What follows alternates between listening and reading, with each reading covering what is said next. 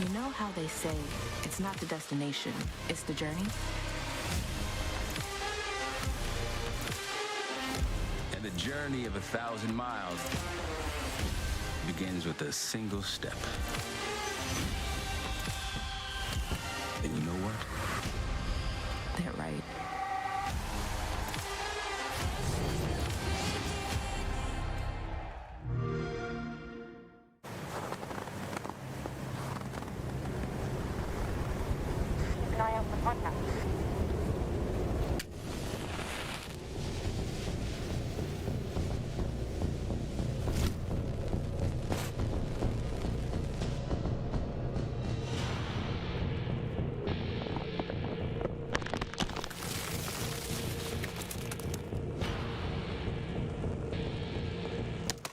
Available now.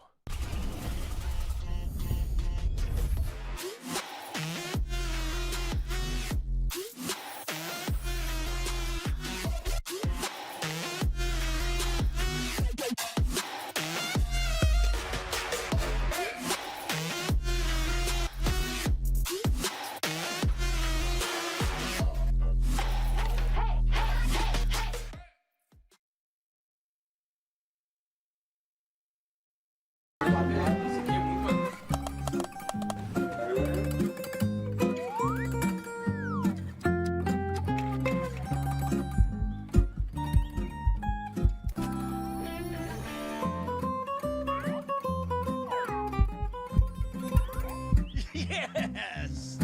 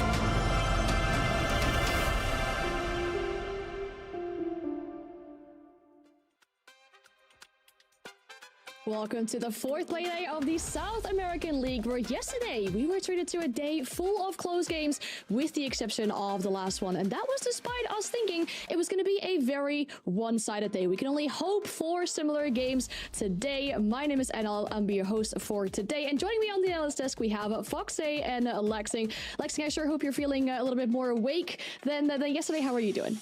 Yeah, I'm feeling a lot better. Yesterday was definitely brutal with that flight jumping into the SAL. But honestly, what really kept me awake through that entire series yesterday was that entire series. There was a lot of good games across the board. We ended with a very fast one. I'm expecting today to be relatively close in terms of just overall skill between each match. Yeah, absolutely. I mean, I think the outcomes of yesterday's games were pretty expected, except for low. So I'm pretty impressed with their performance so far. It's happy to see them. I mean, starting off a season hot a little bit. As for the rest of the games, I mean, I feel like the NAL is obvious, or the NAL just can't compete to the SAL. So it's always exciting to watch a better region play. So you're just happy to be here, is what I'm hearing. I'm happy to be here. I'm at every single game. I mean, mind you, the NAL's been a lot closer this stage, but the SAL is just always the level of play just feels another level above every other region. Yeah, I feel like it's that the level of play, but also the level of entertainment that we're getting with that really close game yesterday. But even that 7-1, in my opinion, it was quite entertaining to watch it and to see everything that was happening within those teams there. When we're looking at our play day for today, when we're looking ahead of what we'll be having today, our games in order will be Lowe's going up against NIP, Black Dragons versus 9Z, FaZe versus Loud as our game of the day, ENX going up against Liquid Ember, ending the day with Furia versus W7M. And I mean, FaZe, we had this conversation yesterday, but I think you might agree as well that not just the third game, but the fifth game is definitely a game of the day too. Yeah, I mean, honestly, you could look at any game and be very excited to watch every single team play. Yeah, Furia, W7M, obviously, I mean, two teams constantly going to events. You're always going to watch to see who's going to be the better team. And I want to be able to see Furia have a dominant in-stage performance, because I feel like they always take it a little bit lightly until they get to the major event, and then that's when they turn up and, you know, they're the Furia that we always know. But, you know, obviously if they can get a W7M win under their belt, there's not many other teams in this bracket that I feel like would be able to best them when it comes to a main stage event. It was always funny what we were talking about last night, and when Palu came on and he was talking about, you know, we always lose to Furia, and then, you know, we get into this matchup with Furia versus Black Dragons, and it was just a dominant performance. And then you tell Felipox what Palu said, and he's like, yeah, that's right, you know, a little boost of confidence, a little boost to the ego. So I am really looking forward to that matchup. I think Leo also said yesterday he wants W7M to be able to break through that ceiling, and that ceiling is Furia. So we'll see if that ends up happening. Yeah, definitely. I mean, that smirk that Felipox gave us yesterday when we asked him that question tells us everything that we need to know. But honestly, it works out for them, right? They find themselves at the very top of the scoreboard with the settings right now. 9 points for them, similar for FaZe as well, maximizing the points so far for these first 3 playdays. And then when we're looking at the bottom, we're having 9Z and Black Dragons on 0 points so far. Very unfortunate for them. But then when we're looking at this as a whole, I mean, Foxa, you say the NA is quite close, and then what we're looking at with, or closer at least than last stage, when we're looking at what we're seeing here, I mean, especially at the middle of the pack, it is quite close as well. Yeah, absolutely. Every single team, respectively, is within a couple of points. Obviously, we always talk about it. The points at the start of the stage are so important because, you know, the difference maker between making it into playoffs and not can be, you know, around 6-7 points. So obviously, if you're in a situation where you're already over that, perfect. I'm looking at Los. I'm happy to see them up there. As for the teams at the bottom, I mean, it doesn't get easier. It really doesn't. And obviously, when you have that added pressure of not being able to get any points early on, and then you find yourselves with your back against the wall having to win to scrape by top 6, obviously, it's not a situation you want to find yourself in. Yeah, I mean, especially like you were just talking about Black Dragons not being able to have any points. Same with 9Z, especially. I mean, we're only in, you know, the 4th match, but these points really start adding up. Thankfully, that match yesterday with NIP versus W7M, that really could have, you know, lengthened the gap between the top versus the bottom. And the fact that that went OT, one team only getting 2 points, the other getting 1, it's still keeping everything relatively close, whether you're at the top or the bottom. So there's still a good chance. It's not nothing, no one's out just yet, but especially going into today, both 9Z and Black Dragons really, really need to get on the board.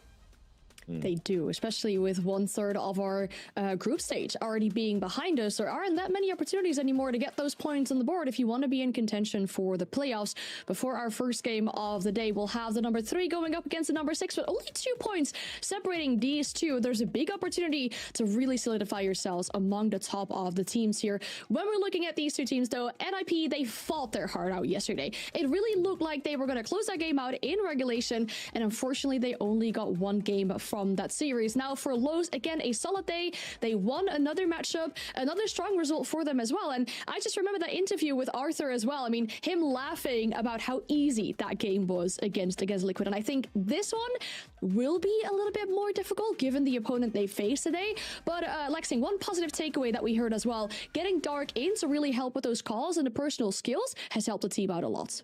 Yeah, absolutely. Arthur said it best. You know, everyone was relatively quiet. They needed someone to be able to come in and also talk and be able to facilitate around. And that's where Dark has really stepped in for Arthur as well. You know, Arthur can focus maybe on the, you know, the early game where Dark then can help micromanage in the mid to late. But whatever it's doing dividends clearly, because in that matchup yesterday, again, like you said, Arthur was very ecstatic, very happy, said it was easy.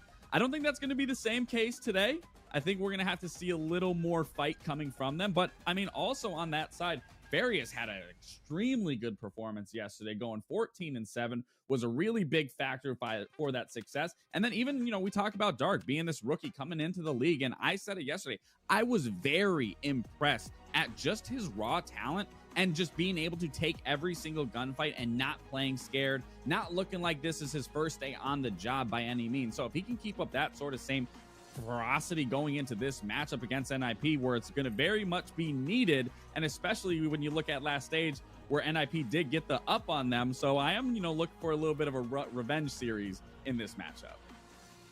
Yeah, absolutely. I mean, I feel like Los is in a really good position now where they finally have a little bit of momentum under their belt. I mean, you can see it in the play. I mean, individually, performers have just been phenomenal for them. I mean, they have some of the best performers currently so far when you look at just the statistics aspect. That being said, it really isn't just a game that comes down to individual performers. So yes, they do have a good start. Yes, they have played, Liquid yesterday. They got a big win against them. But obviously, it's about consistency at this point. I mean, if we look at their first play day compared to the last two, it's a night and day difference. So when they go up against different caliber level of teams, that's where you can still see the inexperience struggle.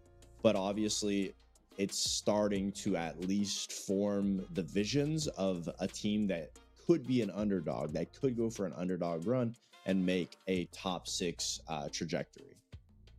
And then especially when we're looking at the numbers for this team, or rather individually with these players, it's maybe not even the underdog position that they find themselves in. Because when we're looking at the scoreboard and the top 10 scores of the EPS, we got Farias and we have Dark locking in number 2 and 4 for that so far. So the average EPS that we're seeing from these players, I think, Lexing, it shows that these results that they've been getting, it is these players that are really carrying for their team. Yeah, absolutely. And again, for Dark to be the brand new player and the rookie, and you see all veterans in the top 10 here, JV leading the charge here in the SAL, it says a lot in terms of what Dark is really bringing to this roster. So for me, it's going to be very fun to watch the development and see how Dark handles each and every single game, handles the pressure. But so far, this kid is a lights out performer. Yeah, I would really like to see, even though they have amazing individual performance, I would really like to see them tighten up a little bit more on the opening kills. I mean, it really comes down to, yes, they have great performers that are able to find kills. But that being said, it's not just an area where you want to be in a situation where you're always playing from a man disadvantage. And it's not to say that they're underperforming in this aspect, but obviously if we can see it just be tightened up a little bit more, we might see Los again start to just look like one of the more consistent teams in the SAL throughout this stage, if they can just manage to still shake off those rookie mistakes of losing that opening kill first and making sure that they don't have to, scramble in some of those rounds to be able to pull it back just because of a big individual play. And whilst we unfortunately find no players on the side of NIP in this top 10 for the kills per round, we should look at this team as a serious contender, right? They just made it their international event for the first time in what feels like forever with the last stage. And with this stage so far, I mean, especially when we look about it yesterday, as we said, they should have closed that game out in regulation, failed to do so, started on the attack in overtime, and therefore only managed to secure 1 point, FaZe. But I think when we look at this roster, though, despite them maybe not shining out individually with all these players so far in the top 10s, it is still a really strong contender. Of course, I mean their biggest strength is the fact that individually they have amazing players. I feel like NIP is one of the most single-handedly gifted teams when it comes to playing individually. I mean, Fantasy is one of those players, we've talked about him for the last couple of years. He can make or break a game essentially. But when it comes to NIP, I can't help but feel they're still stuck in their ways. It's different rosters, same stories, time and time again. I mean, they can beat up on the teams that struggle. They can beat up on the teams that, sometimes if they're at the top, but it's a matter of inconsistency. It comes down to it where it feels very individualized. It feels like the team doesn't necessarily play too well off of each other. And most of their wins come carried off of their defense because they're forced to play together, because they're able to accentuate the individual skill of each individual player. They're able to get a huge amount of rounds just because of one big performance, or able to follow up, or two players are able to successfully get trades and, find an opening. But when it comes to the team play aspect, that's where I find them struggling when they get to their attacks and problem solving when things go awry. That's their biggest issue that I would like to see them change. But, we find ourselves in a situation where we're kind of always saying that about NIP. Yeah, and for me, one thing that really stuck out yesterday, because honestly, me and X were talking about this. I actually thought that Clubhouse game was a very good game. It was a very good back and forth from both teams. But again, the one thing that really stuck out was the fact that Hates was not finding success in that game, where I think his, non-contribution to a lot of these rounds, a lot of these gunfights, whether attack on defense, where if he had a better performance yesterday, maybe we would have seen NIP walk away with that win. And granted, you got to take in mind, Volps had that insane almost ace that really ramped up the momentum in order for W7 to be able to close it out. But Hates needs to have a better performance today because everyone else was firing on all cylinders, doing what they needed to do, doing their due diligence throughout each round. But Hates, again, just was not finding success in any of those rounds. So for me, Fox, when you're talking about individual performances, we need to see those individual performances happening across all sides, and especially on the side of Hates. And this is what you mentioned, Foxy, right? Those defenses of NIP looking pretty good. Well, I guess we can definitely say that because they are currently second so far with a defensive win rate for this team. When we look over at the top 10 plans as well, they actually find themselves at the very first. So there's definitely something going right on the side of NIP. But as you were mentioning as well, Foxy, if they don't play well off each other, that's not a solid base to really get this game going on with. It's not. I mean, they have a really good understanding of how they want to be able to go for their attacks. I mean, that's obviously the side that they're struggling the most with. I mean, we could see it, the second best team on defense. Obviously, when it comes to their attacks, they have the groundwork for it. They obviously understand what they want to go for. They try to do the execute of like a planned strategy to be able to get the diffuser down. But to then either lose rounds that the diffuser's down on or just lose attacking rounds when you have that starter game preparation, it just begs the question of what is going on? Why are they losing? And it really comes down to every player has so many individual opportunities that they want to be able to, take. They want to go for these gunfights. They want to go for these plays, that they're not really holding themselves accountable to be able to focus on the main goal, which is that objective-based style on attack. Because on defense, you don't have to do that. You can go for gunfight after gunfight and find success.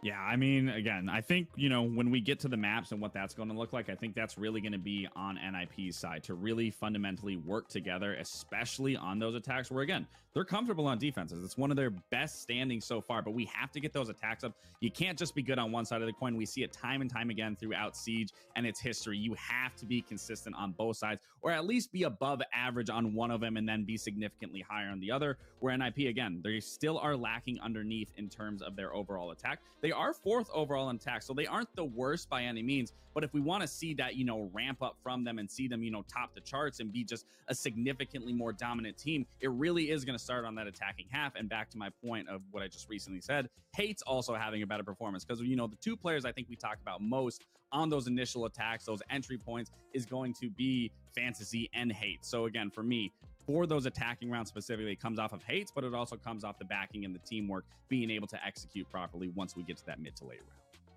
All right, well, if you say that the map veto is the map is so important, let's have a look where we'll be going to as well then. So far, I feel like in this league, we've seen so much layer and so much clubhouse. I'm glad Lowe's are kind of saying no to that. But we end up on Cafe and we see NIP starting out on defense. I guess, like we could say this maybe goes for a decent start for them where they get some rounds under the belt and then we'll see them on attack. Yeah, I think this is definitely a grudge match. If you go all the way back to last stage, they played the exact same map. It was a 7-8 coming out of NIP, just clenching that win. So the fact we're coming back to it, it just goes to show me Los is wanting to win and rightfully get this win underneath their belt. Because, I mean, NIP, they're 5-0 so far in the past 180 days. So you already know, NIP is going to be feeling confident. We're on the side of Los. This wasn't the exact same Los that we saw last stage. So NIP really is going to have to be on top of their game, just like they were in that W7 game, being able to problem solve, being able to adapt, not just throwing bodies after bodies at situations that things aren't going in their favor. And it's the same thing for Los. We need to see that exact same consistency that we saw against Liquid, because that Los was such an improved Los, one of the best Los performances, in my opinion, that I've seen from this roster. And if Arthur's saying that Dark is the big contributor to that, being able to make calls, being able to adapt, then that's the exact same sort of thing we need to be seeing in this matchup, especially starting on their attack where they looked so good yesterday. Yeah, I mean, one thing that I'm confident in for Los is the fact that they played Cafe last week and they looked very dominant on it. I mean, their defenses, we talk about NIP's defenses. Well, Cafe is one of those maps where Los's defenses also is something that needs to be addressed, because they had a 5-1 split on their defense. Their adaptation was very precise in what they wanted to do to be able to respond. And that being said, their attacks weren't too bad either. We didn't get to see too many just because they obviously smoked 9Z. But NIP is in a situation where, yes, this map should be able to have a strong defensive half. It's all going to come down to the early game for NIP, because once they swap to attack, this is not a map where you can find openings where you have a lot of room to be able to entry in. This is not one of those comfortable maps on attack. You have to be able to be uncomfortable. There has to be multiple people stacked on each other. So that could be a double-edged sword for NIP. Yes, they could finally find that teamwork on attack that we want to see, but at the same time, we could also see it completely crumble where NIP starts to just hemorrhage rounds because they have the same issues that they aren't able to fix, which is the fact that they're not really focusing on the trades. I mean, at least they have the ideology of going for those executes down, but they just need to make sure that they're playing off of each other better. And I like how we're putting it as well with Lowe's not having really shown us too much yet on the attack for this map as well, right? That really could potentially throw a spanner in the work as well. But as you now know everything about these two teams, we'll bring in our casters, and we are once again joined by Exatroika and Lynx. Now for you two, you were here yesterday. It was a good day. How are we feeling about today then? Do we expect similar kinds of action, especially from this matchup coming up? I mean, if Lowe's can do that against Liquid, I don't see why we can't get them to do that against NIP today. I was very impressed with... well, Ollie, you didn't have a good time that game? I had a great time. There's just too much cope for this lost team. Like, I don't know. It's written in the stars. NIP win this game. Like, there is a lot of hate on this desk right now. Okay, all right. Well, like if you Leo say so... right I mean, if you say so, I guess we're going to see if they do win the game, because it has started. NIP on defense. Take it away. I know, Ollie. I know being compared to Leo is always a fantastic compliment. But in this case... do you take it as a compliment? Because you're a big NIP believer, and I have to say, I'm drinking the Dark Eyes Kool-Aid all day, every day. What flavor is it? I reckon it's like stormy purple flavor. Chocolate. Oh, okay. I don't know what it is, and like, you know me, I'll flip and flop all day long. I have not got a foot firmly planted in any camp of any of these teams in SAL, maybe with the exception of Liquid, but I'm not too a diehard supporter that I can't tell when a team is maybe on the up and up, or when a team is, you know, looking like they're going to be the favorites coming into the matchup. And I don't know what it is about this one, but I just got a feeling for NIP. I was having a flick through the old archives. The last time NIP played this map in an official, they played Furia and they won. So for me, that's a good enough sign. That's a good enough start that they are going to be able to make something happen here tonight. That, and coupled with the fact that they're starting on the defense, one of the highest defensive win rates in the league so far. Yep, sure, Lost played fantastically yesterday, but it came down to a max OT game for NIP yesterday. 1 or 2 kills go the other way, and boom, you know, everyone sat there going, oh, NIP are the favorites in this one because they beat W7M yesterday. It's, you know what I mean? It's just one of those things. I see your point. I see the point you're making, especially with the desk highlighting Hates' underperformance, which we actually highlighted in the cast. That there were quite a few times where, especially on the defense, I recall him playing an important position. I want to say over on the gym side for the season. Unfortunately, just losing some very, very important fights. But here, if he starts showing up, could be a very different thing. We see Dark Eyes, I think, not just win every single fight he takes, could also be quite a different spot. Though, I say that, he actually wasn't even the top performer in that Liquid game yesterday. It was Farius, 14-7, though Dark Eyes not far behind at 11-6. Either of those drops off could see a different situation, but Cafe also a great map for NIP historically, at least in the first half of the round so far. Given NIP's experience, I doubt they'll be all that surprised with what Los are doing. Buck and Sledge opening the vert, defense just holding. Check, VIP inside a bakery. Pretty standard so far, but who else but Dark Eyes might kick things off as he slowly lurks down white. He's playing the patience game right now. He's got Fancy to contend with inside of VIP. Fancy's eyes trained on that hatch. That is basically his entire job for this round. Make sure that no one is able to drop, and if they do, he is there to give the call. We can see silhouettes of attackers bunching up there. The rip of a flash almost certainly means it's going to start coming through. Dark Eyes is good, but it is a shame to see the push-up white not only fall on one person, but for there only to be one person. Arthur going next only makes things worse. Huge from Kurtz, finding a massive triple as he barrels into the site. And what do you know, Ollie? NIP might be, the big dogs coming into today, but Los off the back of, let's be honest, not a great attack. Just somehow barrel in and kill everyone. We didn't get to see enough there because we were just tunneled onto what Fancy was doing inside of VIP. But there was clearly a lot going on in and around double door into sight at the bottom of sort of coat check area. A good amount of vert was made. Lost didn't waste any time getting that vert. Obviously, Cafe, tough map to get to, just in the nature that there's a lot of spawn peaks that you've got to take into account. Usually you start from the roof, so attackers, they're at a time disadvantage from the off, and that's one of the reasons why this is considered to be a slightly more difficult map for attackers. So the fact that Lost managed to navigate all of those things and move through the map quite quickly, it's impressive. Did NIP just give them too much control? There's maybe an argument to say that they did based on Lost's speed and pacing throughout the round. But, you can't really take it away from them. See, like... 10 seconds left before insertion. I say I don't know, only because I don't really know what happened on the code check side. That's like the one spot where I think there might have been some control given up by NIP, because everything else seemed very standard, like the VIP side, beneath the hatch. We did see that Goyo pulled a bit further back from code check, so I do see it there. It's also just like, sometimes a guy runs into sight and gets 3 kills. Like sometimes he just gets gifted the timing, and that was kind of Kurtz in that round. And we'll just see what these next ones have to offer and see whether or not that's a consistent theme or a flash in the pan. Moving up to Cocktail likely will be a bit harder. You don't have the 3rd and 2nd floor to create as a staging area like you do in your attacking basement. Here you just have to directly contend with the site and the setup on its extremities very, very quickly.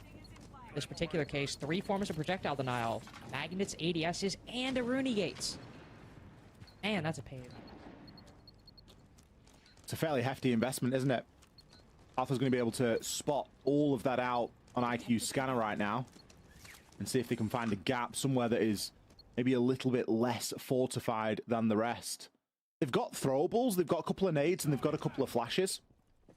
Of course, got the track stingers as well, if required. You've got the Thatcher to disable those pieces of utility if you need. There's a Claymore outside at the bottom of white there. Kurtz keeping a close eye on it. Doesn't want to get run out on at this moment, but it's an early C4 that he should be cautious for. Oh! And he gets away! Brutal. That's brutal. Kurtz knew that there was somebody there. Used a lion scan for it, didn't shoot open the breach, I mean, that Claymore placement was awful, by the way.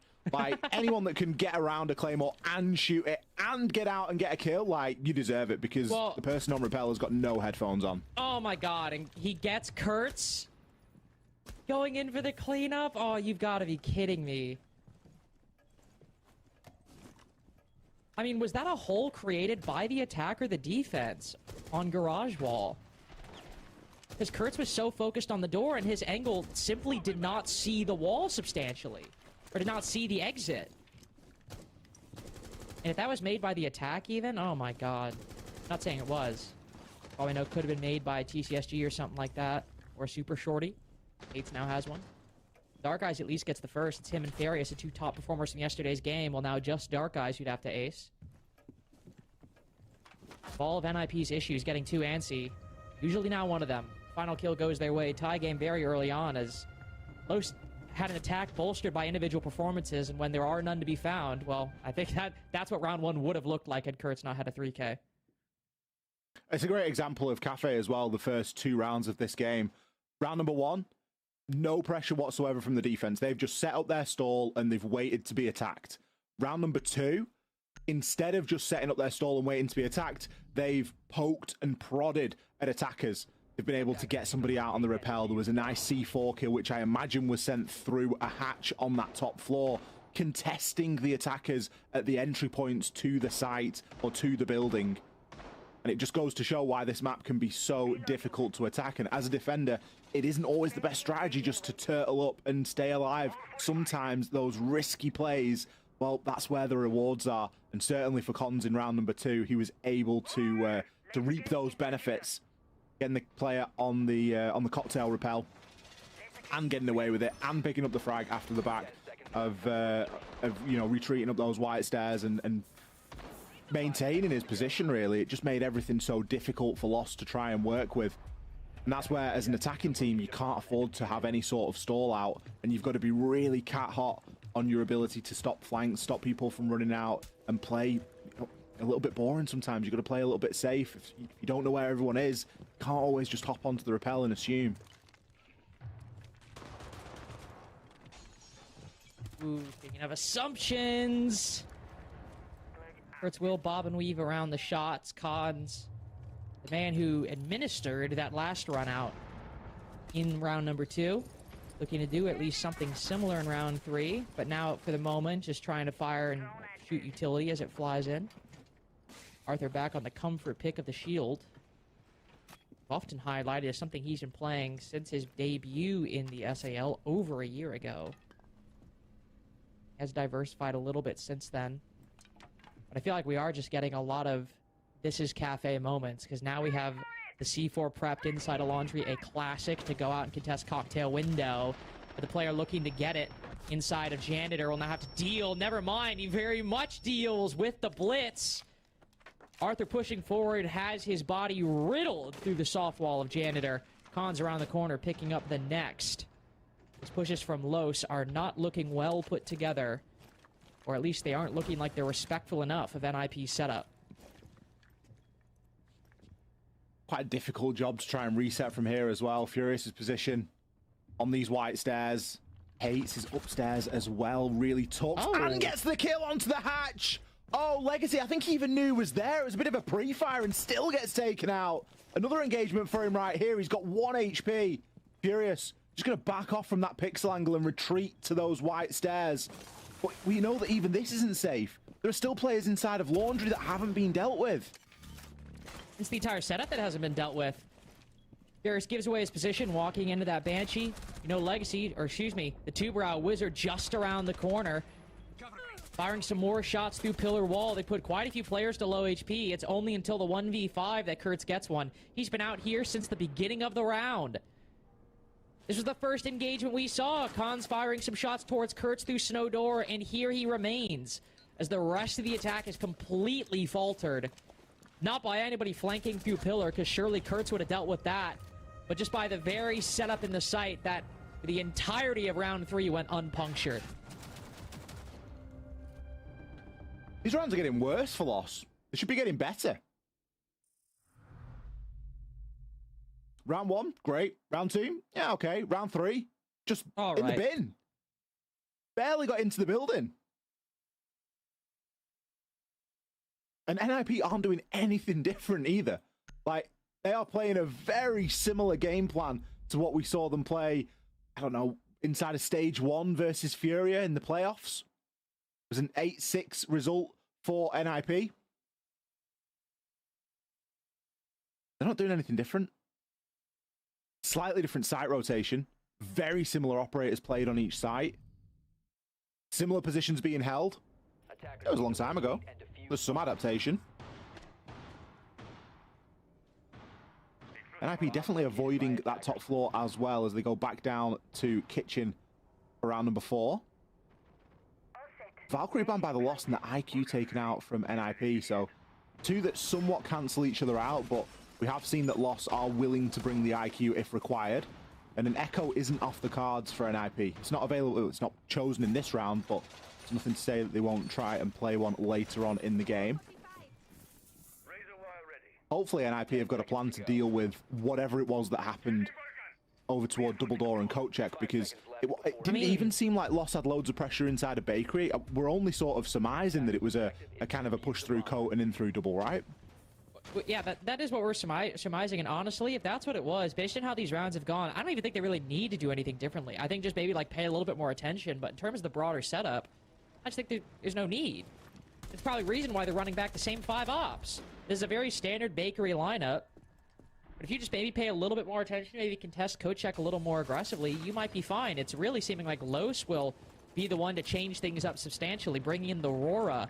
Could still be a full clear, especially with the Buck and the Sledge. Pretty good indicator of that.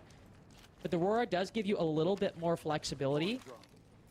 You could do at this point, a classic Rora of small bake and push bakery side, or if you want to stick with, you know, the same full clear and drop down freezer. We saw, oh, what team that did it? I think it was in SAL, but I think it was W7M, the one that peeked around and put the Rora doors on the double door separating the two sites after they dropped down freezer. Do you remember what I'm talking about? Oh, I remember, yeah. So it gives you a bit more flexibility than the previous strategy had. If freezer doesn't end up working out. Sometimes you see Rora and you immediately think toward Wedding in the bottom of red stairs, but it's equally as effective if you drop the freezer hatch and try and Rora door off the doubles inside of the site. There's no real indication as to where it's going to be used right now. Instead, Lost, they've taken good map control and they're going to start working it. Around half of the round remaining, so I don't think that their pacing is where it was previously in round number 1. Maybe just paying a little bit more caution and attention to some of these aggressive plays that we've seen NIP more willing to go with as the game's developed. Kurtz will be able to start ripping open this floor with the assistance of the sledge. There are a couple of C4s to worry about.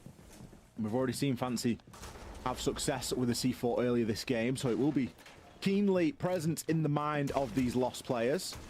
As they set up now, there should be nothing stopping them from getting this kitchen hatch open. And again, it's Dark with this tough engagement onto the VIP player that he's going to have to contend with. Actually put a track onto the Smoke there. Smoke just tucked Hates at the minute in behind the bar. Fancy won the engagement last time against Dark. I'm sure that Dark doesn't want that to happen again. Great use of the Zoto just to delay a little bit of time here. And time's going to start to become a factor with only 35 left. Something different, by the way. Before, at least Dark had flashes to try to make this engagement better. Now he's got nothing. He's got the Deathmark tracker, sure, but that intel goes two ways. The fire gets popped, and Fancy can stall this walk up for a lot longer. Arthur does get the first pick. First time this map so far that Los start off with an opening engagement, but the same exact consequence. Dark Eye solo pushes, dies, flashes used to blind Fancy as he re-peeks a little too early. That gives a massive advantage to Los, yet doesn't fully matter as able to re-peek. Legacy thankfully shuts that down on the backside, but Arthur forced off, and it's all on Legacy and Furious to close things out, yet Wizard finds the angle. Los take too long, and with no Curse 3K to bail them out, that's how round 1 probably should have gone. Much better there from NIP. We still didn't get a full glimpse of it. We're still locked into that Fancy engagement on that freezer drop, so we're kind of guessing through outlines as to what's happening elsewhere, but at least the team was more present and correct, winning their gunfights on that backside of things, and Wizard ready to take out Arthur as he was trying to extend that clock and get the kit down. Loss, with 3 lost rounds now, are going to take their tactical timeout and try and salvage what is left of this first phase. Quite a lot coming down to gunfights, to be honest with you. I know it seems quite reductive analysis, but NIP are consistently putting themselves in very favourable positions. And had Kurtz not got a multi-kill in round 1, Loss would be in the bin right now. Like, they aren't winning anything. Dark Eyes, the player that has been praised on the desk as someone that doesn't lose gunfights. He's won 1. Well, okay. Let's be honest. The Dark Eyes Whitehall push, it's got to change. Well, it's not going to change because the side is locked for the rest of the half. But it's got to change. Like, what? All he has is his own flashbangs the first round, and this time all he's got is the Deathmark tracker. You don't have a double push? Arthur plays shields. If you want to push up Whitehall, why not put Arthur on Monty? Have the Monty go first, burn the Zotos, put pressure on him. I don't want to bet you below, but money's done. Okay, well... Insert Blitz, though. We can insert Blitz and carry on. Yes. A shield. You get the point I'm making. I agree. I think there's been a lack of team play from Loss. Some of the things that they've done together, they've done really well. And then other things, not so well. And I don't know if they're just relying too much on people winning 50-50 1v1s, or, I mean, not even 50-50, like... The odds are often stacked against them in the 1v1s that they're going for. That Dark Eyes engagement's a big one. That's not a 50-50 engagement. That favors Fancy. Oh, for sure. It's like, I'd say it's like 80-20. But why is no one on the double window? I don't know. Like, bottom of brown stairs, double window, get him in to send some utility in. What if you got a... Hey, I know Legacy's bringing him. Like, what if you got a Grim on the double window? Yeah. Anyway, Capital. we always get in these moods where a round really gets us angry. We start talking about it for the whole minute the next one. By the way, I've loved this aggression from Cons throughout this game so far. I know it is a bit solo, but he's never overpeaked, I feel like. He's always been playing either deeper in reading after the first 20 seconds, or in this case, deeper in train after the first 20 seconds with a mute jammer. He's playing it very smart, because he knows they're probably not going to contend with him for the first minute or so, but then around this midpoint is where he can start getting active. And also with Kurtz on the Deimos, that being the most likely opponent, he's got that mute jammer to disable the death mark. Setting himself really well, kind of in contrast to Dark Eyes going for those same individual plays. One of the only two people that Kurtz has that he could track is Cons on that mute. Right now, the Deimos will remain passive. Allows Cons to throw up a C4, land out the window, and knock Farius off the window. So Kurtz only now pushes, yet Cons can retreat to those jammers, and if he wants to, just completely fall back to sight. He's going to take a shot on the way out, but Cons is not backing away from this fight. Only now we're going to start seeing some of these deathmark trackers used. Cons has actually gone, you know what? We've got the advantage now. I can just go down into basement and be something that you're going to be worried about for the entirety of the round. Now the decision is, for Kurtz at least, does he push and try and press that? Arthur with a kill onto Hates does level things up. But Kurtz could actually rejoin his team here on this top floor, and Arthur's just barreling through. Fancy, there's just no need to do that. It's a 3v2 on site now because that early intel gained, and Kurtz finds Pino. Is Cons even going to be able to get back? He might have made his way up, but you can see Kurtz ready on the staircase. How have things collapsed for NIP? They just start swinging into these engagements. Lows finally start winning fights. It was only going to be a matter of time until Cons overcooked a little bit. And that was the round. Could have fallen back. Literally just could have walked up. I think he should just walks up white. But then again, is anyone on white repel? Like, is it safe? Like, it's a whole nother question, isn't it? Stay on the landing. Yeah. Hey, good thing for loss. Pulled themselves together. Chance to finish this at a 3-3 split, which would be a brilliant result for him. Based off how rounds, 2, 3, and 4 went. The mid-floor attempt right now. Old dining room. Always the worry for something a little bit quick happening here. Especially with what's available. You've not got the Ying, but there are some tools. But in the meantime, Lost don't seem interested in changing all too much. 10 seconds to go. NIP are going for quite a flexible lineup. 5 seconds to insertion. The Cade's quite an interesting one. Maybe trying to hold on to some of the hatches. Hatches are going to get opened anyway, though, especially with it being soft around it. Like, I feel like the Cade's a bit of a strange one. Cade has been a fixture of their lineup so far. Yeah. They even they didn't bring it on the first bar defense and then brought it on the second. Didn't bring it on the first mining defense and now bring it here. It was only a feature for the kitchen ones consistently, which I think we all agree makes sense. Freezer hatch, hello. But yeah, no, now in the adjustment, they brought it for Cocktail, and in the adjustment for Mining, they brought it. Oh, Cons, not playing passive this time. Finds an opportunity in the first 30, swings out onto the main flank watch for Los. Now could just play as passive as he did before with a Banshee in front. Nothing Los can do to fight and get that one back. Just really got to be careful that NIP play a bit more passive now. They started overcooking a little bit in round 5. Now that Cons is giving you another opening, just chill out here. Second only to Furia in opening pick conversion as well. NIP are fantastic at converting when they have that advantage. Around 94% at the moment, which is insane. Fancy adding on to the pain. Another successful C4 toss. Legacy taken out. Flank protection. Intel gathering. Both gone here for loss. What have they gained for it? Oh, we've got Furious in at that top floor. Going to be a bit of a game as to how to get this hatch open. A lot of the floor being already removed. It's kind of pot luck as to where that Electroclaw is. Fortunately, Arthur will have enough pellets to get that hatch open. But it's far from ideal. They've still got to try and make something happen. Kurtz just lingering here on these red stairs. Is going to nip up and find one. That could be a very important opening. But it still leaves Loss at a deficit. especially as Arthur has found himself in between sites. Darius can give some overwatch for the dining rotate, but the rest from Pillar is all going to be on Arthur. But he slips in just in time. Cons gets the kill.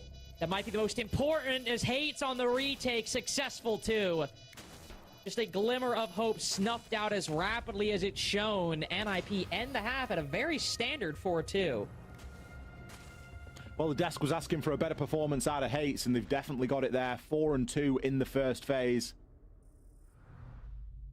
Making up for some lost ground, let's say, yesterday against W7M, where he didn't have the best of games. He had a couple of very important rounds and definitely kept NIP in it to overtime.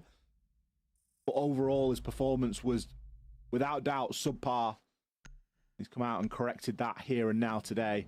NIP, we expect them to do well on Cafe. We expect them to do well on Cafe defenses specifically. This is really where the question lies. Are they good for more than 2 rounds on this next half? A Ying and a Grimbam.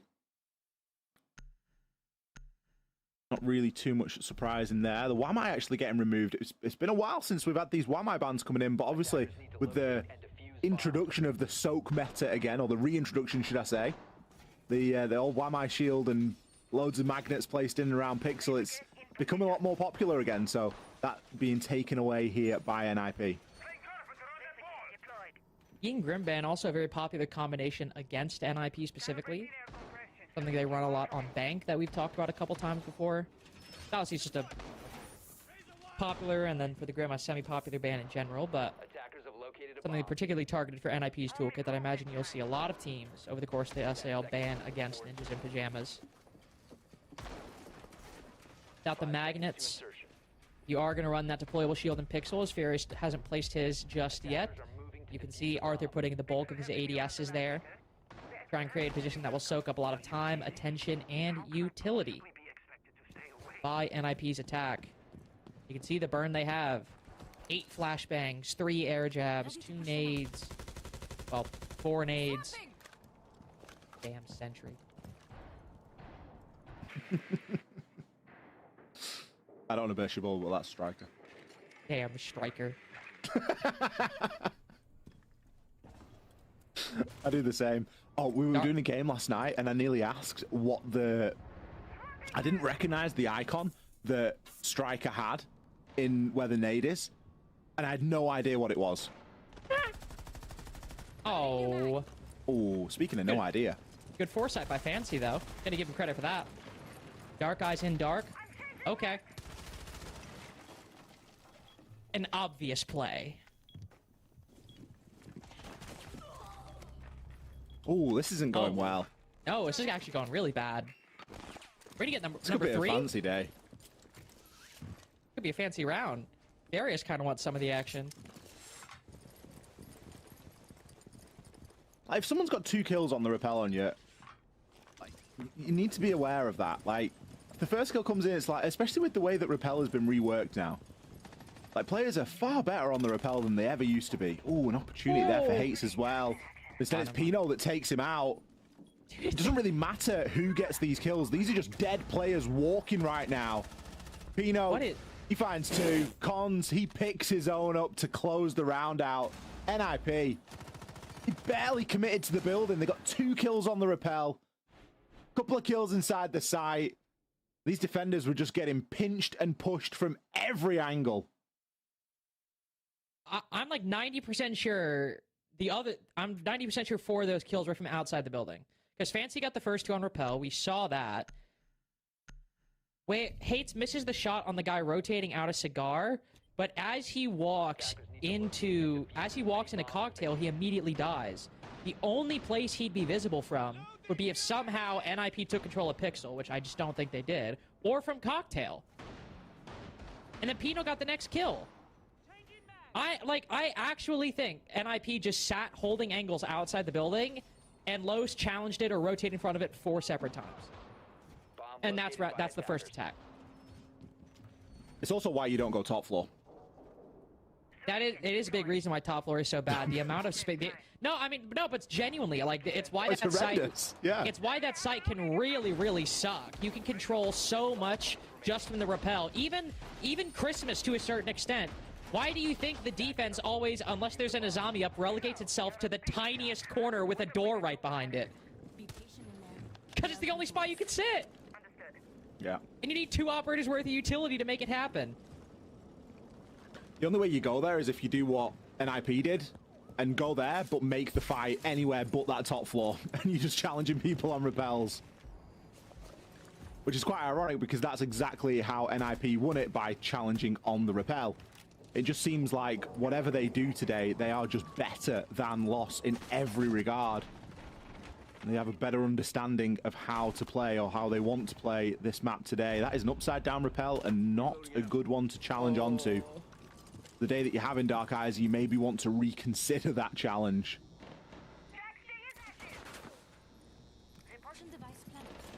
Just give me one more. I do. No, this time will be different. Guys, I'm feeling it. I'm feeling it this time. I am hoping that will be a bit more of a passive play from Los. No need to get that crazy, but Fancy. Oh my god, another cutoff. This is just a good cutoff, to be fair. If Kurtz rotates down, that's not really on him. Ooh, just covered by the pillar. And then waits behind it. Fancy's seen it, though. This is remarkable patience from Fancy right now. Finally sees him rotate across. It's instead hates a different angle. The crossfires and flank watch from NIP at the moment are impeccable. It's like the second time in a couple of rounds that we've directly seen a player have great information, a good line of sight, and it's fed across to the team, and somebody else picks the kill. And that's just the ones that we've seen. It's going to be happening all over the place. Brilliant bit of team play from NIP. Dark Eyes. He's going to find the kill onto Fancy. Takes away the Brava. I don't think it's the kit as much as the gun that they're bringing Brava for right now, but a lot of the work should have been done given that we're in the final minute. Hates can now move through and fully clear this top floor with the rest of his team. They have great control up here. I do worry about how they transition this. Only super shorties to open up vert. We speak about this quite often. It really isn't ideal. It's going to take you a lot longer than more traditional soft destruction means, and you leave yourselves a lot more vulnerable. Oh, Exhibit A right there. Wizard starting to face check his own vert holes, dies in the process. Pino, the other player engaging in that vertical destruction, is more successful. Dark Eye's having a really rough go at it so far, but with the warning going down, oh hello, Fates with a quick face check. Is there a trade from NIP? No, Khan's shot in the back by Therius. Pino on the hot drop, looking for 3, and he's not going to find any. Los able to narrow things just a little bit, but still a 2-round gap between these two teams. Just comes down to operator selection. If you're going to take super shorties only to open the breach, you need to get more of an advantage before you start opening vert. It's not good enough just getting 1 or 2 kills. You need to have absolutely decimated it. Picked up kills on the cutoffs and, you know, borderline just be searching for one player. You need traditional soft breach. You need something that's going to open up that floor effectively. Sledge, Buck, Ram. Even breaching charges at a push. But the super shorty, it's never... We just don't see it work. Yes, it makes vert, but how many games... We watch a lot of Cafe. And when do we ever see the super shorties really work when there's 35 seconds left? The attackers very, very rarely win those rounds.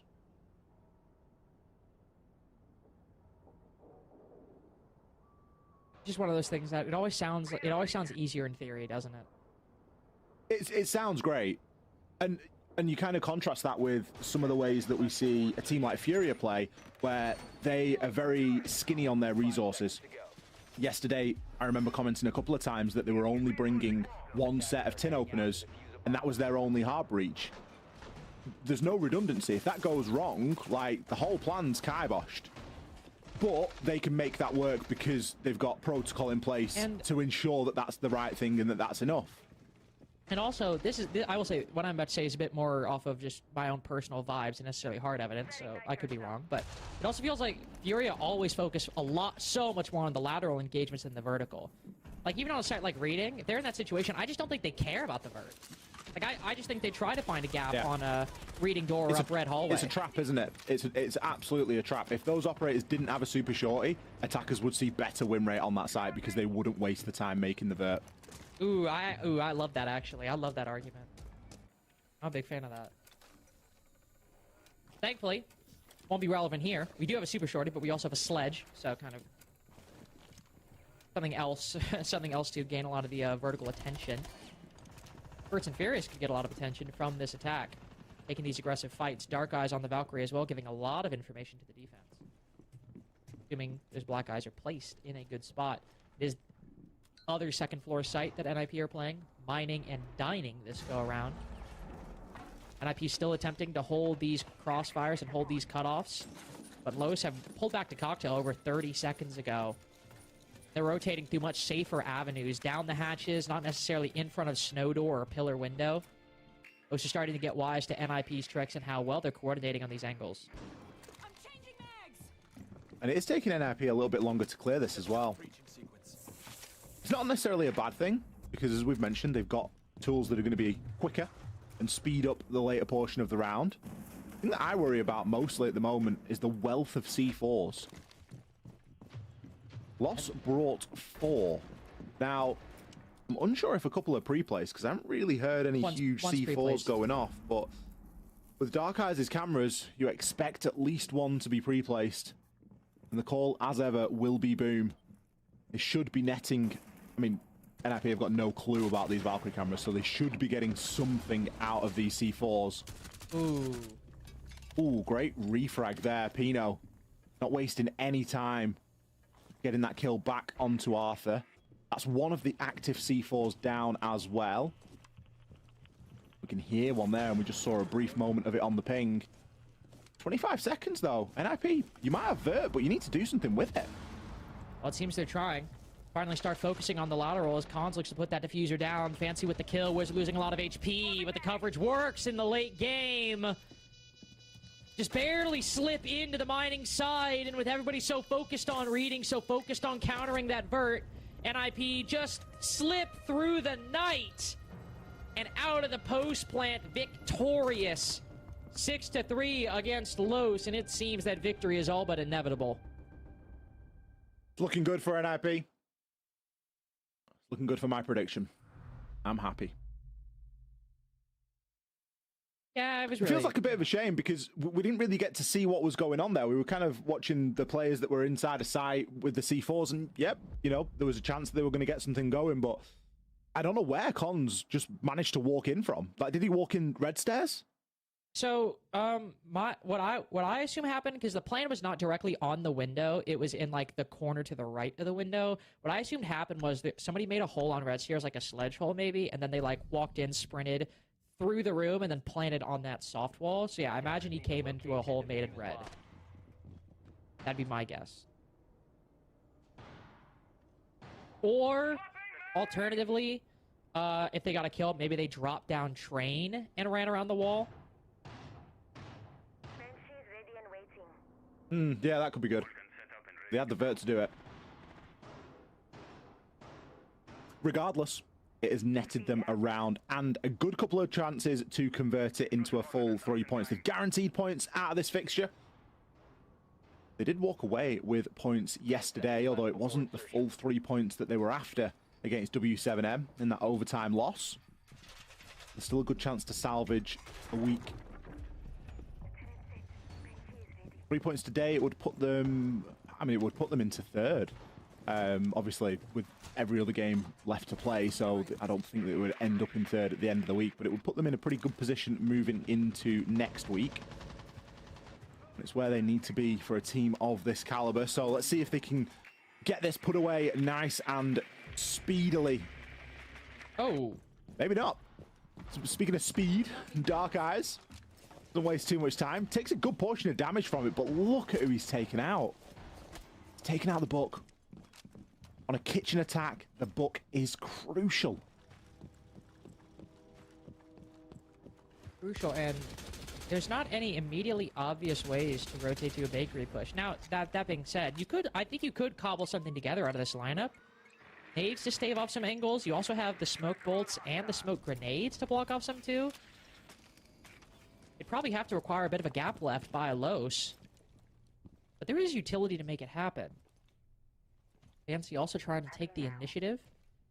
you can see there is one player, if they pull back, could actually rotate in front of those head holes on red, but Fancy unfortunately triggers the Malusi Banshee and also a Black Eye Camera in that same position, so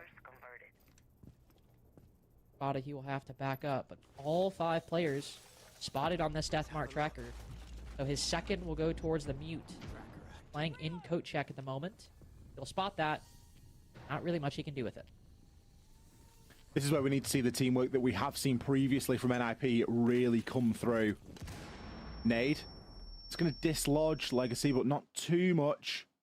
He's conscious of that main walk in. Another nade comes in. It's going to soften him up a little bit, but there's nothing off the back of this. No one is peeking in while all this is happening. Eventually now we get Hate starting to move through, but it's just too little too late. Fancy going to fall as well, as they were attempting a bit of a pinch there, but they didn't really have the right tools for the job, Lynx. No, unfortunately not. If fortune favors those nades a little bit more, maybe you have something, but not today. Off the back of that smoke bolt, Wizard will look to push down White, but this round is signed, sealed, and delivered for Los. Wizard gets 1, but Los effectively repelled the full push of NIP. Very nice flick. Give you credit for that one. C4 will actually create a wider hole for Wizard to look through. Could pick up Dark Eyes quite easily. But no, through the wall. Dark Eyes gets the first and the finisher. Starting off the spawn peak is great, but after that, NIP really struggling for answers, and Kochek just proved to be the nexus of all their woes. I think it goes to that was not the round that they were planning on playing, and the fact that they lost Book straight away meant that we were really never going to see that. I don't think that they would have just banged their head against the bottom of Red Stairs and Kochek had they had the Book. It would have been much more of a freezer-sided push. And a very similar attack, really, to what Lost were trying to do in terms of working that freezer hatch, walking down White Stairs and removing the player inside of VIP. The nice thing that NIP were doing there is that they had players in and around double door, main double, and they would have been able to more effectively and more easily pinch that player inside of VIP and Kochek when the time came. But I think they were just working with less than optimal tools, given that they'd lost the Book. But that's the nature of Cafe. You are going to lose players on the entry or on the walk up to the building, and you've kind of got to be able to adapt and overcome in those situations. NIP are going to take their time out. I don't think they'll be sweating it too much. That is the second round that Lost have gotten here on the defense, so it's not like they're running away with things just yet.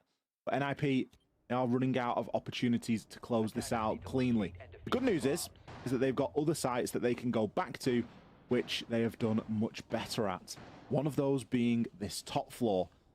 4 kills gained without even step foot in the building. Final kill hopping down the main skylight and picking up the last player as a straggler.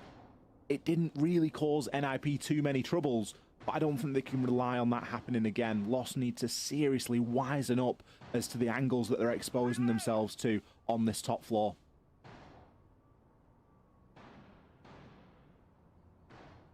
Really hope they would have learned that by now and shield themselves a little bit more from those exterior angles. Khan switching from the Monty to the Hibana. Also something, I talked about it with Arthur earlier, but Khan's also a player that when he made his debut on NIP over 2 years ago now was almost exclusively playing those shields, it felt like, or playing the Monty very frequently. Not something he picks up all that often anymore. He even mentioned in an interview last stage that he frankly hates playing it because it's just one of those positions where he grabs the shield yet also the diffuser. He doesn't get to do a lot of the fancy footwork and hitting the shots that we used to see. Hasn't played it a single half, just flirted with it for that moment, then rotates over to the Hibana, which he's been playing much more consistently. And wisely so, given the presence of the castle barricades and the mirror windows. He wants some hard breaching capable of not only destroying the castle barricades, but also putting a little bit of an angle on those mirror windows if need be. Surprisingly though, Ollie, Pixel Shield, but no ADSs or magnets. Oh wait, they're banned, so that's why. Yeah, NIP have made it very clear that they don't want to deal with that. Which kind of leads me to believe, why do you play the shield there anyway? Because you know it's so vulnerable. You've got Ash, nades, pretty much everything. Ooh. Dark Eyes there with a chance, but I got baited by the silhouette. He's actually on the hop up on the ventilation unit. Oh, trade. It was cons. Hopped up on the ventilation unit. Able to go 1-for-1 with Dark Eyes. Who does that favor? Maybe favors loss, honestly. Nothing's going to get open now from a hard breach perspective. Okay, it's only the Hibana. But still, there's a couple of lines of sight there that you potentially might want. Given that Ash has used all of the launcher and there's only one nade left. Even if there's something as pesky as a castle barricade still kicking around. Those X-Kairos would have been really nice to have. NIP have started to just stall out a little bit here in some of the rounds where things haven't immediately gone their way. And I do wonder if that's a sign of things to come, just struggling to close these games where they have looked quite dominant throughout. Again, we're getting this sort of mid-round stall right now. But is it setting themselves up for greatness or better things? Pino just going to be flicking a couple of drones, making sure that there's something for Cons to watch. And Fancy trying to assist his teammate in being able to repel in there. Ooh. It's able to creep in, find one. Fancy doing the same. This is all you need sometimes, even if the first 2 minutes don't go well. If you can just find opportunities in the late. It doesn't matter if the setup's faulty. This is just a best of one. 5 kills are all you need. And all will go your way. 7-4 for NIP. Bouncing back from a heartbreaking loss against W7M yesterday. NIP really deserved that result. It was by far and away the most entertaining game of yesterday. The NIP versus W7M. And we've got a long way to go to top that, what we've just seen. Lost gave a good account of themselves, but on the night, it wasn't enough. NIP showing that their teamwork was just a little bit too strong. There was plenty of really nice occasions tonight where we saw and we could almost feel the comms happening in the game. And it's great to see. One of the things that I love watching about this game. We're going to send it back to our desk after this short break.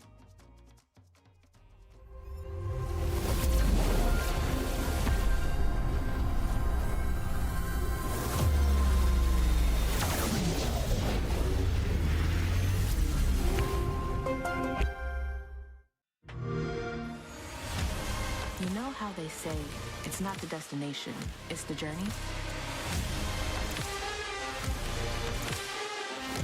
And the journey of 1,000 miles begins with a single step. And you know what? They're right.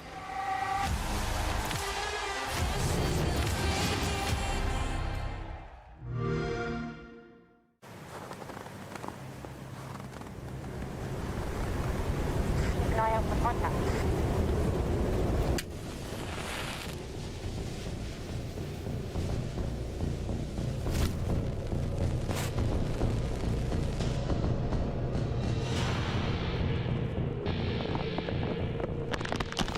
Yo, good job hating on the NIP. Great job not believing. Available now.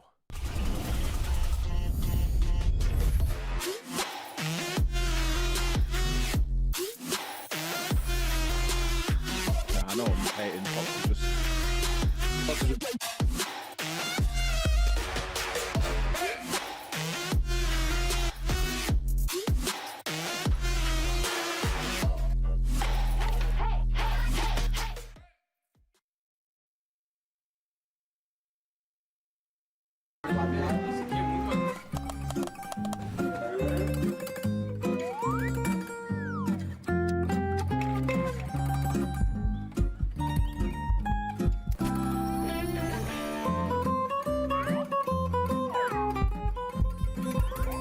Yes!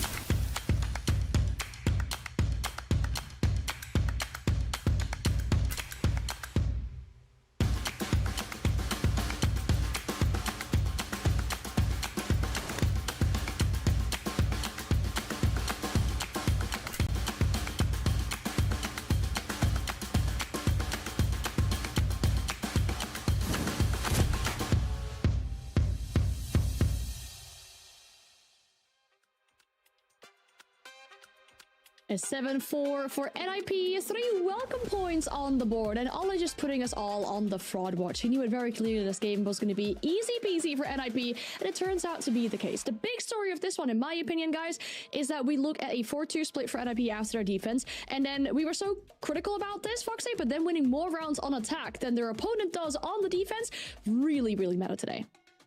Yeah, two big outliers. One, I'm sure Lax will mention it, and I'll let him take that point. But Los looked like they got very overconfident, and they just had to go even on their attacks. They just had to make sure that they got a couple and then play it calm on their defenses. But the most standout part for me is how critical, like you said, we were about NIP. Their attacks were very good. I really love seeing them play this objective style of Siege. We talked about them having the most plants in the SAL. I mean, them focusing on the objective at all times, just trying to take control. They understood exactly what they needed to do. There was one round where they didn't have any for reading. They didn't have any top down. They didn't have enough, or for basement, they didn't have enough, you know, destruction for the floor for vertical play. They instantly swap it out. They bring a sledge the next round for a mining take, and they execute it perfectly. That's the round they get the plant off on. So I really love this NIP on attack that's problem solving and focused on the goals, because it really looks like they're not just one track minded on getting those kills like they were doing on defense. They were able to maintain that and then play a lot more methodically on their attacks. Yeah, and to your point, Fox, I mean, you were talking about individual players being able to pop off at any given moment, that, you know, they rely on that.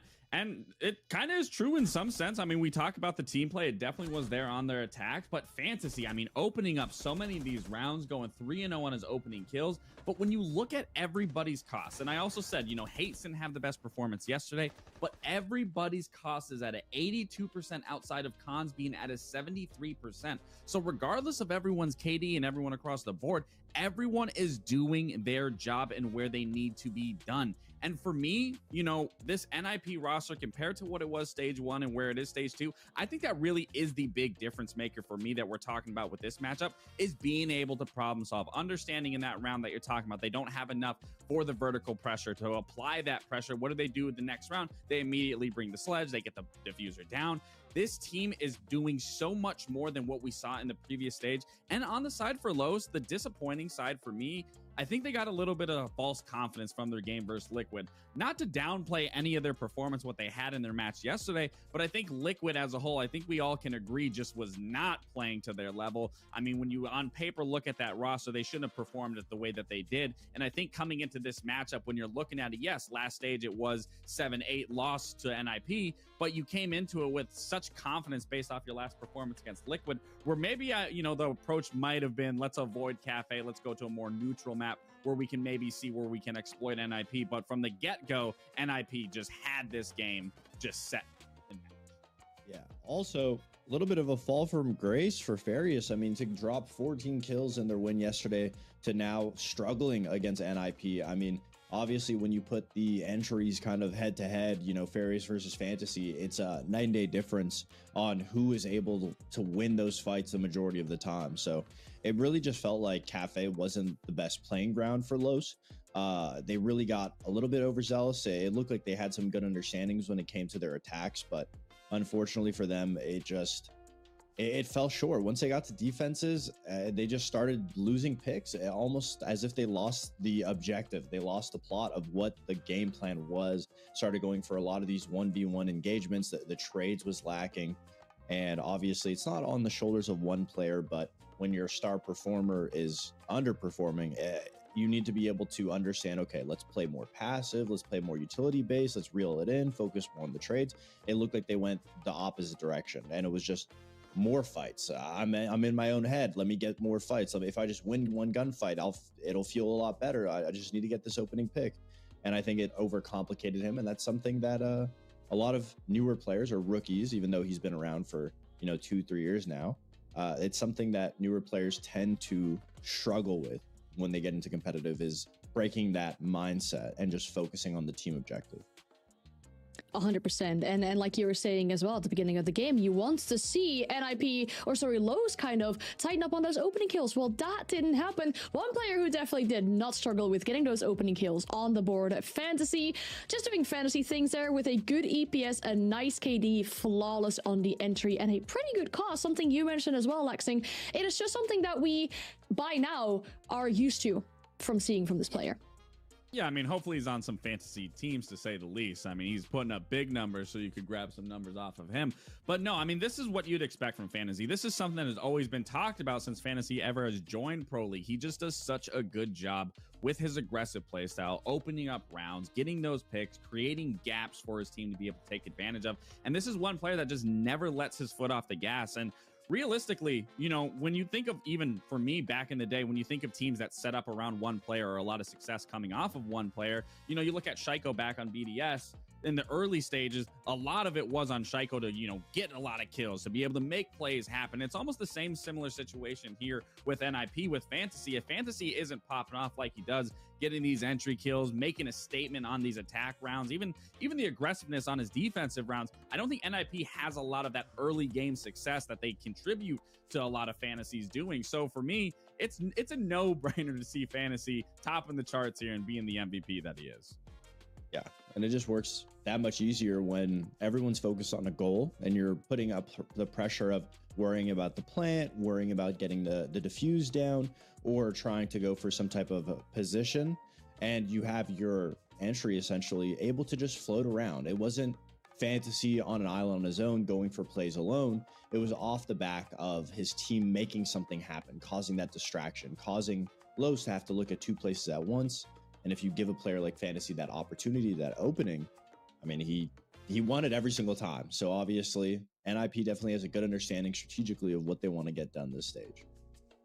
And it concludes the week for them as well, right? There are 2 games, 4 points they get from that. So we'll have a look at the standings, see where that really puts them out this week. Currently sitting in 3rd, but having to keep in mind, many teams around them still have to play their games. And as we do look at the standings as well, some teams that will still have to play their game, we want to focus our attention to the very bottom of them, both on 0 points. Well, that will have to change for one of these 2 teams today. 9Z going up against Black Dragons. One of them has to get those points. They could even spread them out together between the 2 of them. But when we talk about the context and more so the importance of this game that we have coming up, when we talk about survival in the league, right? I mean, Leo mentioned it yesterday, the end of the competitive year, and it sounds crazy, right? We're only in September technically, but the end of the competitive year is coming up. And if you do not manage to make it to those international events, you will actually be fighting for your survival in the league come the end of the competitive year. So getting those points on the board here, especially given their performances in the previous stage, more so for 9Z than Black Dragons,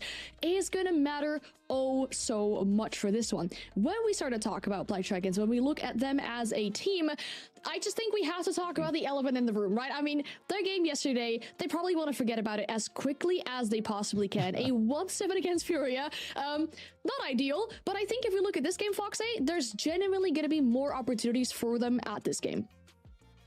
You'd like to hope so. You'd like to hope so, obviously. I mean, sometimes when you're a team, you find yourself in a situation where, you know, you just need to be able to get that one win under your belt. So this could be the starting point to Black Dragons having a more success in the rest of the stage. It's kind of a bittersweet moment because in stage 1, I remember countless days, me and Lax were getting on the desk. We were impressed with the rest of Black Dragons and how they were playing and what they were bringing to the table. You know, especially players like Machina, everyone is looking at a player like him to be almost Fantasy-esque, you know, for Black Dragons. And it's just not what we've been seeing at all from Black Dragons. They have been performing pretty bad around the board. The one saving grace is that their players are pretty good individually, but when it comes strategically, the maps that they're going to doesn't match the kit. It's almost like there's 2 different teams, 2 different groups of teams and schools of thought on this roster. It's similar to the way that Liquid plays, where they have their entries, you know, Machina being able to entry, and he's very fast, very quick, but the rest of the supporting cast is too far behind, and they're not able to set him up correctly. And it just is put a lot on the shoulders of it's Machina on the front, it's Rare on the end. And if one of those players is not able to find some type of opening, find some type of disruption, then Black Dragons just fall short. Their support players are too far back to make anything happen, to adjust, to be able to support. And it just looks like they're maybe overcomplicating it, just trying to play two different schools of thought. One's too fast and one's too passive. I think that's kind of the bigger issue for me, especially when you look at that last matchup versus Furia, where you're on a very defender-sided map. And me and Leo were talking about this yesterday. You got 3 support players, being an Ask, Miracle, and Rare. And the fact of the matter is that you can't find success on that. And it's not to discredit Furia. Furia is a very hard team to go up against. But to only scrape 1 round out of a defense, out of a very defender-sided map, it then leaves you to question of going back to, okay, well, your support is not being supportive, where your entry, like we talk about with Makina being on there, is trying to do as much as they can. There doesn't really leave a lot of promise in this roster or something tangible to really hold on to. So when we talk about this matchup today, where both these teams need points, they need their reps underneath their belt, this is Black Dragons, in my opinion, based off what we've seen in these past 3 playdays, this will be their best opportunity to work on their problems, find their solutions, get points on the board, and get that, that, God, what's the word I'm looking for? They need something. They need that fire lit underneath them. And I think this game can do that, but it's really just a matter of applying everything that we're talking about in today's matchup that we just have not seen throughout any single one of their games from their previous stage. It's just a questionable thing if one of your 3 supports, because they have so many, right, is currently leading the EPS. That's not something you want to see. And then also when we talk about yesterday, that final round, right, where the team kill started to come, the very intentional team kill started to come on the side of Furia. I just hope it lights that fire underneath Black Dragons, especially if they want to replicate the result from the last stage. And when we talk about 9Z, on the other hand, from yesterday, I honestly think we saw some sparks of hope. I mean, 4 rounds against FaZe, one of the strongest teams in the whole league, especially on the attack on Clubhouse. I think you can say all you want about this team, Laxing, but seeing that against FaZe has to be some kind of a personal victory for them. Yeah, absolutely. I mean, if we're comparing at least to Black Dragons, they do look better on paper and in game, but that's even still to be a question of how good are they actually, because even in that matchup versus FaZe, which we have to take into account, that was on a map of Clubhouse, which is a very simple map. I said it in that map ban phase. I think FaZe is kind of trolling allowing this to go through because you're giving comfort to a team that is having their struggles similar to Black Dragons right now. So for me, I need a lot more convincing maps coming out of the side of 9Z, not playing a Clubhouse. I want them to diverse their overall map pool. I also want to see the team play that they lacked yesterday. I mean, we saw Basement lost 3 times on Clubhouse due to the lack of coordination, due to the lack of understanding what FaZe was trying to do, which was really just trying to bully the site. So for me, if 9Z really want to improve, which they have the players to be able to do it, I think they, on paper, again, are better than Black Dragons. It really just comes down to the coordination and just setting up those crossfires, especially on defense. For me, more so than anything, we need to see big players that just recently got picked up of being Vincent start to really perform and make that roster change worth, because what we saw yesterday, 2-10 absolutely was not it, especially going against 7-4 against FaZe. You know, you ramp up a better performance, maybe you win that match, maybe you get a point out of it, but we need to see players really come alive, and those 2 players, again, like Vincent for me, and also Will, going 1-9. So if we want to see a better performance, this is the same situation for Black Dragons. This should light the fire underneath them, give them momentum that they need to push through the rest of the stage of at least getting a win underneath their belt and getting points on the board. I'm glad you brought that up because I completely agree. I mean, if you compare them to Black Dragons looks like fundamentally they're not all there as a team. 9Z looks, as a team play wise, they look quite good. I mean, they played against FaZe and Loud and they kept it very close. I mean, going 7-5, 7-4, it is very impressive. Okay, the lost. I mean, that one, you know, take it out as it is, but they're playing very good individually, and it doesn't look, or as a team, and it doesn't look like they're straying from the strategy. But yes, the biggest issue is on the shoulders of their newest pickup, Vincent and Will. I mean, they are just not having a good time, and it is a drastic night and day difference. Obviously, if you're playing that utility, you're playing kind of the support on some rounds, that is going to be an issue. You're going to underperform naturally, but drastically getting 1 kill for Will, you know, every single game so far we've been seeing him towards the bottom of the leaderboard. He's finding it very difficult to get comfortable on this role of being that shield player and then on defense playing the support, it's very difficult for him to find comfortability when the rest of the team is finding success. So you have to ask yourself if they're able to thrive on the openings, on trading, on getting that foot in the door. How much harder can it be for the support? What do they need to change to make it easier for him? That should be the questions that 9Z is asking themselves so that they can maybe alleviate the pressure on Will and Vince's shoulders so that they can at least carry their own weight. They don't need to win the game themselves, but just carry their own weight. And to really paint the picture on this matchup and put the stats or put numbers to it as well, we'll have a look at the attack win rate for both these teams as well as the defense win rate, because especially for Black Dragons, all the way at the bottom for both of the statistics, 9Z find themselves on 8th for the attack and 9th for defense. Damn. Isn't what we want to see. But what I'm hearing from you two as well, and especially with these stats, this actually sounds like a worrying game for Black Dragons, right? We put 9Z to be the better team on paper. We see them more structurally together fundamentally as a team. When Black Dragons want to replicate what they did last stage with making sure they get to the playoffs, this really requires something from them. We talked about the 3 supports. It is a worrying thing.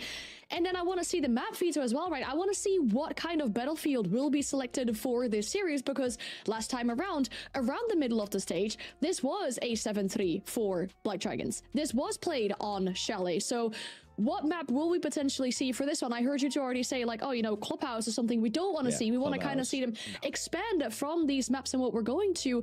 Our first bans are starting to roll in. The Chalet is still a possibility. Clubhouse, take it away, though. Chalet as well. We'll be heading to Bank. Now, Foxy, how do you feel about this matchup, or this map, rather, being selected for these two teams? I'm not a fan of this map for either team. It is the map that you're going to want to take when both teams are similarly matched. I understand why both teams would take it, but this scares me if you're Black Dragons. Yes, they do have 3 supportive players, but it doesn't look like they have an understanding. Their issue is not individuals. Their issue is not just unable to get kills. It's the fact that fundamentally, you look at their stats, they're the bottom on attack and defense because they just fundamentally are in their own heads. They are playing bad and poorly because the strategies don't make sense. Players are taking matters into their own hands. They're not following up on their own teammates. And Bank is a map where, especially on attack, you need to be there. You need to be there for your teammate. You need to be proactive in making sure that you're getting those executes down. There for the trades, you have to manage time when you're clearing the building. It's very difficult. And on defense, you got to make sure you know who has what, who has the utility. And it just looks like they're in a rut at the moment, and I just can't imagine Bank being the solution to get them out of that rut. As for 9Z, the biggest issue is, you know, they have 2 players that are underperforming. So on defense, utility-wise, they understand the game. So they can purely win these rounds just off of playing the objective because they play very fundamentally sound. They just have performers that are underperforming. So 9Z for me is in the driver's seat in this game. It's their game to lose because when it comes to who's going to out-strategy the other one on a map like Bank, 9Z obviously has shown us more tangibilities to hold on to that they will be able to outsmart Black Dragons. I think for me as well, you know, this is Black Dragons, one of their most banned maps. One of the third most banned maps. And the fact that they're pulling it out here just goes to show that they're coming into this prepared. And, you know, I don't think this is a bad thing by any means to allow this to go through for 9Z because 9Z is 0-3 on it. And every time I've watched 9Z be able to play this map, they don't really change anything. So for me, this is really a good counter, or it can be a good counter for Black Dragons to be able to be as prepped as possible, especially starting on the defense, the easier side. I mean, this map tends to be a little 50-50 on both attack and defense, but if starting on the defense is always going to be easier because you know the routes that you can take, you know the pieces of the map you can move through, you know the angles that are going to be hold. So Black Dragons should be set up very well here. It's just a matter if they're going to be coordinated. And again, that does take the pressure off Machina and Rare kind of off the rip. You can more focus on the supportive side of roles and then have to focus on your attacks later on. So I'm actually confident in Black Dragons with this pickup and being able to start on the defense. But for 9Z, I need to see something more because again, that's where they lacked heavy on Clubhouse, was those basic fundamentals, was being able to set up those crossfires, was being able to work together. And on a map like Bank, where it's a lot bigger, it's a lot of map you have to cover, it's a lot more communication that's going to be required from you to work with the map and around the map, it's going to have to be there more than it was that we saw in Clubhouse. And that's where it leaves me to question, because it wasn't there in Clubhouse. And we talk about Clubhouse just being such a fundamental map that you aren't going to pull anything out of your hat. You aren't going to do anything crazy, where again, Bank can get very chaotic very quickly if you aren't on top of what's happening. So like I said, I'm kind of in the favor of Black Dragons here. Granted, they haven't shown as many things as much as 9Z have, but just given how 9Z has looked on Bank, I'm not too convinced, because like I said, seeing it time and time again from them, they never switch anything up. So maybe this is the time where they switch it up, and that's why they want to play it and show that they can be different and a class above the rest or than what they were prior. So we'll see what happens. All right, I guess we'll see which one of you two turns out to be right with this game. I mean, the first half, as you say, Lexing, it's going to be really important as well to see how much nines that are able to really change on this map and how much they're able to going to show us. But it is the battle of the bottom two on the leaderboard. Someone has to go get some points on the board. It's time to send it back to our casters for Black Dragons and 9Z. Battle of the bottom two, really a great tagline for this game. I mean, obviously it is great. It is like factually accurate. It is a battle of the our 9th and 10th place teams. It's just a bit unfortunate. I think we were still hoping to see some improvement from 9Z, still hoping to see Black Dragons, I think, maintain some of the form we saw, that over the course of last season. And we just haven't seen it at the moment, have we, Ollie? No, and it's a shame, because you never want to see teams seemingly go backwards. But it kind of feels like that's where we've gotten to with both 9Z and Black Dragons. I guess the good news out of it is all you need for a good game of Siege is two well-matched teams. The 9 and 10th, are they well-matched? Possibly. I think Black Dragons still has the edge. Last time that Black Dragons got a win in a Tier 1 game was against 9Z. It was 77 days ago. We'll gloss over that fact. It sounds worse than it is, let me tell you, when you start thinking about how long ago Stage 1 was. But, it's still not great, is it? Talking about the map going into Bank, I don't know. I don't really think it matters where these two teams play.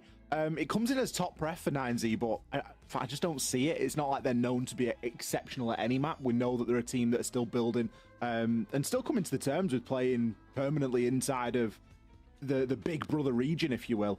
Ever since the SAL was sort of combined and merged, this 9Z team has obviously been a part of it, and I think this is just the sort of baptism that they're currently going through, keeping up with the big dogs right now. Black Dragons, not to say that they're a big dog, but they have been around the block certainly a lot more, and I would give them the edge going into today. But as you can see with the stats on the screen in front of you, there's not too much really in it between these two. No, there isn't, and I do want to comment on Bank a little bit, because you are correct. It's not like a map where they've taken down a lot of the Big Brother teams, but they have been close against some of them. I mean, there was an 8-6 game against Loud, an 8-6 game against Furia last stage, bit more of a dominant 7-3 loss to NIP, but hey, that one was towards the beginning of the stage. 9Z were still figuring themselves out, right? But then again, you look at this stage, and what do we have? Another really close loss to Loud, and a closer game against FaZe, but 9Z still in that position where they can be remarkably close against some of the big dogs of Brazil, but yet not able to push things over the line. So it's like a good position for where they are, yet it's also the same position as where they were before. And so hopefully against Black Dragons today, as Black Dragons are looking a little weaker, maybe against a 9Z that is looking about the same as they were in Stage 1, maybe this will be the day. We do finally see them emerge over that hill, and well, they only got one victory last stage, but hopefully this one would come a little against a bit more of a higher class opponent than we might otherwise expect in the Brazil League. Bans have come through since it is Bank. Big shock, Ollie, double hard breach bans. Black Dragons instead looking to do a little half and half. Attackers need to locate and defuse bombs. We've gone to the weird and wonderful halfway house of not quite getting rid of all of the denial and not quite getting rid of all of the architects. Castle and the Cade. Attackers have located a bomb. Still leaves up the Azami. There is time for that yet. Going toward the basement then as 9C look to start things off tonight in our second game here of the night. I'll tell you what, there's one thing that I don't particularly enjoy about Tachanka. As much as we have spoken at length about Tachanka and how its popularity has increased for this basement site, Tim even put a thread out on X about it. It really has become quite a talking point of late. I could do without hearing that gun just bam, bam, bam, bam, bam throughout the prep phase. But obviously with a slight reallocation of shotguns on the defender side, again, it's sort of another tick in the box of it's a nice tool to have because it does a great job of that initial sight setup. But now that we're a long ways away from that, and well, Will can still keep shooting that gun down in the basement. At least we don't have to hear it all throughout this game. Miracle, a bit of early info on the Twitch, setting himself up for a bit of a lurk into Garage. Now, Garage is almost always somewhere that will be played, and you can't just play it passively with an FNAT. That FNAT has been removed, and removed very quickly. We're really not getting away from this Tachanka No, today, we're are not. we? It We are haunts just us. going to hear that drum going all day long. But you know what, Somebody Ollie? inside of gold already? What is he doing? Oh, what the hell? Wait, Rare and Hornet have just hot dropped Vault. Okay, they've been spotted. Hornet put to 1 HP. Miracle does get the first pick. That's Tachanka taken down. Nitro taking that one, loses it. Vicente and Joe both go down. What the hell has happened? Black Dragon just apparate inside a vault. And now it's Tuku, dead and gone. First round for Black Dragons as they decide not to waste any time. They got pissed off with the Tachanka gun too. It's a little bit They're like- rude, isn't it? They didn't go Like, through the shut up, man. formalities. No, they didn't. They didn't, did they? Like, there's a lot of etiquette to attacking basement on bank. There's a lot of things that you've got to do as an attacker.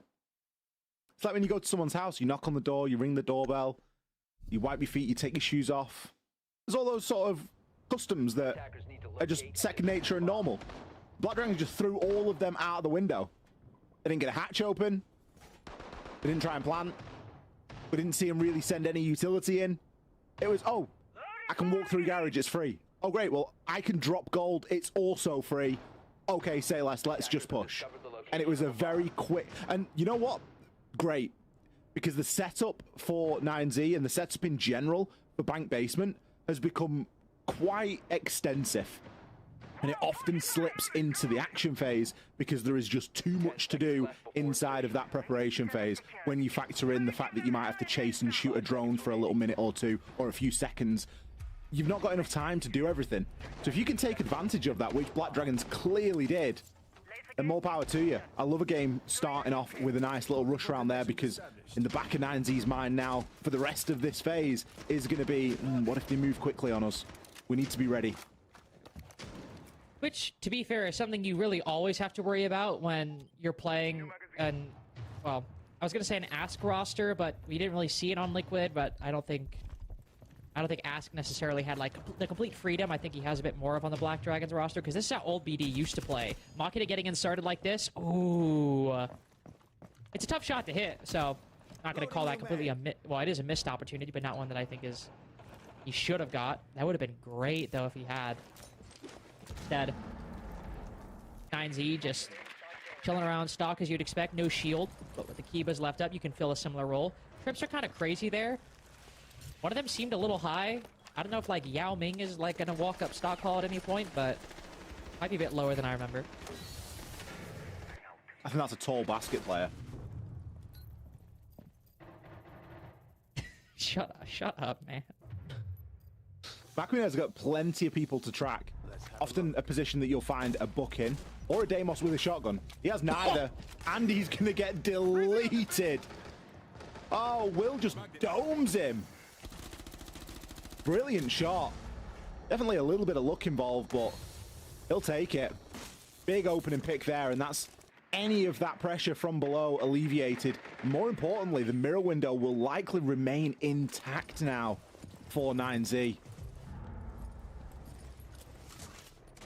Well, not the Mira. Ask's able to get an angle on that one. We're also creeping up to the stock door, hoping that some defender disrespects the position a little bit. Or even walks up the stock hallway. Black Dragons beyond that first kill. Second kill, I suppose. Have not exactly made a whole lot of progress. The ROU projectors go in. We'll cut the side in half visually. Kind of a troublesome Arunigate reactivation as the only utility Hornet has is the final ROU projector.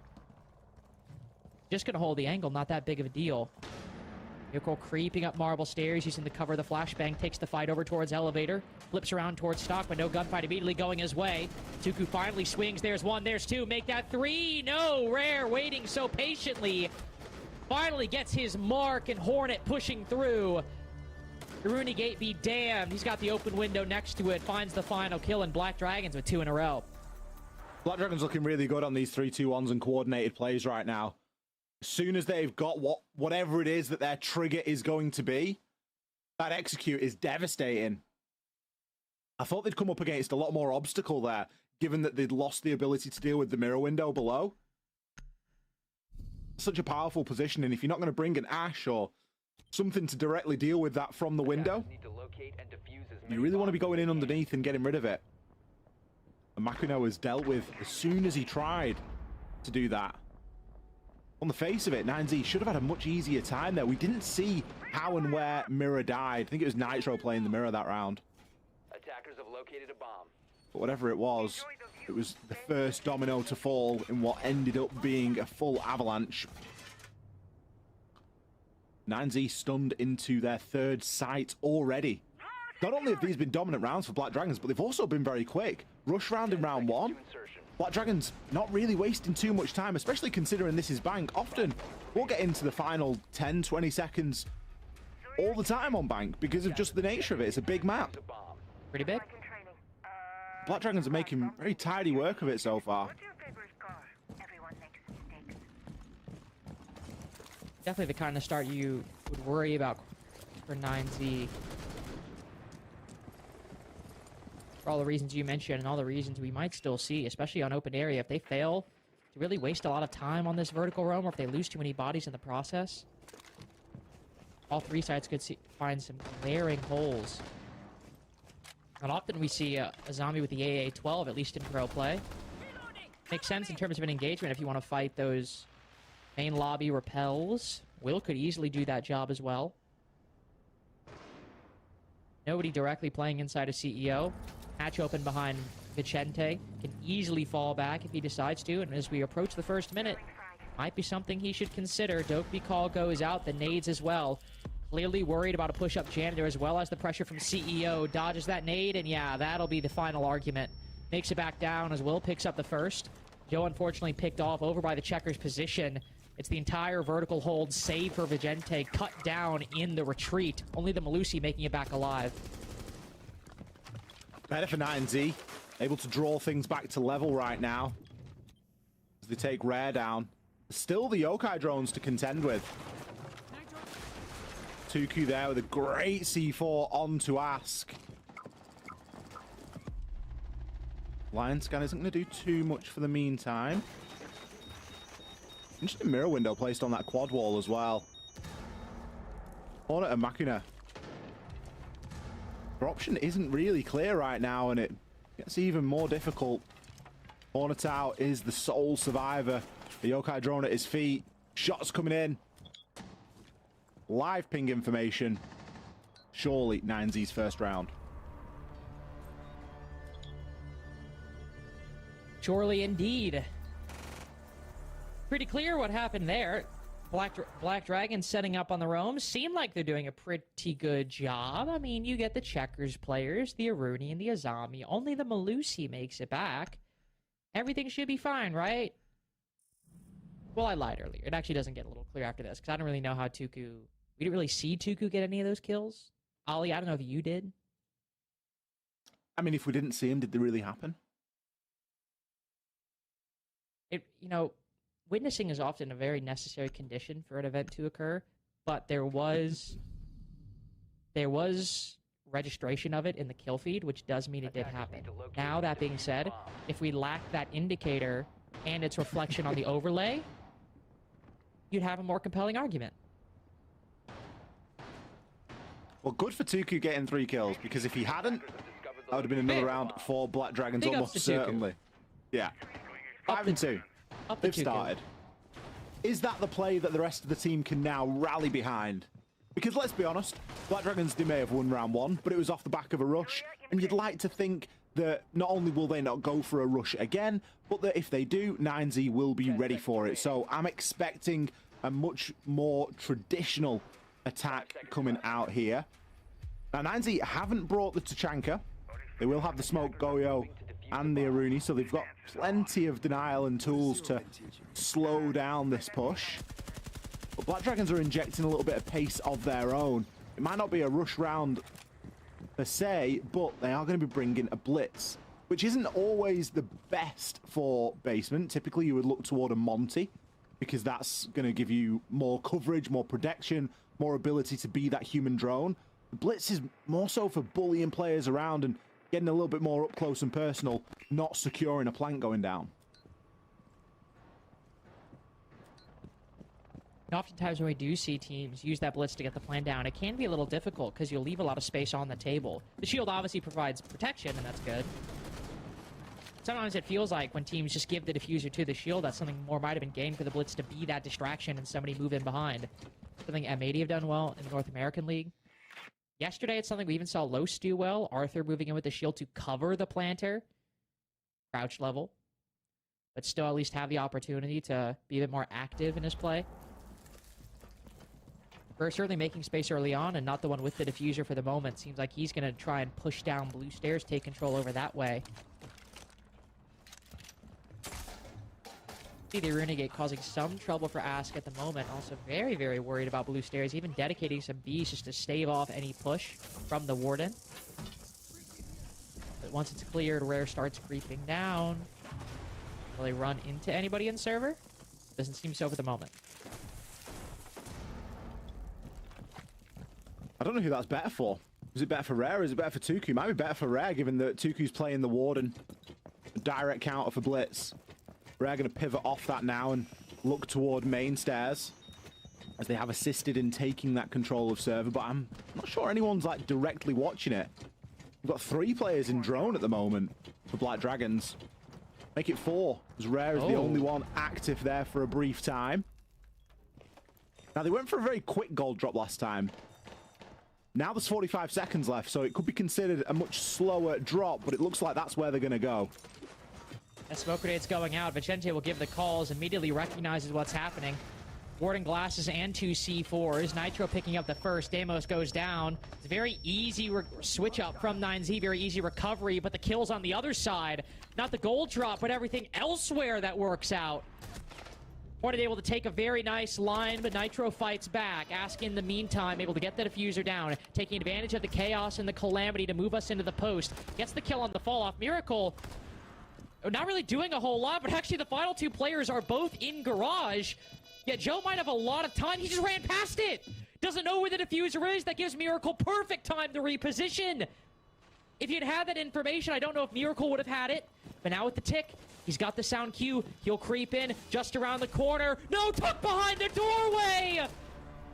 Miracle far too lax with it, and Joe not bothered whatsoever. 9Z get 2 in a row.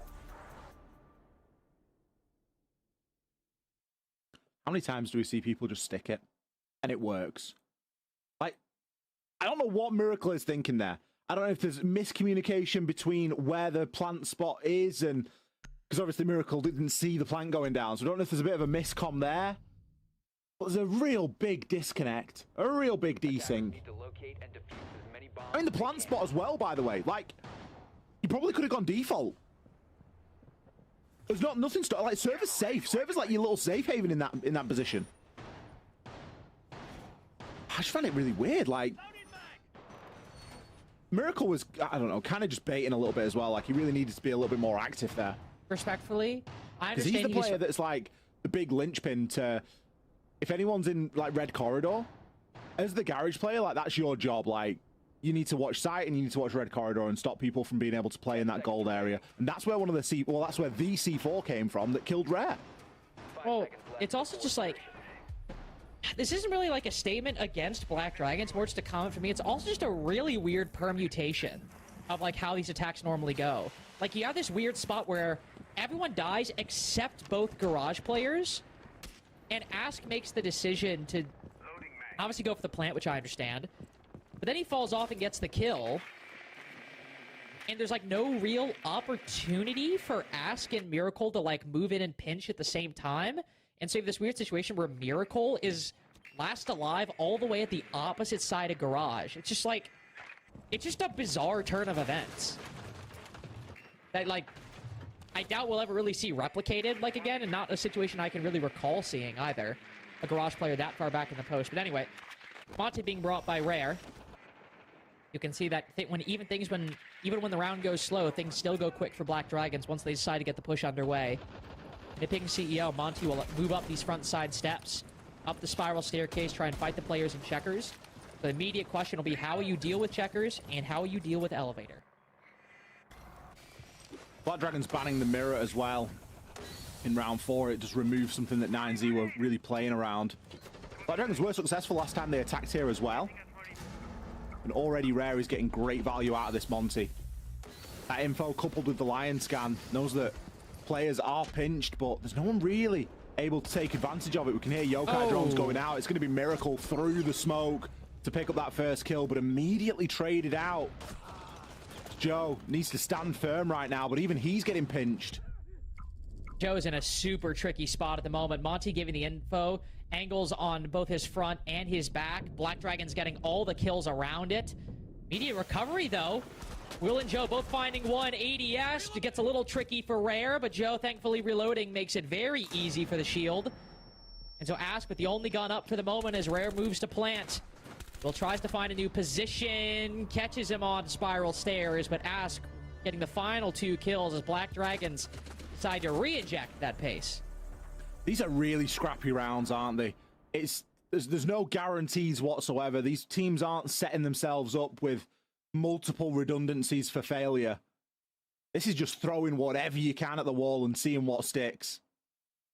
And if that's a Monty walking up spiral and pressuring on Banana for the majority of the round in conjunction with a Lion to ensure that players, once they've been found, can't move out, then fair play. But it makes for real scrappy stuff, but quite entertaining Siege to watch, and I love it. Ask just being able to get far enough, or sorry, close enough to the action there to impact and have that final kill, because otherwise, the Monty in a 1v1 there, it's going to be pretty difficult to try and get that plant down. Black Dragons just edge a lead again here as we move into round number 6. Chance still for 9Z to level up, but equally chance for Black Dragons to come away with a favourable 4-2 split. Going down to open area this time. This was kind of the start of the demise for Black Dragons. They won the first couple of rounds very convincingly and then struggled on this open area. Lost that opening pick and weren't really able to recover. 9Z maintained a good advantage throughout the round, and it was kind of just a tap into the back of the net. And Black Dragons need to be a bit more cautious this time. This full clear, if that's what they're going to go for, it needs to be done with a little bit more care and attention.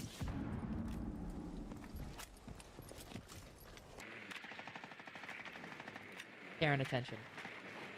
Famous Black Dragons. Yeah, famous Black Dragons qualities. Care and attention, SAL.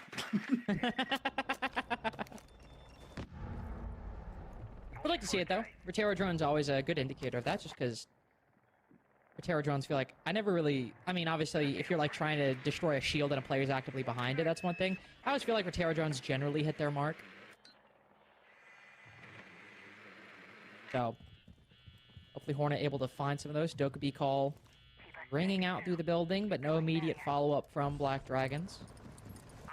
Could give some information, but on our topic of witnessing, it requires some of the attackers to be around to hear it. Trying to think of where we might see this play from BD, and I was going to say maybe a walk-up janitor hall might be it, but with the diffuser by himself, okay, we're just going to kill 2 people.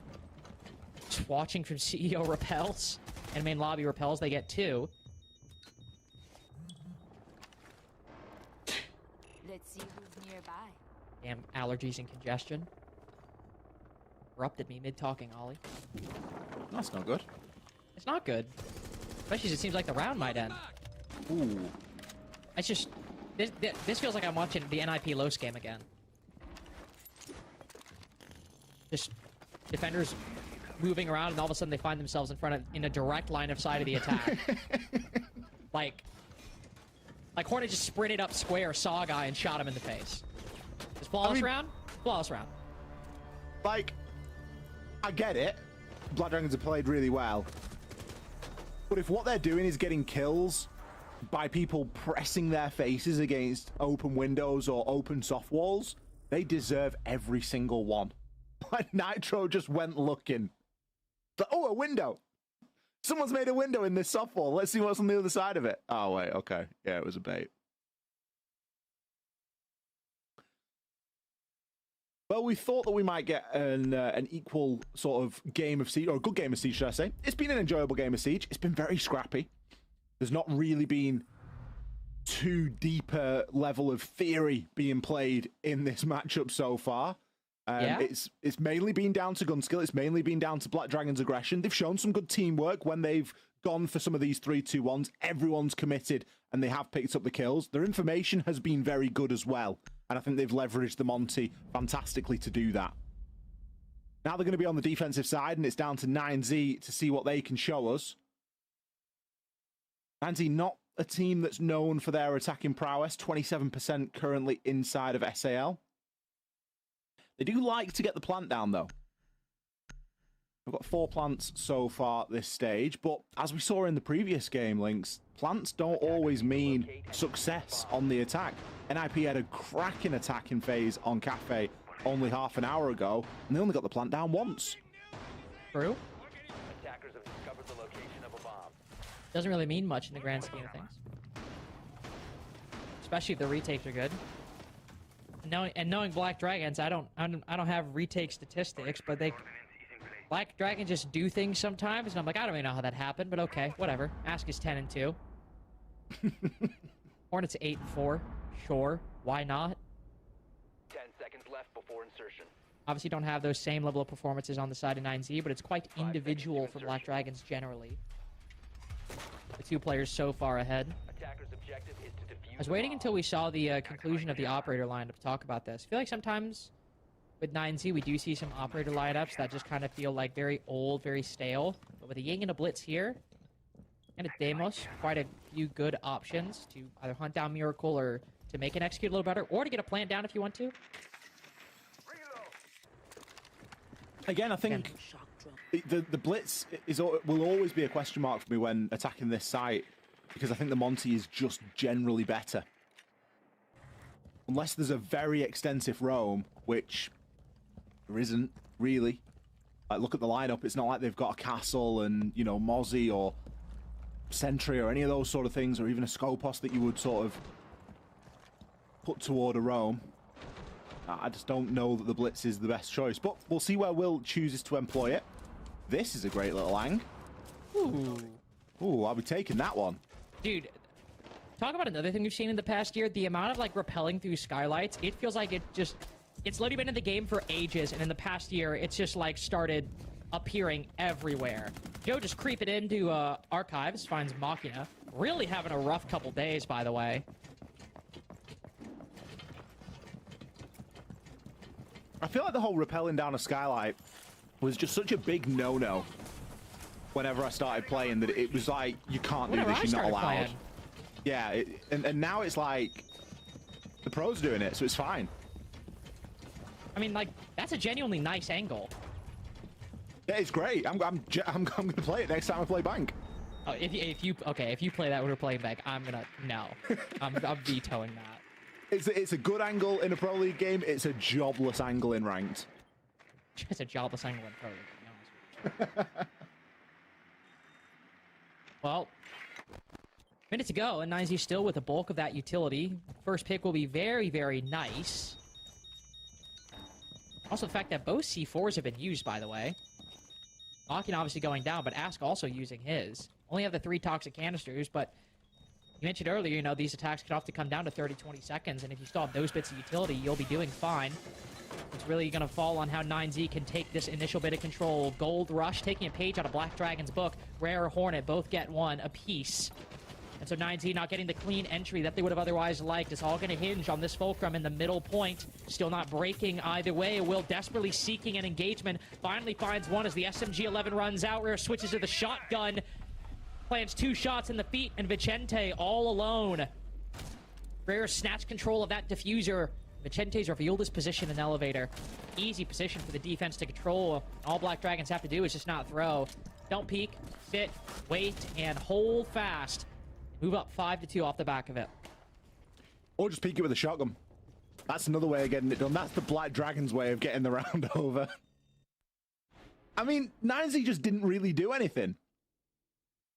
They didn't bait utility. They cleared a roam, which didn't exist. They got an opening pick onto Makuna, which is fine. And he got punished for being out of position. But then, what's the want and need of all these gold drops? Like, where's this come from?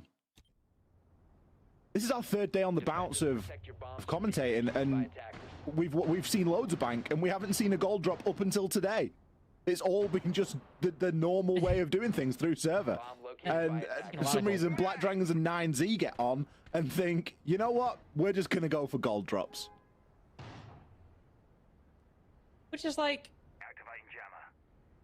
And so far, it's worked once, by the way. Well, that's what I was going to say. The gold drop, famously not the most consistent, like attacking or winning attacking strategy on bank. Famously inconsistent, actually. Just like most strategies that involve dropping down a hatch and pushing beneath it. Because, like, contrast that with, like, the hatch drop over in lockers or CCTV. You drop down, then basically immediately start planting on a wall. Whereas here, you have to drop down the hatch and then, like, move outward from it. But you drop into one gigantic room where anybody playing gold can quick peek that angle, or anybody playing outside of elevator can quick peek that angle. And you're just exposed in the open. So, like, that's why you bring the shield. That's also why most people who don't have a shield end up dying in the process. Anyway. It's great for the Ying player, and it's great for the shield. Aside from that, it's awful. It's a really bad time. It can work, as Black Dragon showed, but there's got to be a few things that go right, and it has to be in conjunction with something else. There was an attempt at a main stairs push from 9Z, which worked. Deimos did get the kill, but it just wasn't enough. As such, Black Dragons will stick to a rotation and take us to the top floor, where already we've got 9Z players kind of operating where it feels like they shouldn't be. Deimos just going to hop out of cash there. Okay. Nomad was last seen underneath in Tellers. And they don't have a shield this time to walk up Spiral. And with everyone posturing in and around this area, you kind of feel like it's a bit weird. If you're going to try and go for a main lobby take, you need the shield to play off the back of. Yes, you've been able to open up the wall. The deployable shield's useless and removed now. No one can play in elevator for free. They're going to get punished for it. But you've not really got a good way of transitioning up that spiral stair. And especially with Hornetow playing right close inside of office, the great line of sight directly onto those stairs, it's not going to be easy. Anzi have stalled out here for what feels like a minute.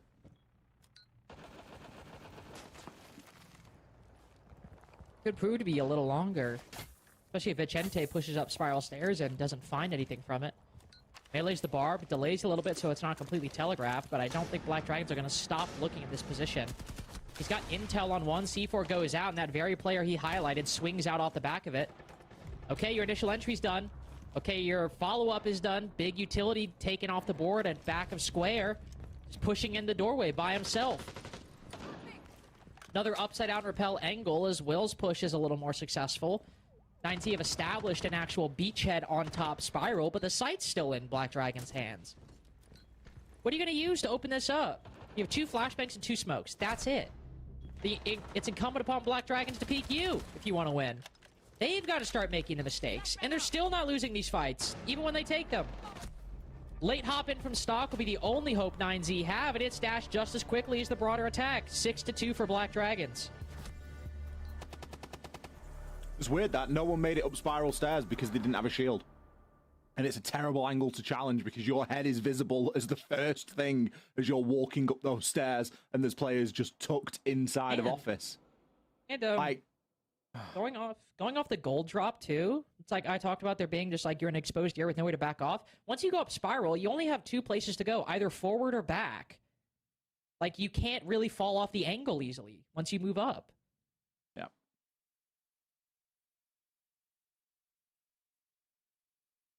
Definitely not been 9Z's finest hour on the attack here. And this game feels like it's going to be over fairly quickly. 9Z going to take their time out now, but Black Dragons have just got too much of a buffer here for the siege that we've seen for this result to be anything other than a full 3 points for Black Dragons. Ask and Hornet, both 10 kills apiece. Rare with 8 kills.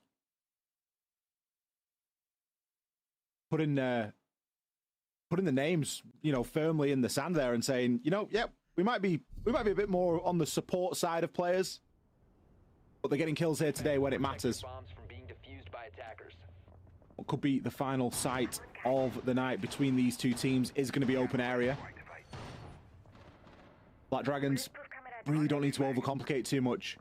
Whatever their setup, 9Z are going to take a very similar amount of time to deal with it, and that is all of the time, because every one of these rounds for 9Z has come down to the final 20 or so seconds, just in the very slow and stally nature that they attack with. I'd like to see him inject a little bit of pace. Obviously, it's a risky time of the game to do it when Black Dragons are 1 round away from winning, but they need to show us something that they haven't already done, because what they're doing isn't working. I just want something at this point. They don't just give me a boring 7-2. That too much to ask? You have a Glass and a Dokkaebi. Maybe that could be something. You can go to... Actually, we have 4 DMRs. This 9Z lineup, by the way. Glass, Dokkaebi, and then 2 4-17s between Will and Joe. These barricades are going to get demolished for the first portion. But at the same time, I don't really see a little bit of pace you could get from this. It'd have to be something off the back of the Dokkaebi call, but what are you going to rush in with? Word lock? You got utility that facilitates a rush, but nothing like it. It really does seem like it's going to be a standard setup, and I'll give 9Z this. Very quickly moving into square, very quickly setting up some flank watch on blue.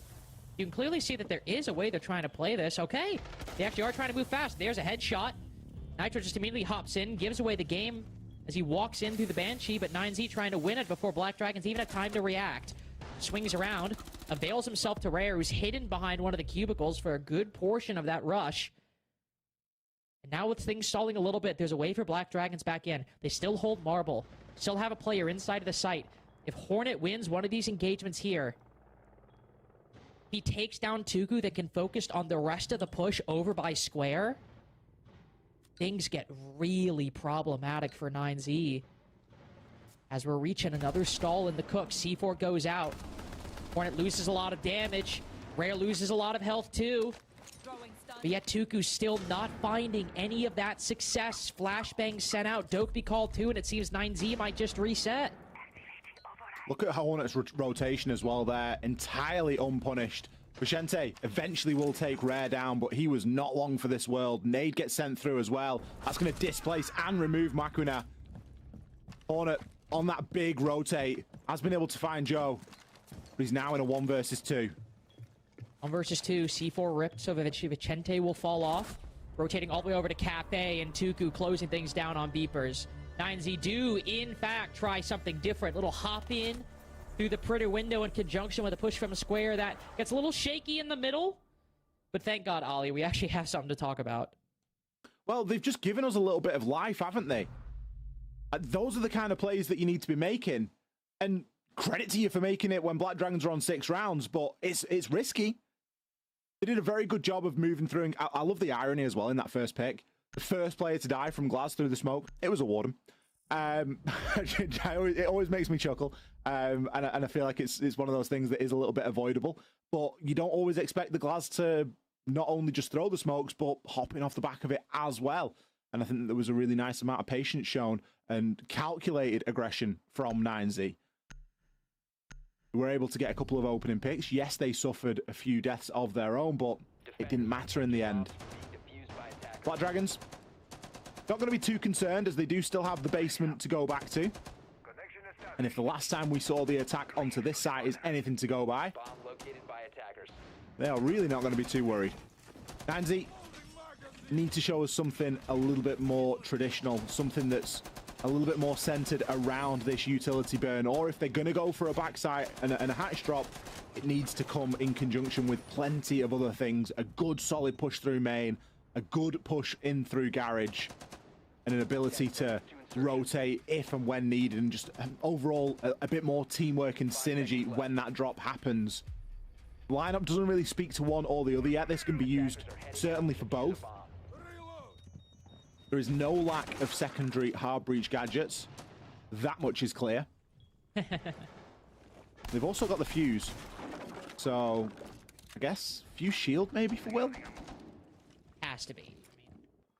I mean, this is September 2025. I think that guy's got the AK-12. I mean, I hope not. Think so. I don't think so. But he's on drone right now, so we can't really check. Honestly, the fact that he's on drone kind of indicates to me that he has a shield. Okay, this line from Vicente again. Holding it again in round 7. Hornet's probably like, what the hell is that noise? Vicente, be careful. This is kind of a 50-50 for both parties, but if you lose out, you're the one down 6-3 with very important utility behind you. Dooku also trying to find an additional angle on the elevator player by peering through that drone hole. Player's gone. The loose roam for Black Dragons. They've got the Goyo, the Shumika canisters, the Zodos. This is a standard basement defense in terms of the intention. What do you know? All back on site. We'll be here for another minute. Ooh, the trip. Catching Nitro out there and taking a bit of his HP in the process. That's a sneaky one. Back up on that and see if you can find the angle. I think it was just caught under the tread of the stair. Yeah. It's still there, based on the view that we just got through Rare's POV. Cluster charge is now getting sent out. The Zoto canister will stop the secondary hard breach utility from going off just yet. Eventually, that trip is dealt with. I mean, 9Z don't need much to stall them out. They don't need much to be in their way. Brilliant placement of the deployable there from Hornet. He's kept that in his pocket right up until the final minute. It does look a little bit all over the place, though. It's not a clear push one way or another. And with Ask getting that kill onto Will, almost spells disaster. Almost spells disaster, but really great trip placement by Black Dragons 2 times now. They've placed them right underneath like the lip of a staircase, so you can't see it from up above. It's caught 9Z twice on a lurk down marble and now taken down the shield. Ask goes 1 for 1, but that's absolutely a trade that Black Dragons will make again. Rare is only now just starting to deplete that Shumika supply with 30 seconds to go. Absence of the smoke not going to be a factor whatsoever. Hornet wanted to, might just throw a trip all the way on the server door. He's still got one in pocket. C4 as well that Machina can toss through gold. 9Z might have to rotate or push deep. The Tachanka pushed off just a little bit as the shield is destroyed, so he'll move forward. Black Dragons getting 2 big kills as 9Z are entirely shut out of round 10 and shut out of Bank. 7-3 for Black Dragons, recovering from their very disappointing performance against Furia. Well, Black Dragons come out and give us a show there, and it was the result that I kind of expected, I'll be honest with you.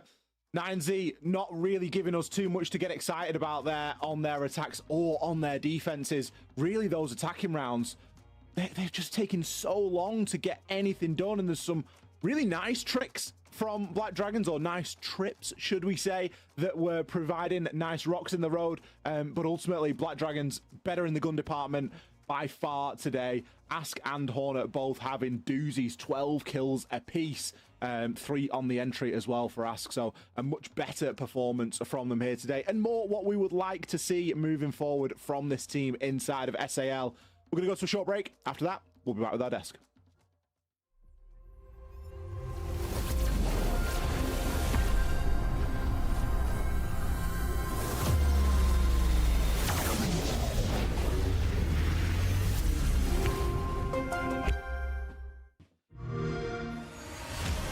You know how they say, it's not the destination, it's the journey? And the journey of 1,000 miles begins with a single step. And you know what? They're right.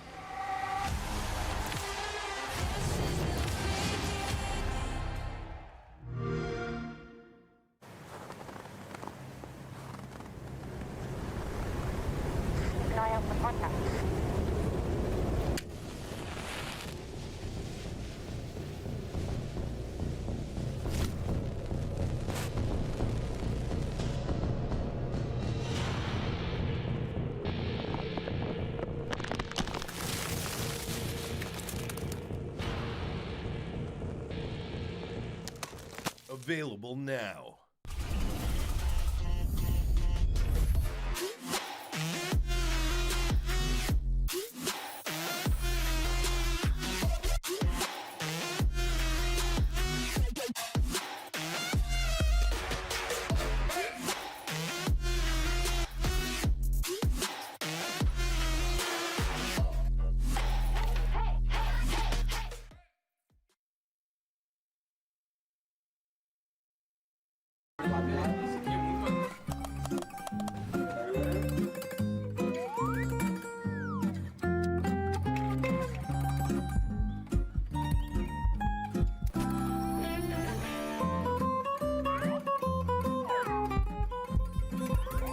Yes!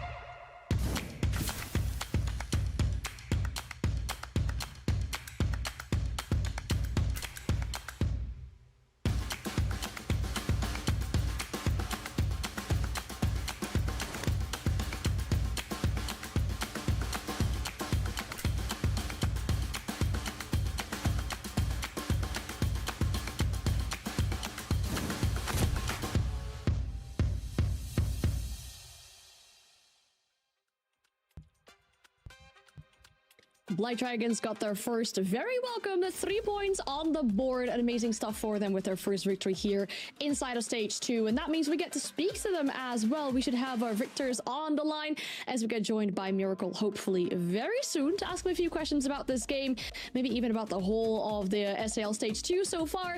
Now we are joined by Miracle. Good evening or good afternoon for you. Congratulations on the first 3 points of this stage. How are you feeling after that victory? Good afternoon, thank you. I'm feeling pretty good. Like, me and the boys here, like, this victory meant so much to us. Like, we were coming from a lose streak, so I mean, it's good to win again. So, just to get the stuff out of our body, Yeah, get that first win under your belt, let the pressure out. Great game today. Obviously, was really impressed with the unique Denari plays that you guys brought out. I just wanted to know, was that something that you guys prepared beforehand? Was it something that you felt like using the Denari would be perfect to match the play style? Walk us through what the Denari pick meant for you guys. I mean, the Denari pick, we've been practicing this week. We had a play. It just like we felt that we could use it against them. Like, they were playing a little bit slow. Like, we could like get some time, get a kill like Ask did. So that play that we already had. Well, Miracle, I want to say congratulations. You guys are finally on the board. Obviously, I know that feels good. I think that definitely lights a fire underneath you guys. I kind of want to know the bank pick. Why was that allowed to go through? Was it due to the fact that you've seen how 9Z have played it? It's not really impressive, and you guys were going to be able to counter. I'm just kind of curious why you guys chose bank over any other map. I think today's pick was more like our comfort map. We didn't care much about what if they like the map or not. It was more about us. Like, we have been having a lot of conversation this past week, why we're losing. So this game, when we just chose like, let's play our game, don't worry about the enemy. So that's what we did. Well, I think the standings and the record shows for it in the 7-3 victory. Yeah. To give us a bit of insights of what's been happening behind the scenes, and as you say, we had a lot of talks this week about why you've been losing. What do you think was the main cause for you guys to be losing these games at the beginning of the stage? What do you think has improved so much that led to the victory today? I mean, the first week we were making a lot of individual mistakes. We still weren't like good as a team. We weren't able to cover our gaps as a team. And yesterday's match, I don't know what happened. Like, we were confident this week, preparation was good. So, we just felt the pressure, I think. like the expectation, like we're having a good week, like we know we can win, like and then we just, I mean, just under pressure. And what do you think was the main thing that really led to that victory day? Was it confidence again, or was it something else? I mean, we had a conversation before our match today, you know, just to play our game, just relax, you know, don't think about anything else, you know, we don't have to worry about anything, you know, if the org, the coach, or anything, you know, no, just play our game. Like, that's the main thing that we focus only on today, and that made the difference. Oh, that sounds awesome. Playing your game definitely seemed to have worked today. You get your first 3 points, the first victory inside of stage 2. Miracle, thank you so much for your time. Go and enjoy the victory, and we'll hopefully speak to you again next week. Thank you. Good stuff coming out from Black Dragons there as well, just to know what's going on behind the scenes as well, right? With having had that talk, going over what the mindset is going to look like going into this game, and then just bringing it back to us at the beginning of this desk. I mean, there was a bit of a discussion, I guess, between the two of you about who was going to come away victorious from this game. Lexing, you ended up having the upper hand out of that one, and it also felt like we said it, this one was personal, because the way they were shooting bodies, or the way that that seemed like there was just this fire lit within them. Yeah, I mean, do whatever you got to do to boost the confidence, whether that's shooting bodies, whatever you got to do. And I mean, their play today definitely, I think, stuck true. Yesterday, we questioned it just solely based off their performance. I mean, getting 7-1 didn't even look like they had their foot in the door, even a grasp of how they wanted to play that match. But today was obvious that they had a plan, and they executed on it flawlessly. I mean, we heard Miracle say, you know, this was a comfort pick. It's funny to say that because they haven't played this map at all. So maybe in scrims, that's where we're, you know, they found comfort and they said, all right, let's pull this one out. We know that 9Z likes to play it, but let's show them that we're better on it. And I think given their attacks and what that looked like, this is why you can't count any bottom team out of the SAL, because when they're alive and they're on top of their game, come whatever day that ends up being, they look dominant. And that's exactly how they look throughout their attacks, and then even more so on their defenses. I agree. I mean, I thought 9Z was going to be the more strategical team when it came to it. But yeah, Black Dragons definitely showed up on the day. They performed amazingly well. And it's very surprising that Black Dragons looked like such a well-rounded team, but also the positions that they were holding, it was so difficult to take from them. So the individual players were also very comfortable. I mean, Ask on the blue stairs, obviously them holding the white stairs with the Denari. It was very difficult to ever take positions from Black Dragons, and 9Z did not look like the team that we've seen in the prior play days to be able to try to break it apart step by step. It looked like they just didn't have an answer for the individual heroics that Black Dragons had to play. And it goes without saying that, I mean, obviously it's going to be a good day if everybody on the team on Black Dragons is performing besides Makino. Makino did not have the best game, but he did his job. But the rest of the team, the supportive staff that we were talking about, both teams, it came down to the supports. Black Dragon supports definitely showed up today. Oh, they did, yeah. And I mean, I'm glad you asked the question as well to Miracle about the Denari play, because especially you, Lexing, when you saw it happening, was something that really excited you in the way that we're finally seeing some good Denari play that players at home can go and take and use in their own ranked games as well.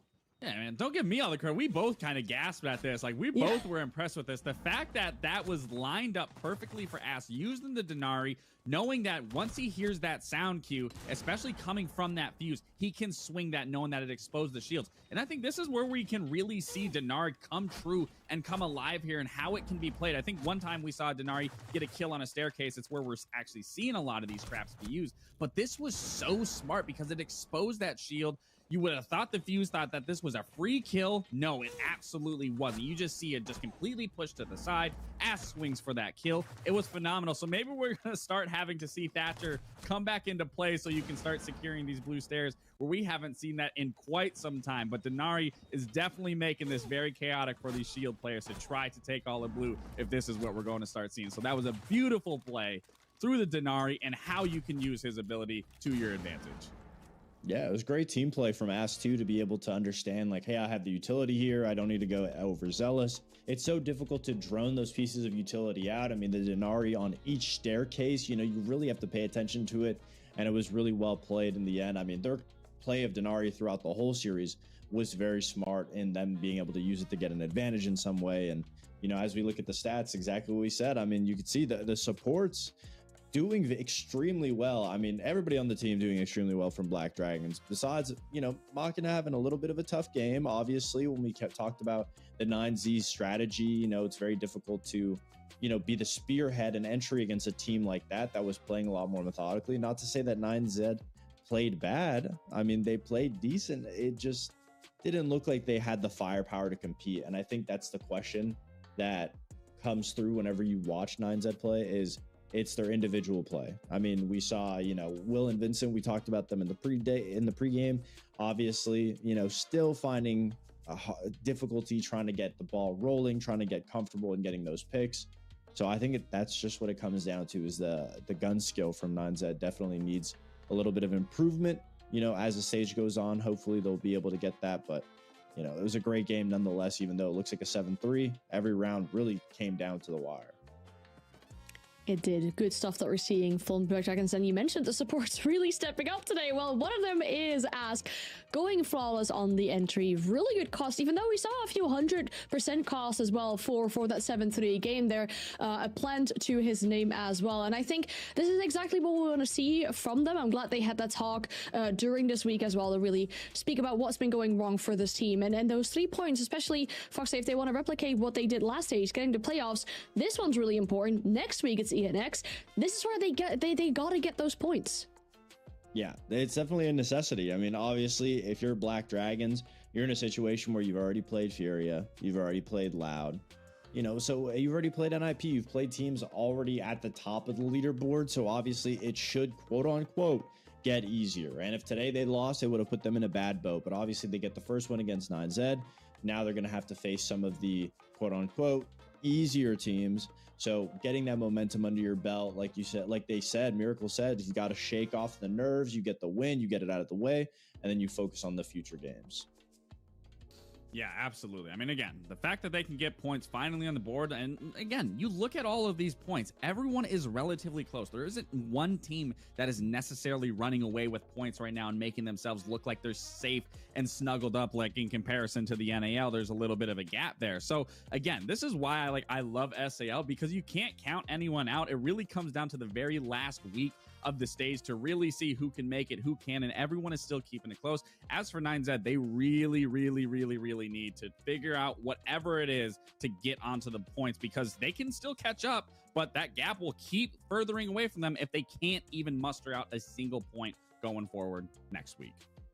Yeah, and just in case you are a new viewer tuning in, top 6 is what these teams are looking for after the end of the group stage, making sure they can lock themselves in for those playoffs. And with the way that's shaping up and the points, I guess, that we see from like 3rd to 9th, those last stage, like you say, could be really important in who ends up making it and who ends up just falling short from those playoffs. And then again, the top 2 is also a really important objective for those teams that are battling for that, because it gets you a bye going into these playoffs, and you are one step closer to making it to an international event.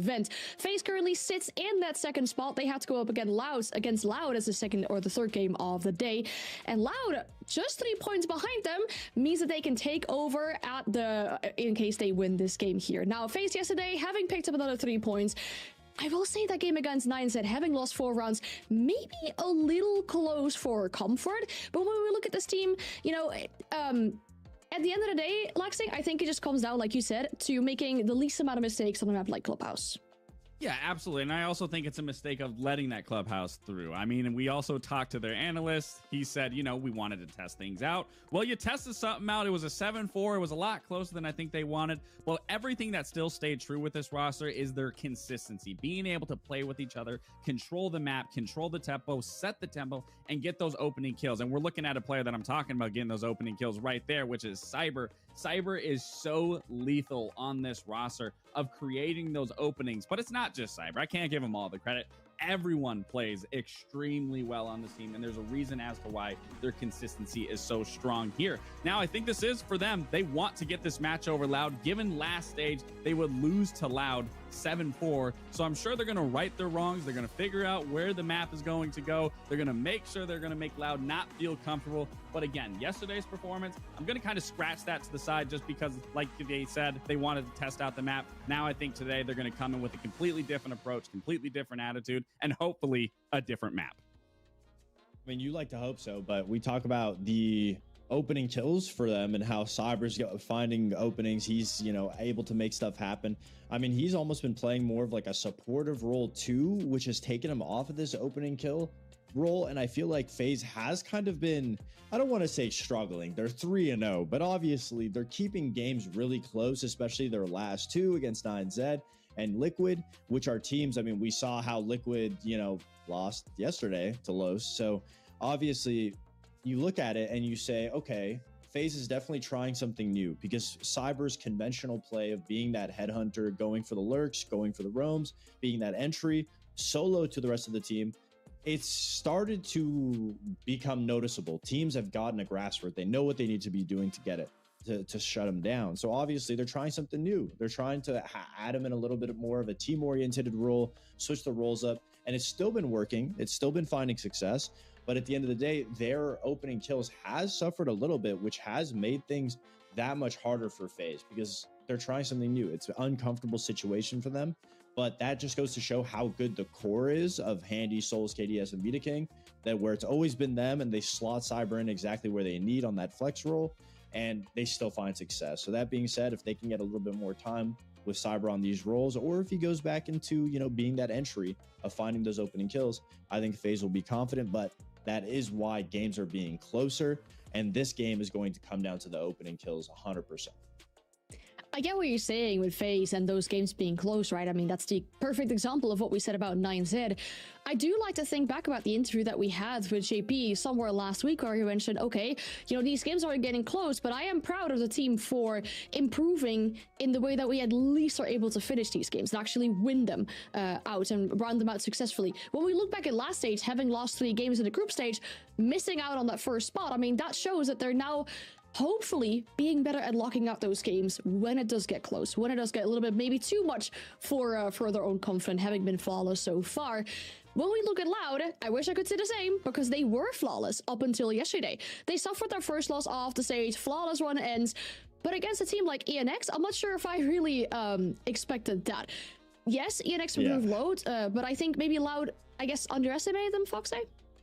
Yeah, I definitely think that there's a level of underestimating them. Obviously, they went to Consulate, which I don't want to say is on the same lines of Clubhouse, but it is a very small map. You need to be able to manage time. Shields are a big play, a tremendous play on this map, and I just feel like it was something that Loud was not necessarily expecting to have a formidable opponent in ENX, and that's what worries me about them going forward, because if we look at their 3 last matches, they were all relatively easier teams that Loud should be beating, and they all went the wire. They all went down to the distance, and then they lose to ENX yesterday. So there's a matter of the mental game where the confidence is being shot up, and obviously you could see it in the play. I mean, their support, you know, having Live struggle and go 1-8 in yesterday's matchup was probably the biggest blunder. It's a position that you don't want to be in, especially against a team like ENX. So yes, I do think it has a certain aspect to be with the map Consulate, but I do think it also has a very big issue of them trying to get the opening kills and convert those rounds where they're getting the opening kills. And that's the struggle that Loud has. They can find that opening kill, but they've had a really bad struggle at making sure they can focus on execute in the late round or playing that man advantage. Because individual players are doing so well, it's hard to reel them back in. So, you know, Perez is just going to get kills. He's just going to keep going and essentially lose that advantage that he got for the team. And that's where Loud constantly finds himself in that late game, is the advantages they get, they squander away. I think that's also the big thing to talk about, your point of those opening kills. Like, this game is really going to come down to those opening kills. Not just the opening kill, is the getting the round and get the conversion going in your favor. Because when we look at what happened with ENX, they were getting all the opening kills. They had 8 opening kills, going +5 on that rating.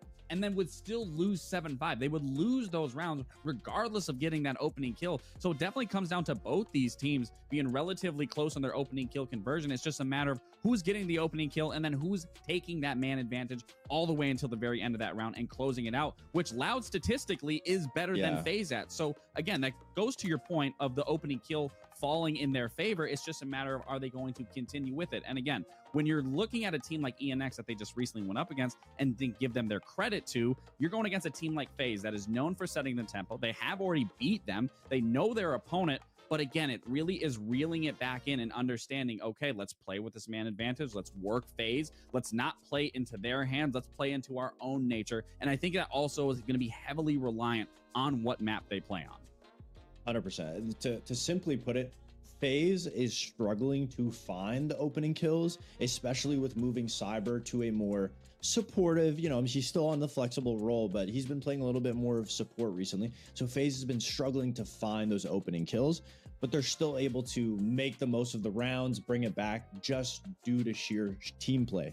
Loud is doing the hard part first. They're successful in getting the opening kills, but they get overzealous, lose it, and they are unable to close out the rounds and focus on using that advantage to win. So it's two sides of the coin, and that's what we're going to see: the unstoppable force versus the immovable object, whatever the saying may be. I don't think I said it correctly, but that's exactly what we're going to be seeing. I still think it's a beautiful way to summarize what these two teams are dealing with, what their strengths and their weaknesses are in regards to that opening kill. I mean, we speak about Paris really putting in the work with that one, currently second in regards to the entries. And then when we look at the top 10 of the average EPS score of this team, it seems like they're a lot closer. FaZe is just putting that out. We look at Cyber currently second on rating, for example, as well, really helping with that one. And then you know, Loud being coming in for fourth, and that's also really good to see for them. So in that regards, they're quite close. But yeah, it's good to see this at least on the side of FaZe, Lexing. Yeah, and I mean, just to add to your point of the EPS, I mean, when you look at all 5 players of FaZe, everyone performs exceptionally well. There's no one you can count out. So it's no surprise to me that when you look at FaZe being above Loud, it makes perfect sense because you got 2 players on Loud that really need to start to come to fruition. That's Live coming alive, and not only Live, but also Veto, especially on those shields. You have to be able to abuse this meta as much as possible and be able to indoctrinate those shields into your lineup. And you can't lack in that area because it's such a strong piece of a puzzle. You don't even necessarily need it to get kills. It's about creating space. It's about taking attention off of certain areas of the map and allowing you to take control. So if we can see Veto, especially in this matchup, really come alive with those shields, I am confident that Loud can find success on their attacks and also work those opening kills into their favor of getting 1 rounds. But again, it really does come down to those 2 players I'm talking about having a far better performance this stage, and not just this stage, from game to game. Well, you mentioned the map's going to be really important, and that might really suit the entry engagements or not. Last time around, as you mentioned, Loud actually beat FaZe. That was on Cafe Dostoevsky. That map is still potentially being selected, but FaZe actually say no about that one. We're going to another layer. It feels like just another SIL day where we're seeing more layer. But in regards to those entry engagements that we really are speaking of, Foxy, how do we feel about this map then? I think, in my opinion, this is a blunder for Loud. And just to put it bluntly, I think FaZe is just, you know, not an iron wall, essentially. I mean, they're so consistent with the 4 main core of the team when they're playing slow and supportive, and they take their time. And it's like a step-by-step on their attacks of taking position, going for the objective. When it comes to FaZe's defenses, just as difficult to breach. And Loud is a team that thrives off of sporadic, finding the opening, getting that kill.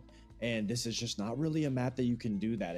There's very limited mobility in being able to find, you know, a quick opening, find something. And that's why I think FaZe's transitioned Cyber into more of a supportive role, is especially because of the map play that FaZe has been playing a lot more defended sided maps.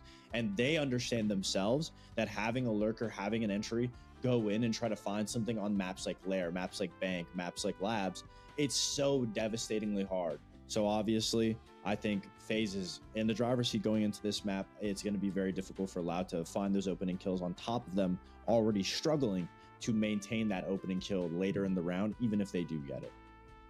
Well, I think we can talk about this one until the cows come home, but it's better to just get the game going on because it is starting. It's FaZe and Loud on Lair. Thank you very much. And Ollie, I have to say, game of the day. Attackers have located a bomb. I'm just more concerned if I'm a cow or not. I mean, it's a genuine question because we do have Furia W7M after this. So what, game of the day? What are we thinking? No, I don't think so. See? Furia W7M, it can't be game of the day. So I agree. However, I almost want to argue it's game of the day just because I do think this could be a sleeper good game. Like the desk mentioned, Loud beating FaZe last stage. And what was, to be fair, kind of a perplexing performance from FaZe. A lot of over peaking in that game on Cafe.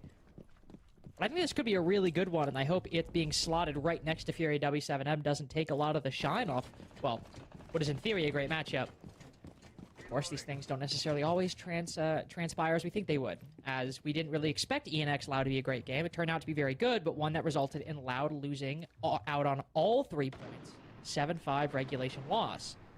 Now here they show up against one of the best teams in Brazil and the world on a map that FaZe have played so consistently. Starting on R6 room. Big question. And Ollie, I'd like you to answer this. What impact is Cyber having? What, today? In this matchup. Oh, is it like a Cyber yay or Cyber nay day? Yeah, like what are we thinking? I think... The thing is, Cyber's a very decorated player, and he often attracts a lot of conversation and chatter. Agreed. Well, there are occasions when he does go missing. Yes. And he can go missing for a while. Now, usually the first couple of rounds are a good indicator, but there's one thing that's for certain, is that he'll always have at least one good, very impactful round in him. Ooh, is it going to be round 1? Oh, it's so free. Just a quick shoulder peek there, Cyber. Maybe a little bit, maybe he wants it too much. Maybe he was trying too hard. Maybe he needs to bait him in a little bit more. It's the kind of care you need to apply if you're Loud. Because just barely through a doorway like that, you don't know if Cyber's going to be there or not. He could be anywhere. It makes intel game when you're playing against FaZe so much more important. Because you think it's so simple. It's just one guy. Just hunt him down. And he always seems to find ways to slip the net, find themselves in angles and positions that can really cause problems for the attacking side. He's worked his way over to Newbridge at the moment, which of course be a big problem for anybody over on Ops, but STK has gone prone for that exact precaution. He does not have the diffuser, thankfully. So Basetto should be able to walk in without the planter exposing themselves to Cyber, but still, STK, little too lax about it.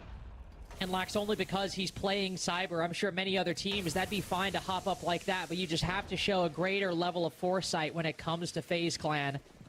Basetto not looking to walk through the default doorway, instead pushing up deep in front of bathroom with the diffuser in hand. And here Cyber goes lurking again. Threatening a flank around Rocket. Knifes the drone just for the silence. You can see one player crouching down. The timing just barely going his way! Cyber whips over, takes the head off live, and now the game's afoot. Flashtree might get that flank, but the damage could be done. Souls, was that a Kiva onto Basetto? Hits him in the face with a throwing knife, and it all comes up FaZe Clan. Round 1 goes to the defense. Cyber's such a slippy player. Like, all I want to do is just want to watch the whole game from his point of view, because it is so interesting, the positions that he finds himself in. He was on Newbridge, like, what, 15 seconds later, he's bottom of rocket stairs? Like, it's just unbelievable. How is he allowed on Newbridge for a start? That should be held. Like, you can't play main breach if you haven't got Newbridge. And just putting a drone in the corner isn't enough. That's not having Newbridge. He even shot the drone. There was someone watching the reception flank drone. Like, there's a player from Loud dead. There's a drone in the bottom of Rocket looking at the stairs. Cyber walks up to it and shoots it. Yeah, okay, you might have walked behind it, but you can hear it. The player then comes down, knows nearly exactly where he is. Cyber thinks he's outside. Nope.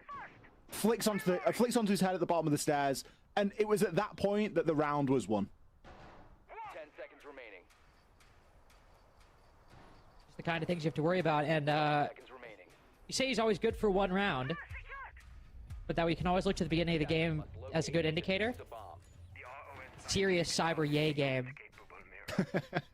We got to be And concerned the thing about is, it's only 2 kills as well. I know that it's great. He's got 2 kills, really good, but it's only 2. This is the player that we know can just walk away with 4 out of nothing.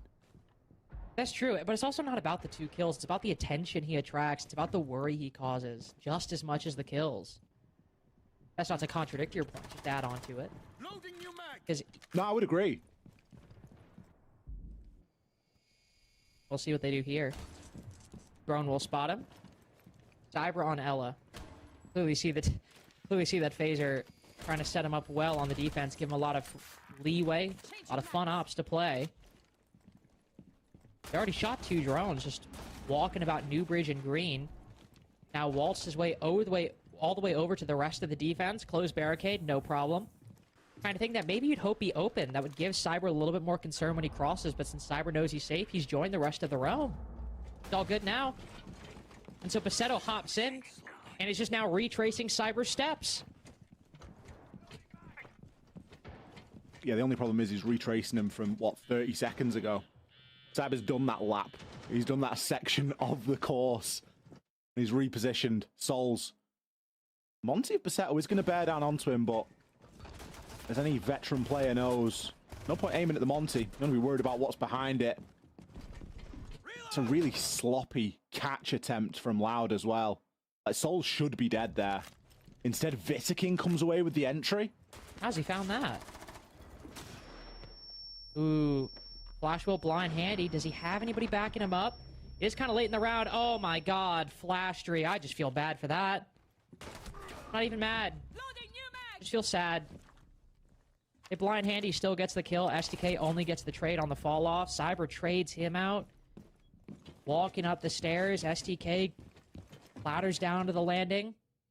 It's a two-man push with Basetto making space and Live backing him up. FaZe might be inclined just to start giving up these fights because with one gun behind the shield, there is a very possible combination of forces that could mingle, cause issues for FaZe. Especially with Souls on low HP. No guarantee, certainly no guarantee, especially with Vitaking on 2 impacts. Depending on where those land, Basetto might just die to the secondary utility. But the shift to more passive play is not just warranted, it is desired. I will throw the flashes as the Monty hops in. Souls has to allow that. Monty continuing to apply pressure. Flashbang goes in, but far too deep. So Souls, KDS, and the rest can all remain functional. Live finding nothing. FaZe 2 in a row, and Loud struggling for solutions. FaZe are doing such a good job of presenting a lot of problems early on into the round for Loud to try and solve. And it feels a bit deeper than just a loose roam. There's layers to it. You've got Cyber, who I would categorize as the roaming player. And then you've got players like Souls, who are kind of just hanging around at the top of stairs. And that's much more of a lurk role. Now, Souls is typically more of a support-based player, but just bear with me. Cyber allows a lot of the space to be created and sort of... He leaves the breadcrumb trail that Loud are going to follow. Now, Loud worked quite slowly in round 2, let's be honest. And I don't think that they fully anticipated just where everybody was, because there was good opportunities, especially whenever you bring in a Monty, you want to make sure that you've got good cut-off opportunities. You commented on it, Lynx, about a barricade not being open on the top of Newbridge. That sort of thing has not only didn't give Cyber anything to worry about, the phantom pressure of opening up barricades is something we'll often talk about. If they start opening up more of these barricades, yes, it gives Cyber an option and a free way of peeking out, but it also gives him a worry of, well, is somebody already in or is someone looking in? And likewise with Souls, when he was trying to retreat back down bunker stairs to get to site, if that barricade had already been opened, there's a very good chance that he loses his life there because he's been pushed and forced back from the Monty. So Loud, it's not to say that they're doing a terrible job so far. They're spending a lot of time, which we know they like to do, but they're also not really giving themselves the best setup to try and take advantage of that.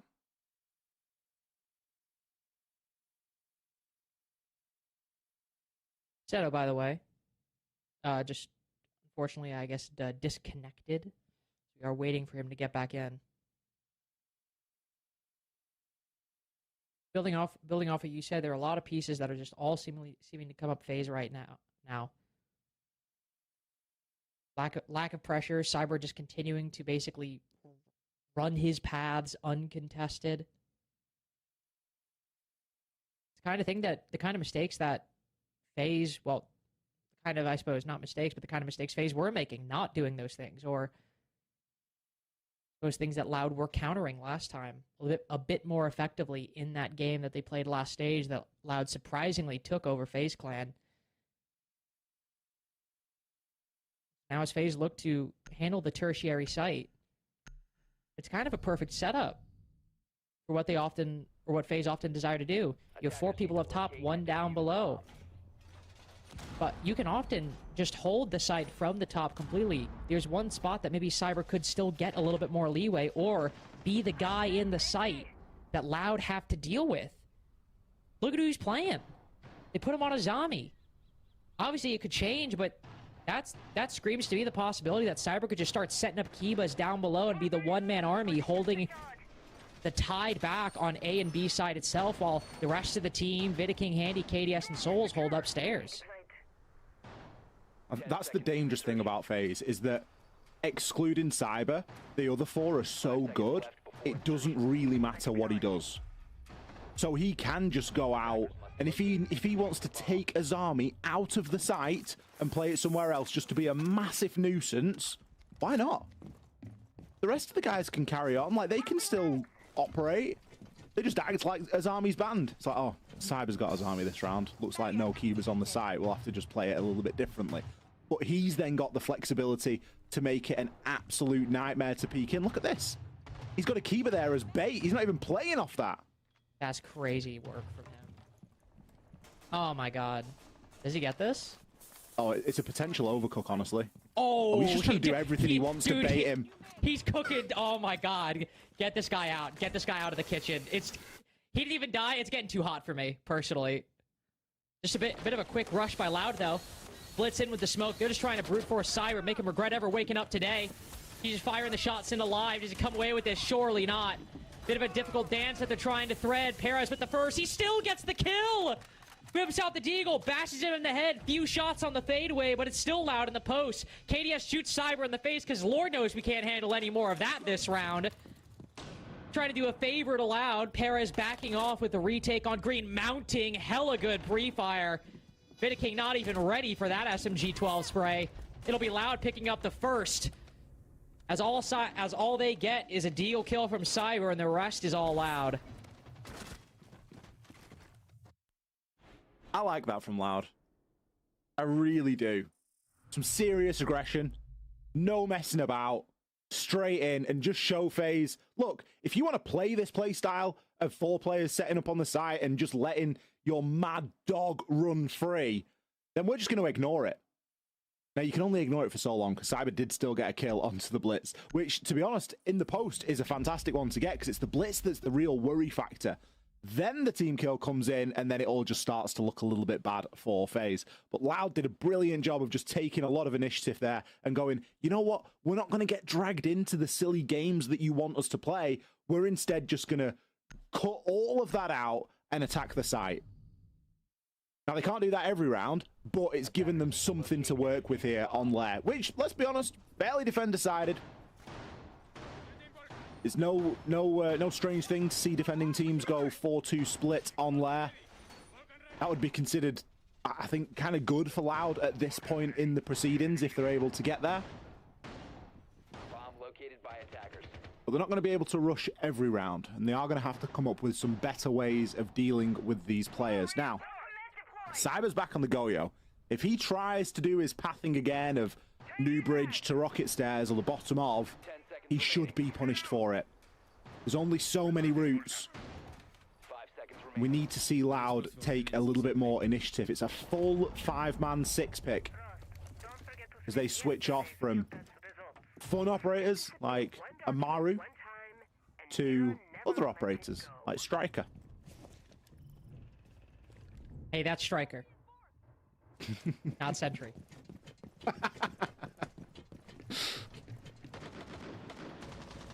Just clarify. Seems like Loud Definitely feeling like they've got something good to go off of here. Veto with the Monty in the first couple rounds. They're like, okay, you want to ban it against us? That's fine. There's a different shield that worked this go around. Live pushing really deep, really solo, by the way. You gotta be careful with how you're playing right here. Souls nails Baseto to a post, and Live is like, oh man, you got my friend. Capital Utility falling silent for the rest of this round, and aside from the Aurora, Ollie, we're looking a little light on Execute Utility. Yeah, we really are. It's one of the problems when you bring the striker. Yeah, you get flashes and nades, or hard breach charges and nades, whatever the combination of secondary you like, but there's no getting around it. You are missing sometimes vital utility.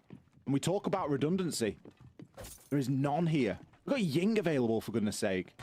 We often see something like a Sense played. Oh! Well, that's the other downside of pushing ops. You're very vulnerable from below. Cyber knows it, and he just swings off the window. Loud aren't even... They're not even being allowed in at this point. The last two are just chilling outside a display. Paris is just like... Paris is still thinking about what he wants to roar door. We're just not looking good, everyone. I'd just roar door the windows and take a timeout.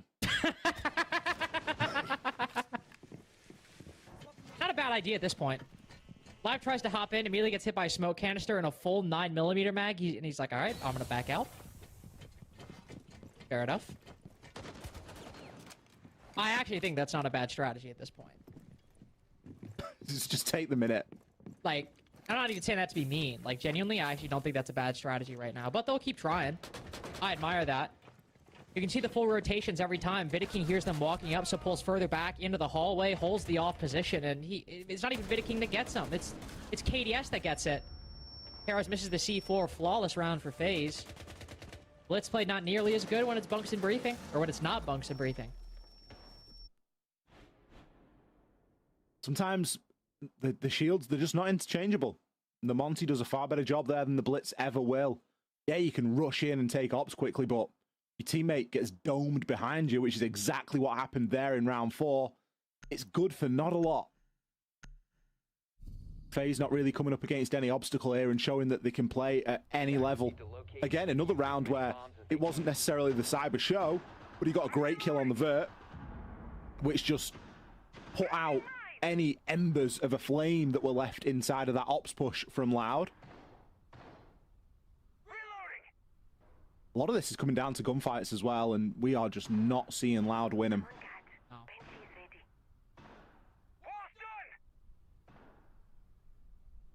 When it comes to the individual performances, FaZe have them going right now. Not even like crazy score lines, it's just everyone getting the kills they need. We haven't had a single multi-frag, by the way. If you want to expand like the classification, we had that double kill from Cyber. By and large, no triples, no nothing. It has just been a solid team game for FaZe throughout this entire half so far. Even losing as a team in round 3, only one player getting a kill. That'll be another mid-floor roam for FaZe. Cyber picking that Ella back up. The same lineup that we saw them run on the previous basement defense. I wouldn't be shocked if Cyber even runs with a lot of the similar, or runs with similar pathing. Just hoping that maybe FaZe, or excuse me, Live or Loud, open up some of these barricades a bit more to make Cyber feel a bit more restricted. He fires quite a few shots to the softball over towards our 6 room. C4 even being used against Live, though the Buck remains unharmed for the moment. Reload. Live is making good on some of this Vert. Able to snag one of the mirror windows. Perez seemingly needing to move through and take a little bit more control. But information looks really lacking at the moment from Loud. We've got a drone on Skybridge, one in medical, one in security, one in bunk. Should be able to call the majority of this as clear. The problem with FaZe is you never know when they're going to slip back up the stairs. And when you're not bringing any flank protection, that can be a bit of a problem. No Nomad, no track stingers. Nothing to stop any of these FaZe players, mainly Cyber, from making a little bit of a rotation at some point. Especially once this sledgehammer starts swinging. But no, it's KDS a brilliant C4 there. It's going to put a bit of a dampener on some of the soft destruction, but not all of it. Flastrate does have Ram's boogie drones, so we'll be able to deploy those and start to rip open some of this floor, but the same rules apply. And use an application against FaZe.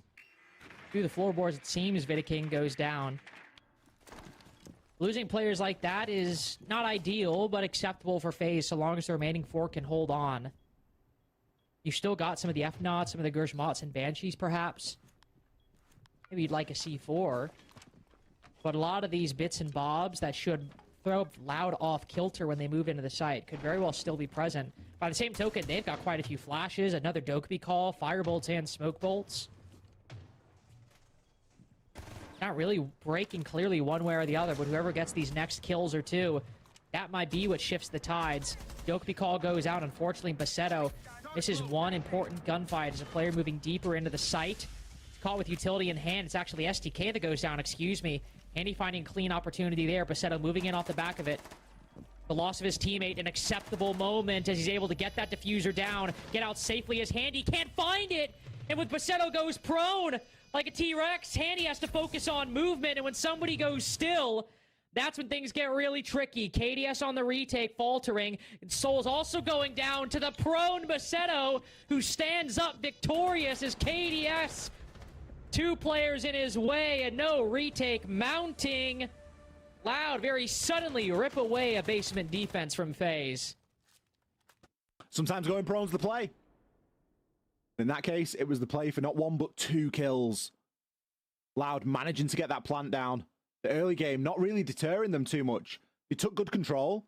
The C4 kill was obviously a big stopping point for that push, and it was fortunate they had redundancy. How many times tonight have we spoken about ensuring that you've got enough tools to carry out the plan if something does go wrong? Lose the sledge? Guess what? We've still got Ram. And Loud was still able to transition and get that plant down, regardless of the fact that they'd lost what could have been quite a key PC utility if they'd only brought the sledge and they'd have brought, I don't know, something else instead. And they would have been left thinking, this is going to be a bit tricky, but they had that redundancy. Sometimes against some of the best teams in the world, you will need. Very good chance for Loud to level things up 3-3 here and just show that FaZe aren't invincible. 5 seconds left before You know, I mean, it's a very good opportunity here, especially because FaZe are now left in a tricky situation with the site selection. Do you go back to basement, which you just lost? Did you go to Bunk's briefing, which you lost before? This one was technically closer. It took a little bit longer for Loud to get set up, but Bunk's briefing was a lot more one-sided, so FaZe will retry this bottom floor site with at least a couple substantial changes, specifically Cyber, who's been playing the Ela both times, bringing a bit more active utility and giving the Gershmots over to KDS, who was playing Striker. So now there's a bit more teeth to this roam, the Black Mirrors and the Castle Barricades. Maybe not a bit more teeth, maybe just a bit more layers that Loud will have to pierce through. Cyber jump scared by the Gone 6, so I'll have to back up and run immediately into a blitz. Hall of Horrors formed by Loud on the basement site. KDS the first to go down.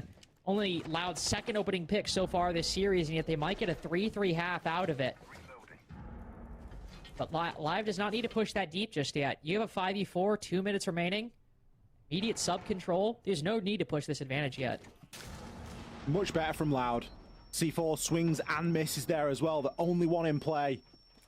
Live just needs to wait for a little bit more of his team to get around him. A Dokkaebi call is going to give him plenty of info right now and even forces Cyber to get up out of that tucked and prone position behind the half wall. Smoke's getting sent out now as well, just trying to further push these defenders back. This isn't FaZe's first time. They know where they can stand firm. And at the minute, it has stalled out for Live. Sorry, for Live and for Loud quite a bit. Perez still with a bit of an angle to work with. Do always have to be careful of FaZe retaking these areas that were once clear. Especially Handy. He's pushed right up into the hallway for Missile.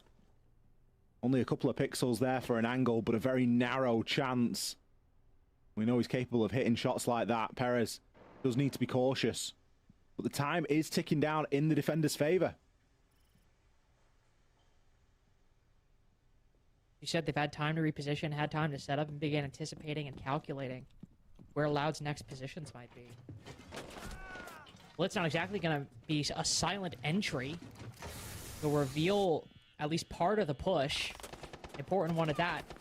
Dokkaebi also being revealed on the opposite side. FaZe have had so much time to set up, and one entire branch of it just completely falls away. Flashtree finds some up-tempo inside of the site, but both him and Basetto are separate. These are just two 1v1s that FaZe have to win, and ones in which I don't know if they're favored. You push back by the Firebolt. That's a big piece of utility. Push him right into Flashtree. It's not winnable just yet with Souls controlling these engagements with the shotgun around the corner, but if for some reason he lets him slip by and misses that opportunity, maybe there's something that Loud can do, but no, they take far too long and the defense is far too close. Tie game at the half, but Loud found some much needed momentum as, FaZe go up 4-2. One of the rare occasions when you will see Souls mess up when the time is low and the man count is equally as low. He's one of my favorite players in the entire world. And part of it is due to he's just ice cold. And when you see him mess up a little bit like that with the shotgun, you're like, is there a glitch in the Matrix? Like, is he rebooting?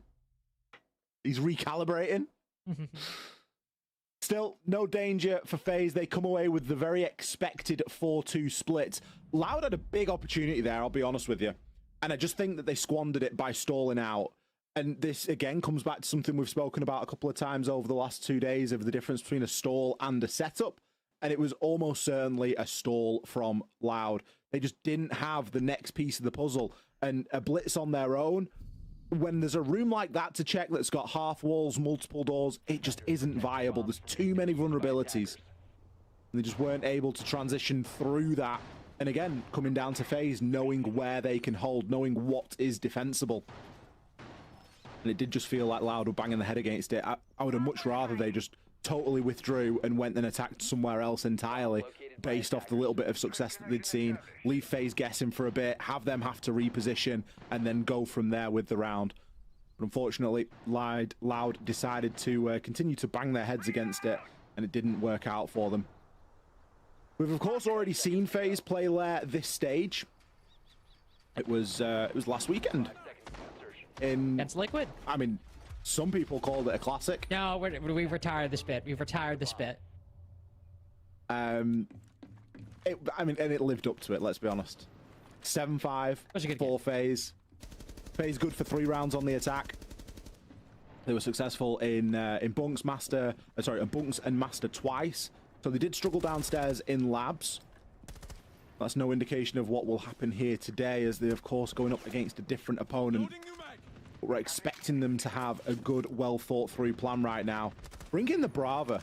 I think we're going to see a lot more Brava play the more Denari we get, because it's just another thing to hack, isn't it? And they can be very awkward to shoot. We've already seen tonight some of the places that you can tuck those trips. It'd be better to get a drone there, because at least you're not exposing yourself while you're trying to figure out how you're going to shoot the thing. Those 2 trips we saw in the Black Dragons game honestly really, I think really showed that Brava, maybe not a necessity pick against the Denari, but you really got to worry about, especially a map where staircases play important roles, which, let's be honest, a lot of them do. It's one thing when you see a gigantic triangle, right? At least you know it's there. Yeah. But like, even some really good droners, are you really, if you're going downstairs, you're going to turn around and look at every step before you go to see if there's a Denari there? Even then, your eyesight might still just miss it. It's not an easy thing to see. The kind of thing that you really might start to see teams picking a lot more, especially as we don't see the big geometry. It's often nice to look at, but often it's just this one little line across the staircase that might be the most powerful trip of them all. Andy working his way down below, very expected position for a Deimos to hold on our 6 room. But while he's found this little bit, FaZe do not have a direct line in. The Bs go out, so do the smoke, so they're clearly trying something. Dumping not all the utility, not a smoke, but 1 firebolt from Souls. It's not the entirety of the util. KDS hops in a bathroom, hits a Denari trip, and well, you really wish you had thrown a clutch drone over in bathroom. Opening pick for Handy onto live. Smoke taken down. He'd already expended a couple of canisters, but it's still not a great sign of things to come. Especially given the position that he was playing. STK. There's a chance here just inside a display. There's a lot to watch and a lot to keep a track of. He's being assisted by Azami somewhat. Perez with a great frag over onto Vitaking. Vitaking just trying to push through the breach. They've not done anywhere near enough to start this just yet. That's a concern I have. I mean, to be fair, it's Perez around the corner with a nice pre-fire hand. He shuts it down. And what do they have at this point? With that immediate pressure gone, no C4, no smokes, no nothing. How the hell is Souls here? He just walked in from behind. It's actually, excuse me, Cyber credited with both those kills. Pair of 308 can be a little confusing sometimes, everybody. We got two ops with it, and both firing shots at these defenders and both getting in on the action. Surprise, surprise, it's Cyber to just walking out of nowhere and get 2 kills. Yeah, that'll do just Cyber things. That's just the kind of thing that he does.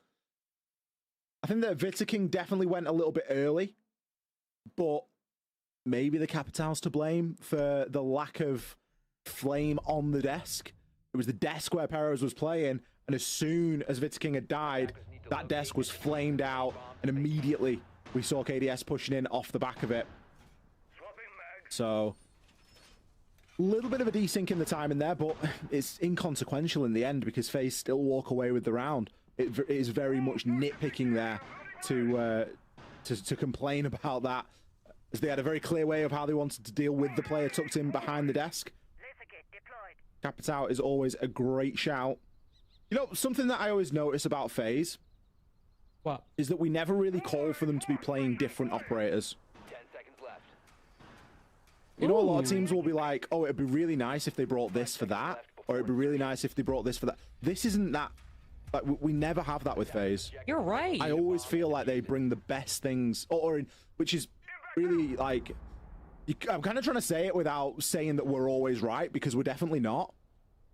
But it's very aligned with our view of the game. Well, hold on. So I will say, cards on the table, very, very much the case for me. I have said actually a couple times at the desk before that oftentimes I will find myself, not even like on broadcast, just like silently being like, oh, why are Furia doing that? Why are Furia doing that? And it's literally just a case of like, Furia's philosophy is very different from mine. And what they're doing is not wrong. Clearly it's not wrong. No. It's just I see things and I'm like, oh, I hate they're doing that. And it's just a stylistic difference. And like, neither of us are right or wrong. What Furia is doing is good for what they want to do. But FaZe, I think, very much overlap more with how I view the game, but also, even if they aren't bringing the right tools for the job, let's be honest. I think we just kind of assume FaZe usually have a plan with the things that they bring more than we do for a lot of teams. Is that unfair? We Maybe. never see anything wasted, do we? No, we don't. Like, and personally, I don't think we do, but also, even when we do, FaZe are the world champions for a reason, and FaZe have been so gifted strategically in a way I think that overlaps with a lot of people's views of the game, that we don't have to make those criticisms. Like here, right? See the Dokkaebi call go out. Very normal beginning. Doesn't really find a lot of information, though. So I'm sitting here and I'm thinking, okay, I'd like to maybe see something. But at the same time, you have Souls roaming on with the shotgun, actively droning into the building. You can clearly see that there's movement, that FaZe are trying to use that info from the calls. And when they're selecting weapons even on these operators, they're positioning themselves in the right engagements to take advantage of the kit. We've seen Sledge Shotgun a few times this weekend. That's the first time I've actually seen it work. Used as an entry as well, by the way. Are we in the Sledge entry meta? Oh, no. Not again. Quite possibly. The Wreckage Deimos is wrought. Oh! Oh, my. See you later. Send us to round 9. Yeah. Absolute drive-by from KDS. Just Ferrari peeks him and takes him out of the game. It's the smoke and the Wamai gone. No ability to catch anything. The magnets that are placed are the only magnets that will remain. The smoke canisters as well. Tin opener now being used here inside of filtration. Another angle that's going to be worried about now, especially for STK. Fortunately did have one magnet, but it's not enough. Goes for a really aggressive play. He's trying to use the Kiba barricades to plug up the hole. Somehow manages to stay alive, but he can't be alive for long. Oh, this player's got to be shut down, especially as Souls eliminated on his entry to the site. Vitaking does land a nice trade, and a very important one at that, as Loud start fighting back. Vitaking looking to send Loud out of this game. Great shot by Perez. It's only Cyber to watch. But on the hatch, he's got the angle necessary Our 6 room and basement both go the way of the attack, and now let's look to round 9 for the finisher. Also, have we ever seen Cyber involved in the actual execute, or is he always just trying to pick kills off from afar? It's like you playing against 2 teams. You're playing against KDS, Handy, Viking, and Souls, and you're playing against Cyber, and he's his own separate entity under this FaZe Clan banner. He's the offshore company. That's where they put all the funds through. FaZe have outsourced key parts of their key parts of their supply chain to Cyber.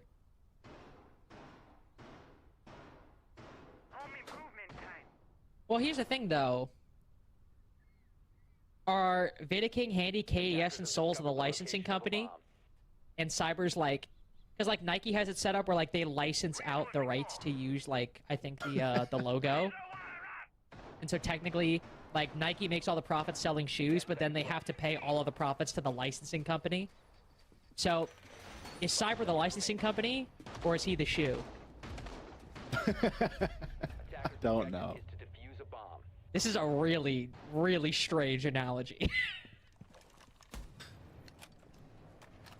Well, maybe when we see him at an event, we'll have to ask him. Cyber, you know Nike? Do you want to be the shoe or the licensing company? It's a really straightforward question.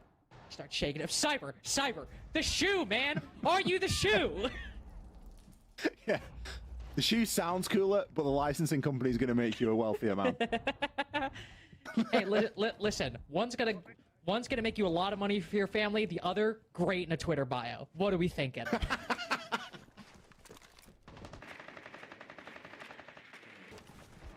What are we talking? I don't know. At least we're having a bit of fun with it. It's 6-2. Like, the writing's on the wall for this one. Yeah. You don't have to watch a lot of Siege to know what's going to happen next. Loud have used their time out. Everything that they're trying is sort of falling on deaf ears at the moment. Flastry this time going to be playing the Azami instead of STK. He's over on the old Tuberal. Souls is taking a bit of damage, but we are going to get a bit of Capital utility sent in. Oh, that's a horrible rotate to make. Look at what he's falling into. Oh, no. The open lap of Handy, and Cyber picks one up as well. It's not going to last long. I don't even know what angle Perez is looking at right now. Tunnel visioned on the floor. SDK trying to make rotates. They've still got the vert, but with so many angles, the smoke bolts covering up the 2 key bits of vert. Perez will find one, but this diffuser is going down. Moved into the post. Perez can just see a little bit enough through the rafters to watch the round walk away out of the site and holding post-plant positions. Trackslinger signal his proximity to the Capitao outside, and is that it? A double swing will seal Loud's fate. FaZe were the losers in this stage 1 bout, but on the rematch just 1 stage later, 7-2 on Lair.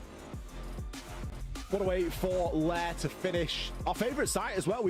That round was so quick, we didn't even get to talk about how that is our favorite site to watch. FaZe absolutely ripped through it, and to be honest, it's annoying because it was a way that we'd not really seen before, but the way that FaZe were setting up for success here today was impressive and wonderful to watch. Some brilliant pushes, some even better catches, and some standout performance from just about everybody. It did turn out to be a Cyber yay day. We're going to throw it after the break to our desk.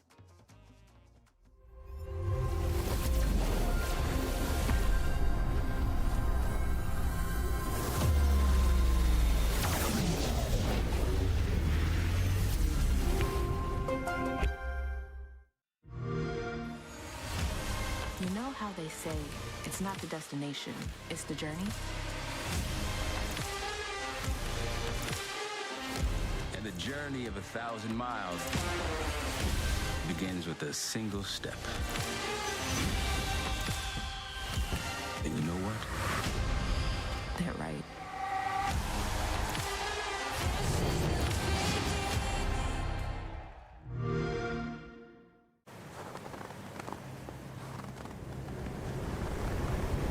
Keep an eye out for contact.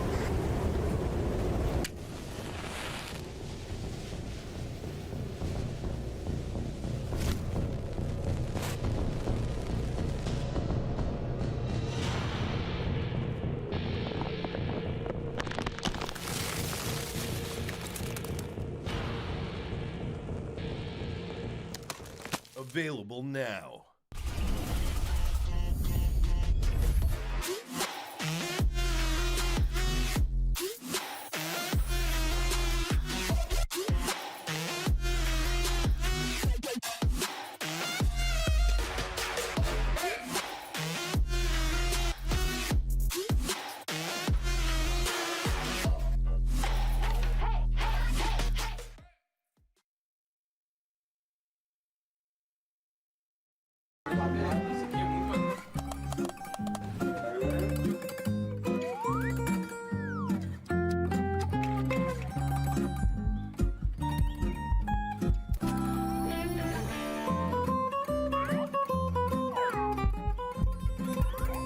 Yes!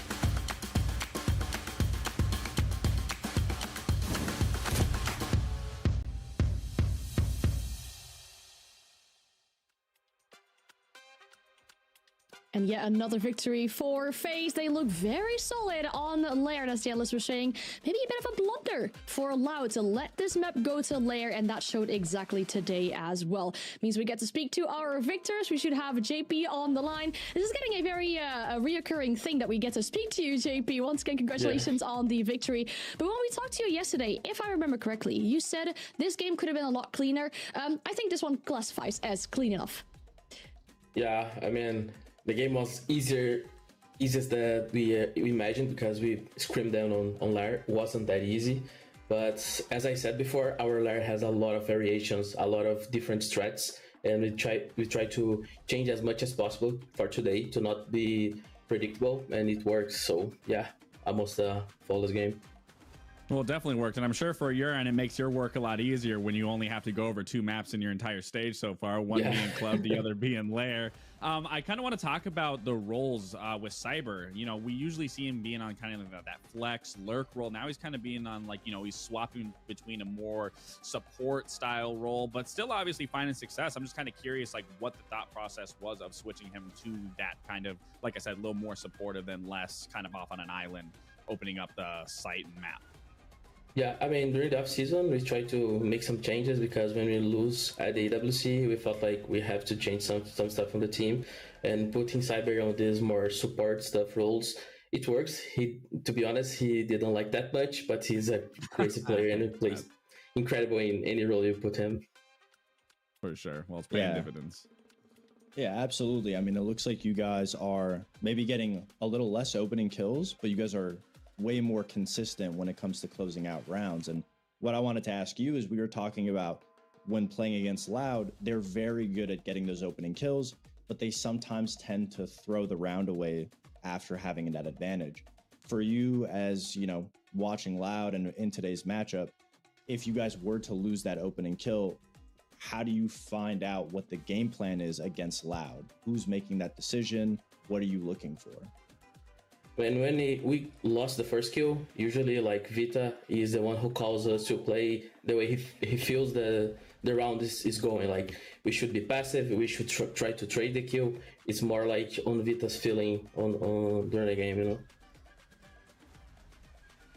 That makes a lot of sense. I mean, looking forward for next week, JP, you don't have the easiest weeks lined up for you. You play Furia on Saturday and then W7M on Sunday. Furia is probably going to be the biggest game of the stage, with the top 2 teams going up against each other. Is there anything you want to say to them prior to that game? I mean, it's always a crazy game, always a hard game, but we are better and we are prepared more than the first split. I hope we win. Also, W7M, we are in a better shape than we were on the first stage when we played them, so they should be prepared because we are.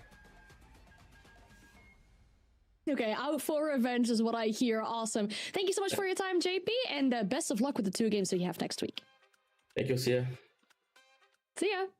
I mean, as I say, it is a common occurrence that we get to speak to JP, so probably at some point next week we'll speak to him again. But after this game from FaZe here, I mean, a big conversation point was the Cyber indeed, and I know how he's been switching off to some of these more supportive roles. I do like that we had this whole conversation about him, and then even at some rounds in this game, he's like, yeah, no, thank you. I'm just going to play by myself. I'm going to have this Azami offside by myself. I'm going to play this other operator by myself somewhere. I do love to see that kind of flexibility from him, Foxy, and I think that's what really benefits this team too.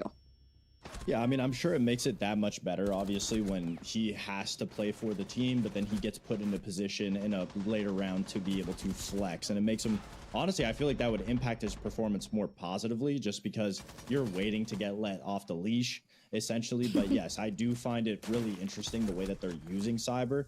And I feel like it's very map dependent because on this map, on defense, we saw him a lot on the Goyo, a lot on the Azami, even on the Castle. And so once we see him use his utility, he then is free to then essentially go out, get his picks, play how he wants to play. And then on attack, I think we saw him in more of a traditional role. Like we saw him in the Buck, we saw him in more of a utility base trying to find information. And again, same premise, use his utility and then he can go get kills. And that's what we've been seeing a lot in the NAL too. A lot of teams like M80 have just been transitioning to more utility-based Cs just because of how much you have to get through on the defending side.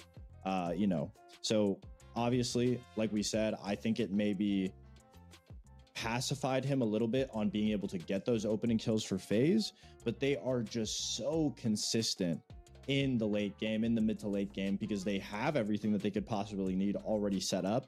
And that's when an aggressive player, a sporadic player like Cyber, comes alive, is in those last 30 seconds, in that last minute, when you're not anticipating somebody to get aggressive or get unpredictable.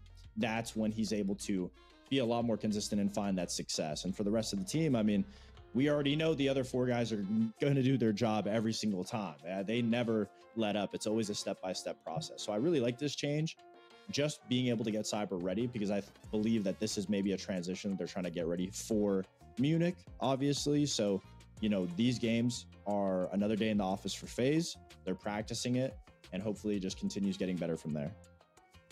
Yeah, and even just another talking point. I mean, the fact, you know, we were talking about this game was going to be one off the opening kills. Well, let me tell you, FaZe got every single opening kill outside of 2, and they managed to close it out in a 7-2 basis. So, I mean, they clearly did whatever they needed to fix before, making sure they were getting that opening kill, but not only getting that opening kill, exiting with a round 1 off of it. And to go to what JP was saying about, you know, whose role is it on to be able to rally the troops, be able to bring everyone back to fruition, whether you're losing that player, whether you're gaining the advantage, kind of is scenario based. VODs is clearly making the right calls in those situations, whether they want to double up on someone or whether they just want to hit the site. I think VODs has always done a very good job on that IGL role and just being able to set that tempo through and through, from whether that's from the start of the game till the very end. And this phase, I mean, if this is going to be the change going forward, with Cyber being on a more supportive role, then being let off the leash in the mid to late round, this can be a very scary thing for this new FaZe look, because again, that's what Cyber was doing in the beginning of the game. It's working, and he was finding success. Now he's on a more supportive role, being more of a pillar for this team to get set up, and then he's going off on he's being let go and still performing just as well he was doing before. So you can't really set up for FaZe anymore in a sense of, okay, we know what Cyber's going to do going forward. Now you kind of have to wait for this mid to late round. But once you get to mid to late round and FaZe is already set up, you may as well count your losses at that point. You're losing that round. So I don't even know how you go against this FaZe at this point, whereas before, maybe you had some sort of leverage that you could go off of. Can't do it anymore. Nah, finding an opening against this team is going to be really difficult. And we just saw the MVP as well. We've been talking so much about Cyber that we even have to mention Handy as well, the MVP for this game. And not just this one. He's had a really good game because yesterday he was our MVP too. So to add to another factor why it's so difficult to have to face this stage so far, and how it seems impossible to be getting a victory off of them for so far. As we said, more difficult games for them up in the upcoming week, and that reflects on the scoreboard as well, right? I mean, we mentioned the games that they have next week. They have to play against Furia, the team right below them. They have to play against W7M. Yes, only in 6, but don't be fooled. They haven't actually played their game yet today. So that's gonna be a real test for them next week. How can they really keep up with everything that we have seen from them so far? Can they remain flawless? Can they maximize in their points? That is a question that we will have for next week. Our fourth game of the day between ENX and Loud. We're looking at the scoreboard, or ENX and Liquid, sorry. We're looking at the scoreboard right now, 7th and 8th. And it would say that this game could be quite close, but I don't know if you two would agree with me on this one. I personally think this is just an unfortunate timing for Liquid to face ENX, because ENX, they got their first win yesterday. They seem to have fixed some of their issues. And then Liquid, I mean, you were there, Laxing. They kind of disappointed us yesterday with that loss against Low. So when we speak about ENX getting their first victory under the belt, 3 points against Loud, I personally am very proud of them. And I think the most inspiring thing, Foxe, was speaking to Sexy Cake after and him talking to us about how they've worked on their communication issues. There were either too many quiet players, people talking over each other, but it paid off yesterday. Yeah, absolutely. I mean, I think ENX also got very fortunate playing against Loud yesterday. I mean, if we're talking about, you know, Liquid being in the unfortunate position right now, I feel like ENX kind of took advantage of that against Loud as well. Then they understood. I feel like one thing that, regardless of communication, one thing that ENX is really good at is just having a good initial spearhead, especially with Sexy Take on those shields. And so against a team like Loud, they could pretty much go for that 1v1 fight. And we already know if Loud doesn't get that opening kill, they're more often not going to lose the fight. Liquid is in a situation where they are even worse set up than Loud. And ENX, one of the main things that they can get away with is just using those shields. One of the more, obviously, having Sexy Cake as one of the more blitz prominent operator players that in the SAL. So for ENX as a whole, I don't think they're in a terrible spot. I do think this game is going to be close or not, depending on Liquid. I think ENX is coming in here. We're going to see a similar performance to how they played against Loud. I feel like ENX has really been doing, I want to say, okay. For even though they got 7-2'd, 7-2'd, they played against two of the top teams in the league. So that being said, it's only going to get quote unquote easier from here. And ENX, we see the progress from week 1 to week 2. So with momentum, if they can just keep the ball rolling against a team like Liquid, they don't need to do anything specific. Don't let up.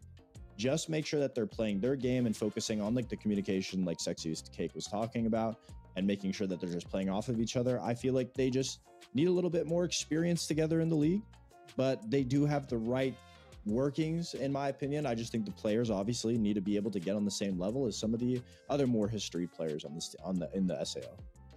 And I think that's the important thing for me, and that's why I don't want to get too ahead of myself. Yes, their game against against Loud was a lot better, but that is off of one game. And sure, Loud may not have played it to their best ability, which again, I'm not taking anything away from ENX, but I need to see that consistency. I need to see them go into Liquid, regardless of them having a very poor performance yesterday. I need to see those exact same attacks. And what Sexy Cake said it best, you know, bringing on Mitrix, and like you were saying, and you know, having people needing to shut up, be quiet, be able to focus on the round. That's where we really saw them thrive, especially was on those attacks. They looked far more coordinated. They looked far more convincing of a team on attack, that you weren't questioning, why are you pushing this way? Why are you playing individually? Like, they were setting up very well, playing off one another. But again, that was one game where we saw that. The other two, we didn't get to see that. So if Mitrix really is, you know, the shining light of this team, being able to allow Sexy Cake to communicate, him also being able to micromanage, then sure, I can get behind it. But that is to say, we need to see what this looks like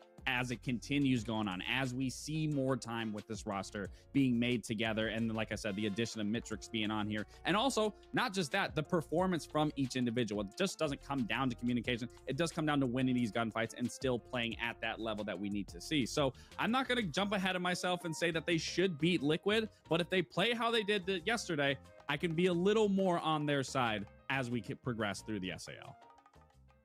Well, I mean, we said this game is probably going to be close. I'm keeping an eye on what the Twitch chat is saying right now with the prediction. It's kind of 50-50 as well. So I think they're kind of echoing our opinion and our predictions of this game. When we talk about Liquid in their opponent for today, right? I think Liquid having made these roster changes prior to the stage, there was a lot of people questioning the roster changes maybe, as they are in particular the roster changes that Liquid likes to go for, right? Those big names, the ones that we have seen before. They went for some of more unknown names, and I feel like the critique that people have been having, kind of makes sense if you look at the point where Liquid finds himself right now. But they did see the potential in this, right? When they picked up these players. Lenda, a player, for example, feels that pressure as well. We sat down with him to talk about how much pressure it really gives to play for an org like Liquid. Para o time aqui na Liquid, eu acho que é a parte de comunicação, liderança que estava faltando aqui no projeto. Estava muito desorganizado, parte tática, comunicação em game, então acho que eu vou chegar agregando bastante nisso. Cara, a adaptação está muito boa, todos são muito fáceis de lidar, o Rei também entende bastante do game. Acho que está muito fácil, sim, é só dar o tempo para vocês verem o processo. Eu acho que eu lido muito bem com a pressão externa, obviamente que na Liquid é bem maior. Acho que eu não penso muito nisso, acho que é só jogar, fazer o nosso trabalho bem feito que vai dar certo. So that also seems like they have or will be working on some of those communication issues, like Linda was saying. That seems like his strong point for this team so far. But I think it's just like we were on the same page yesterday, right? Like, I mean, how much copium is there really left in the tank? A 3-7 against Los, just so unfortunate. There is a new IGL. There are lots of changes. Do we look into the drawer of excuses and do we pull out the one, oh, this roster might need some more time? Or do you think we can't use this excuse this time around? I don't think we can use this excuse anymore. We've been using it for like 2 years now. Fact of the matter is you're got to be making these roster changes with confidence. You have to be picking up these players knowing that they are going to be exceptionally well, that they're going to fit into the dynamic of Team Liquid. And I think that's where it's lacked every single time and time again, is they lack a voice. They lack someone with a sense of direction that is actually going to follow through and lead to success. Because when you're looking at performances from these players, I mean, a player like Maya, a player like Nesk, especially a player like Nesk, not having a performance, going 4-10 yesterday, astronomically one of his worst performing games. And when you look at the old Liquid, a lot of the success really did come off of the backings of Nesk, off the backings of Palu. Then when Maya joined, then we started to see that come alive, but we aren't seeing that. But that was also due to there was a better voice on those rosters back then that was letting these players thrive, that was letting them shine. And again, for me, this doesn't really come down to one individual on this roster. This is a team dynamic issue. And I'm done saying, you know, they need time. Sure, they might actually need time because they are a new roster, but we've gone through so many iterations now that it's a point like, are we just making roster changes just for fun, just to see what happens? We need to see something. And yesterday, definitely, we saw a lot. We saw a lot of bad plays. We saw a lot of horrible performances from these players. So coming in today, they need to shake it off. They need to realize that they, on paper, all of these players should be able to perform. All these players should be able to be some of the best in the league. It's just a matter of all being in unison and on the same page, whether that's on attack, whether that's on defense, and being able to follow through. And you can clearly see, even in the opening kills department, 16, that's not like a crazy drop in the bottom, at least when you're comparing top down. They can easily muster that comeback. But again, when you're having one of your best performers and entries of Nesk not getting opening kills, it's certainly going to affect. So we need to be able to use every piece on this roster and use them correctly and efficiently, and then we will start to see Liquid thrive. But till then, they're just going to be soaked up on the side of the street. Yeah, I mean, I feel like Liquid, it's all in their hands at the end of the day. I mean, they're playing ENX. ENX is at the bottom for opening kills. I think Liquid is obviously in a good position, but it's going to depend entirely on the way that they play. Are we going to see the Liquid that lost to Lowe's? Are we going to see the Liquid from yesterday? Or are we going to see the Liquid that played against W7M in day one and absolutely smoked the brakes off of them? In my opinion, there's one common denominator amongst all of them, and that is that Maya is doing his absolute best to carry this team on his back. And that's something that we need to focus on if we're Liquid. Okay, Maya is consistently playing great. Why are we putting all of our eggs still in the Nesk basket to be the main entry, to be this main slayer, to be the headhunter, and having Maya on these flexible roles? Why not just make a little bit of a swap? Nesk is getting a little bit older. Put him on the more flexible roles, have Maya be that main entry, and maybe we'd have a lot more consistency, because I feel like the biggest denominator right now is that Liquid does not have the firepower that the other teams in the SAL has, but they have the potential to be good. They have the potential, they have the experience. They just need to be able to make sure that they're utilizing it to its fullest ability. And I feel like they aren't. I feel like they're still believing in this Nesk is going to carry them to a trophy ideology. And I don't know. When I look at it, Maya's the one that should be getting all the glory and being built around. Every single game he's positive. Every single game he's the only one getting opening kills for the most part. And he's doing it on support flex. You got this guy on RAM. put him on Ash, at least try it out. So I don't know. I feel like that's the biggest issue for Liquid, and the changes that they make are, again, not to build around Maya, and Maya's consistent time and time again. So why don't we start there? Start there. And just a quick thing to your point, Fox. I mean, when we talk about, this roster as a whole, look where Palu is. Look how successful he's been. He's had to change his role and adopt to a brand new play style, and it's working out. So it's not to say that Ness shouldn't be able to not be able to do that. He's been in the scene for a long time. He should know how to play Siege at every single level, at every single area. But again, I agree with you. I think we get behind this Nest train, we get off of it, and we start riding this Maya train and seeing what Maya can start to do, and also basing things around what he's done. Yeah, and I mean, to add to even that, I mean, we're really this three-party voting or kind of like vouching for Maya to really take that initiative, right? When Maya joined this roster, we all knew how much of a positive influx he had on this team, not just in the stats and the consistency, but also in the kind of person and the personality that he has, right? Getting active, going crazy, having these wild reactions, it really helps Liquid and their mentality as well, which is something that we know Liquid struggles with year after year after year, right? Now, when we look at the map veto for this one, we have to think back about the last stage, right? It was a victory for ENX back then. It was a victory in overtime on Border. Liquid banned that map out as a final one. We will be moving to Chalet. Lexing, do you think this map fits this matchup? Yeah, I don't think this is bad for Liquid. We haven't seen them play it. We've seen how ENX have played it. That was versus Loud. They did lose a 7-4, I believe. No, they won 7. Wait, what map?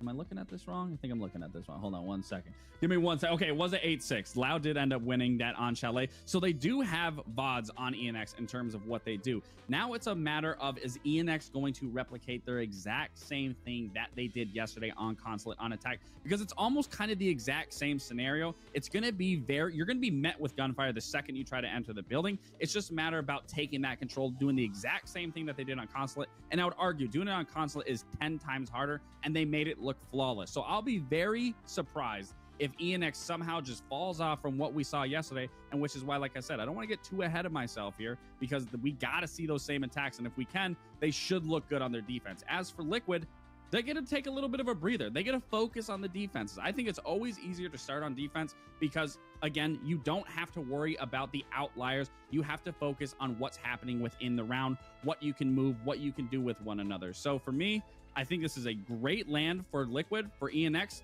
let's see something on these attacks.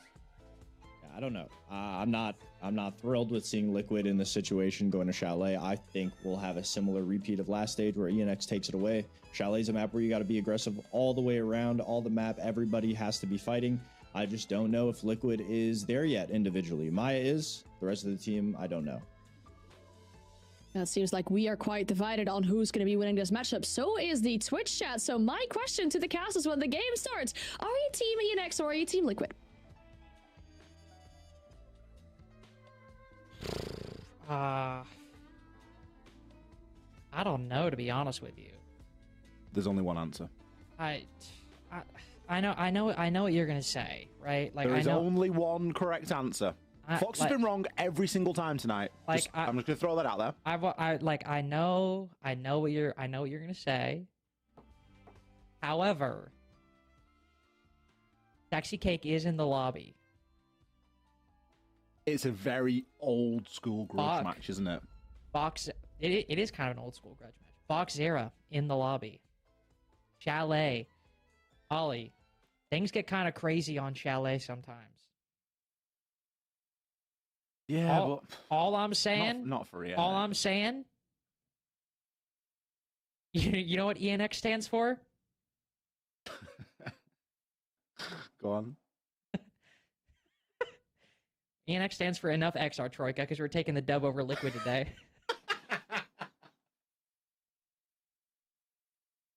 I thought you were going to come out with something actually funny. You literally laughed. No, it was actually quite good. So, here's the thing, right? And I think we're waiting for a spectator to join, by the way. I don't believe it's frozen. I think we're waiting for one of the observers to join back. So, here's the thing. Chalet is a firm favourite for Liquid in terms of a map choice. However, Liquid have been through a lot of changes. And I think those changes are fairly well documented. Obviously, Palu used to be on the roster, and then you can just sort of work further back from there. Players like Lagonis, players like Ask. There's resets. There's been a lot of different players on this roster in what really is quite a short amount of time, really, because up until only a couple of years ago, they did not really made very many roster changes. So if you look at their map preferences, Chalet comes out as #1 preference. They've only banned it 5 times, which would lead you to believe that they are very happy to play it and that they are good at it. However, it's a really messy sample because it's not the same 5 players. However, I think that the base fundamentals remain, and it's a map that suits the style of Siege that they want to play. I've wiped my memory from what happened yesterday with this Liquid side, by the way. You are so forgiving. What? Yeah, well, it wasn't great, was it? Let's be honest. But that just sets them up even better for today.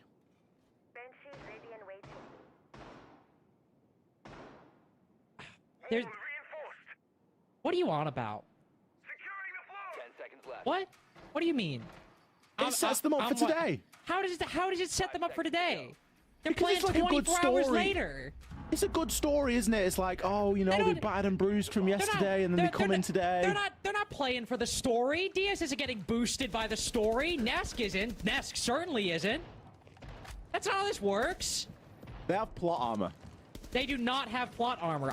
Literally, they do not have plot armor. Liquid literally operate on a boom bust cycle. Liquid are like literally the capitalism of Rainbow Six teams. Sometimes everyone's doing great, the stocks are going up. Suddenly, we're 3 weeks later, the stocks are in the bin. Listen, yesterday was 2008, and today is like, I don't know, the .com era. Literally, Ollie, the .com era ended in a crash. Yeah, they all do. They all do. That's the point. Okay, anyway, we're done with this analogy. 50 seconds.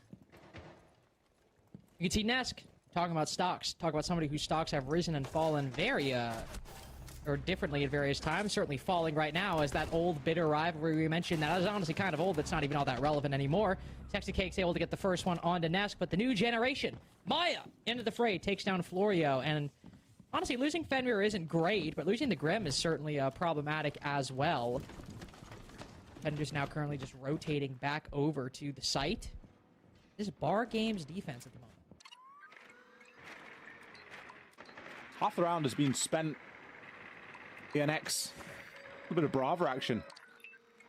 We've sort of said that Brava is going to become more and more played. A good couple of pieces of info snapped away there.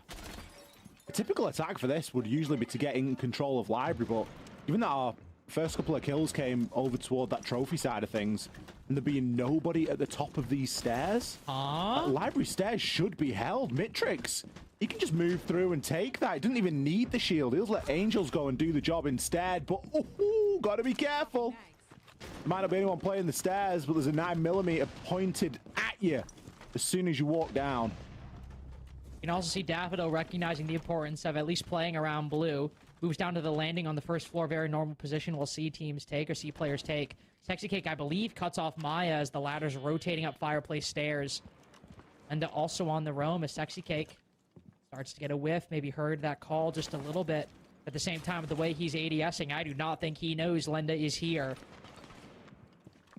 Lucy creeping deeper into the site. Banshee will give away his position. With that second call, Lenda's got to be real careful how he plays these next 18 seconds, as it's a 2v3 for Liquid on the site, and Lenda's got to win this 1v1 if he wants to support the rest of his team holding on just fine. Don't even really need the Melusi all that much, as it seems Diaz and Daffodil have everything handled. Lenda's got Kitchen figured out. Bach even going to lose this fight? No, it's lost on time. Liquid take their first defense and keep it cool and calm with the final 3 players. Bit of a strange attack, really, from ENX. Not going for what you would typically expect in taking control of Fireplace, Library, Office, and then moving through. But then again, it wasn't a typical defense from Liquid. There was no one playing at the top of Library stairs. That space was kind of there to be taken, but also there to die in, because Daffo was at the bottom with a 9mm pointed upwards. Now, it's not a gunfight that he should win all the time, but in this instance, he did. ENX maybe showing a little bit too much respect to Liquid there. I think if they'd have realized just what was free and maybe gathered a bit more valuable information on their drones, they would have realized that they could have taken a lot more. I mean, the diffuser was placed outside of double window as well. Like, it was in the default spot, placed outside, ready for someone just to pick it up. It can be a very scrappy attack, and if you're going to get the diffuser down, it kind of just needs to be available near the position where the plant will go down so that you can just pick it up as anybody and get that down at a later point in the round. So it makes sense as to why you'd leave it there, but it didn't really seem like that was also the attack that they were then going for, because they then just pushed from sort of the opposite side. So a little bit confused from ENX. I think if they'd have known what was available to them, they maybe would have done that a little bit differently, but that's on them. They need to gather that info. Now they're going to be attacking this top floor. Oh, a free chance there. If not for the Blackbeard's face shield, Maya, highlighted by the desk as one of the main star players on this Liquid roster. Is someone you want to keep an eye on, but when he's running around like that on the smoke, it does just give me the goosebumps a little bit. I'm like, go back to site or play someone else. Yeah, even with it's Maya, it's like, you're good, but that operator might just be better. Always like having those toxic canisters for the late round.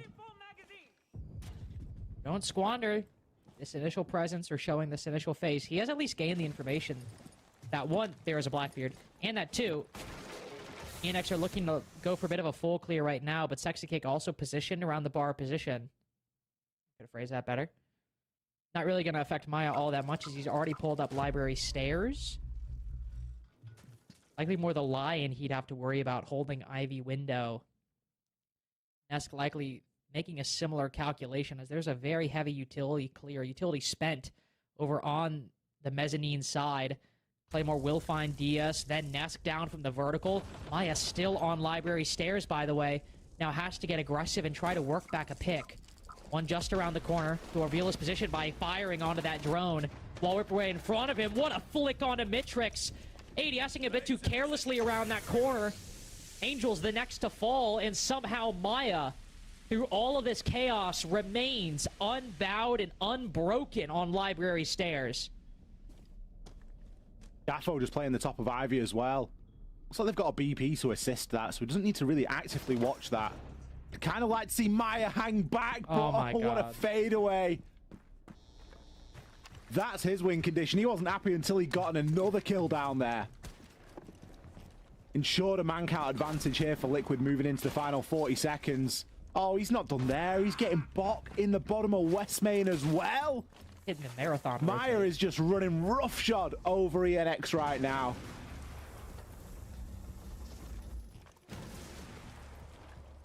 You still getting the tinglies about him rowing with the smoke? I mean, yeah, but I think it might be the good tinglies this time. The Maya tingles. You know when you can't tell if you're nervous or excited? 3v5, by the way. 3v5, by the way. Yeah. Not a good start for ENX. Losing at the first round, all right, you know, you lose the opening pick, but hey, these things happen. 3v5, basically right out the gate. Defenses are not always easy to come by on Chalet, though not if you're a team in the North America League in Stage 1. Generally speaking, it's something you have to worry about, and Liquid being able to win rounds like that, being able to rely on ENX stalling out or giving them opportunities in 1v1s, something you really got to clamp down on quick if you're ENX, because if you lose this next round, there might be a really early tactical timeout taken. Try to right the ENX ship. For this site, master bedroom and office, we're going to have Nesk over on mezzanine again. 10 seconds left. We're going to have Daffodil throwing these castle barricades around, you know, helping the players inside a piano, kitchen dining. Throwing the castle barricades inside a piano, helping a vertical extension. It's always the thing with this site. The bombs are basically in the same spot, and then also it's basically the exact same setup anyway.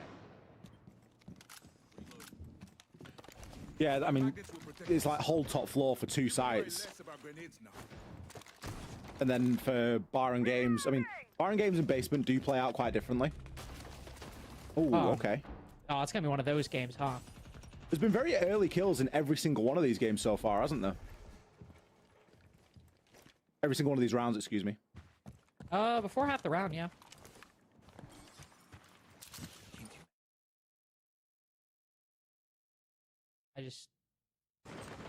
What's the Sens doing on the window that quick?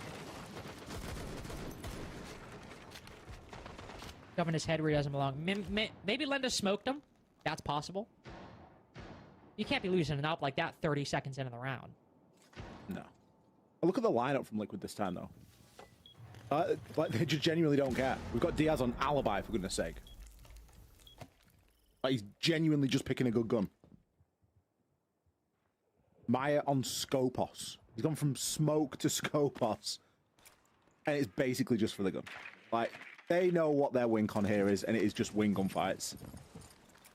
ENX, they're not bringing groundbreaking strategy, and everything that they are doing is taking a painful amount of time to actually materialize.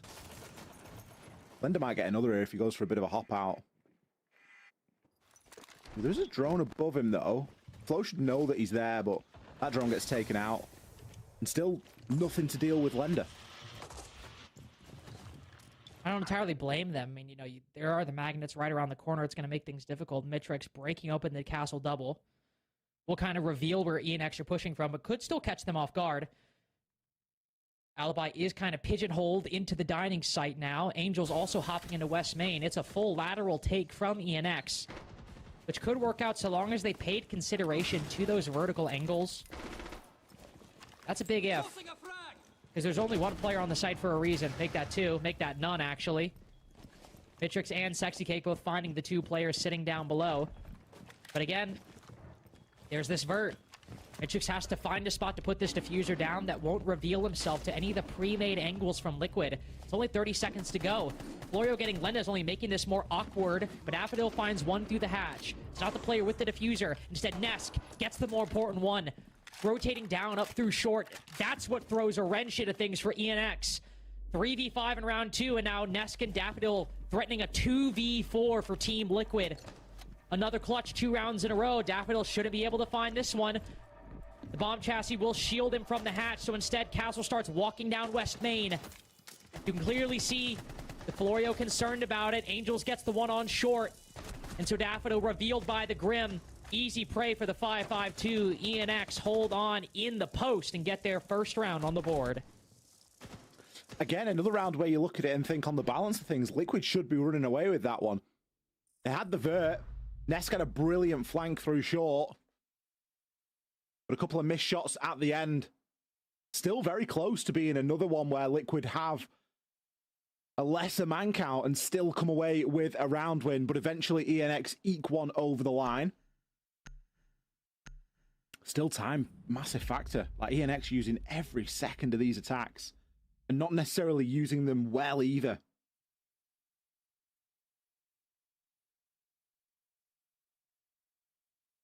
Still early days.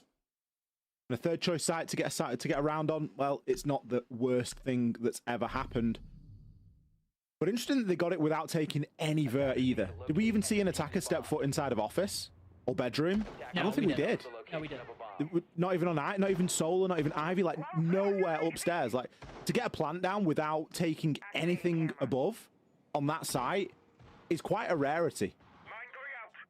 So kudos to ENX for pulling it off. But again, the flip side of it is it just feels like it shouldn't be allowed to happen. I don't know how Daffo didn't have the angle on behind the bomb chassis. Like it's a fairly default spot.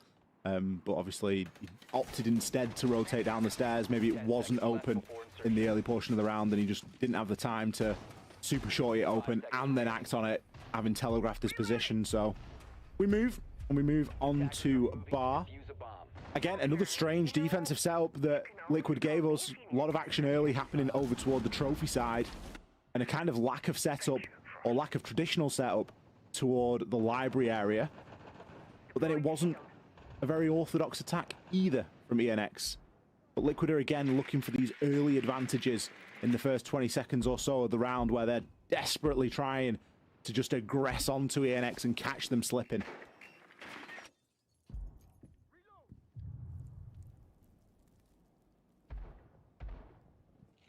Certainly what Lenda is waiting for. Been here the best 20, 30 seconds. There we go. There's the run out. Ooh, but no angle. Field for quite a long time there. Pop the fire extinguisher to give him some retreat. We see on the outlines that there's nobody over by snowmobile.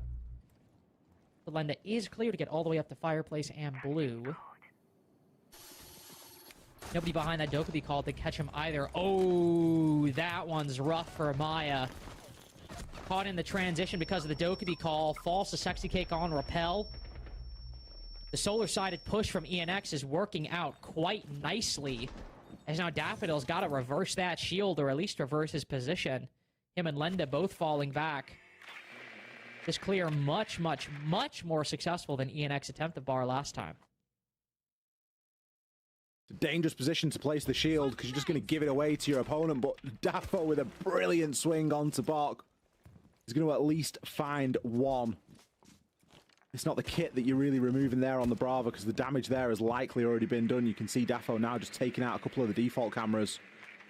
There is that BP as well, which I'm not sure if it was hacked, but Bok isn't watching it, so it would suggest not. Lenda just going to try and tuck up now a little bit inside of dining, maybe play for a late flank up solar.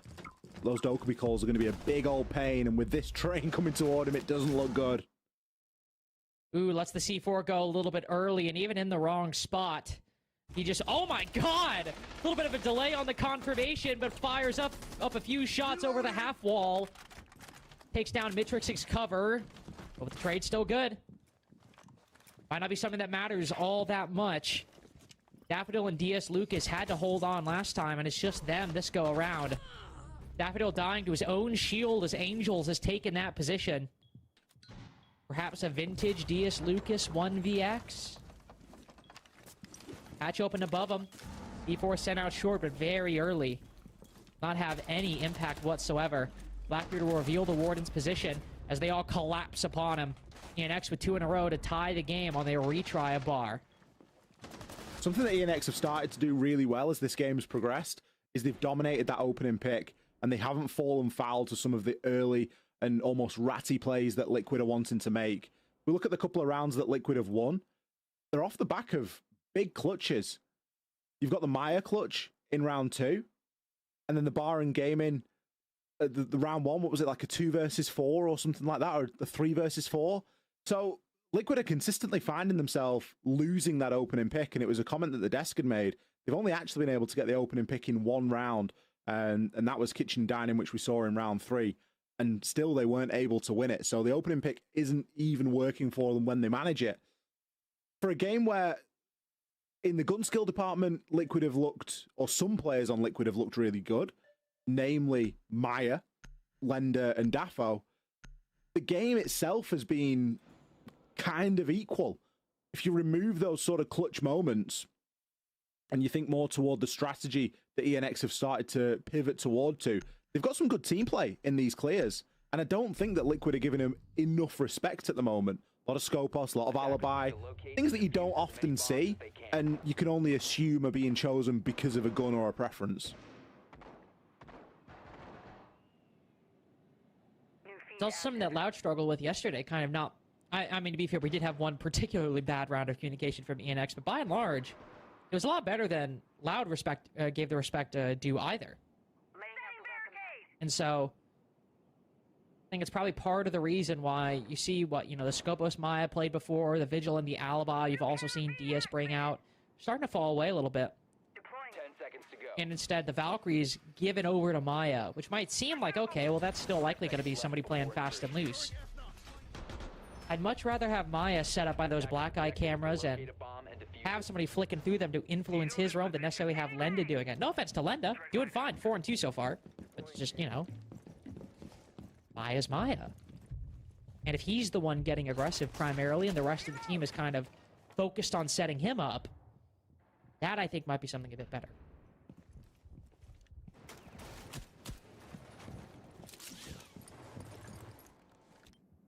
Maya's going to have a hard time slipping around the map this time, though.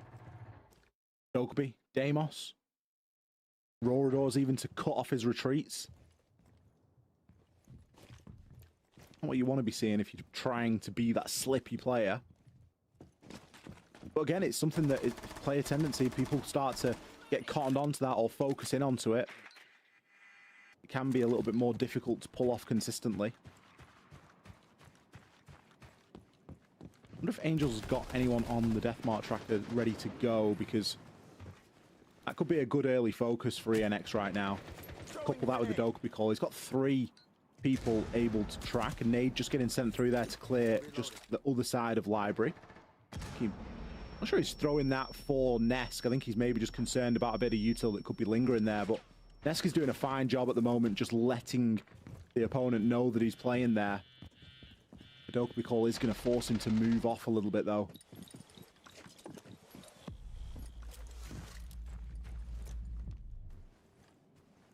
Now he's going to get marked by the death mark tracker. Have to keep moving for quite some time, unfortunately. The roar doors and the ROU projectors setting up on the bedroom window. Bach was eliminated here very early last time on this bedroom attack. With the addition of the Aurora, quite a nifty little execute we have going. Smokes, ROUs, and the doors sent out. Furia only used one, and Maya just has a pre-place there. Detonates in, that's the Fuser trapped inside. Maya gets the next to Sexy Cake, recklessly hops in the window. Daffodil getting in on the action too, makes this a very problematic execute for ENX. One kill on the opposite side is whatever, I suppose. But the main thrust into the site has fallen, and Lenda, Maya, and Daffodil have free reign to reclaim whatever position they want. Try and shut Angels and Bach out of this, especially with control of Diffuser. Hold and deceased at the foot of bedroom window. One more Deathmark tracker will reveal that position. Downs Bach in the process as a close 1-for-1. Yet Angels just has a little bit of time. Pick his teammate back up. Only 10 seconds to go. They have to go for the kills. There's no time to recover this Diffuser. ROU for the hop in, but all of Liquid just plays passive. Knows how to clean this one up. 2-piece for Lenda as Liquid reclaim their lead. Liquid don't need to overcomplicate things here, and I think they are slowly but surely learning that, especially after that timeout. There was a lot less pace in that round from them as defenders. It wasn't like they were really searching for opening engagements. Yeah, we had Nesk sort of prodding the Hornet's nest a little bit over toward Library, but there was no one that was really looking to try and take a significant fight or make a risky play, because I don't think you need to versus ENX. They are going to spend that time themselves no matter what your setup is. So the more little mini games, the more little off positions that you can hold and give things for them to solve, the better. And I think that Liquid did a good job after that timeout to steady the ship. Chance of a 4-2 split right now for them as we enter our final round in regulation for them on the defense. We're going to go down to kitchen and dining. Previously, when we saw this site attempted by ENX, they were successful. They did get the diffuser down. It was a 2 versus 4 for a brief time, brought back to a 2v2 by, I believe it was Lenda and Nesk. Or was it Daffo? I think it might have been Daffo. Oh no, it was Daffo because he was playing above on the castle. Yes. Yeah. So quite a narrow margin, but the more important point of the whole attack was that ENX didn't choose to take any vert whatsoever. Now, whether that was intentional in the decision from the start or it's just how the round transpired, we don't know. Who's to say? But I would like to see Liquid in particular keep a better control of that vert, and I like the addition of the Solace.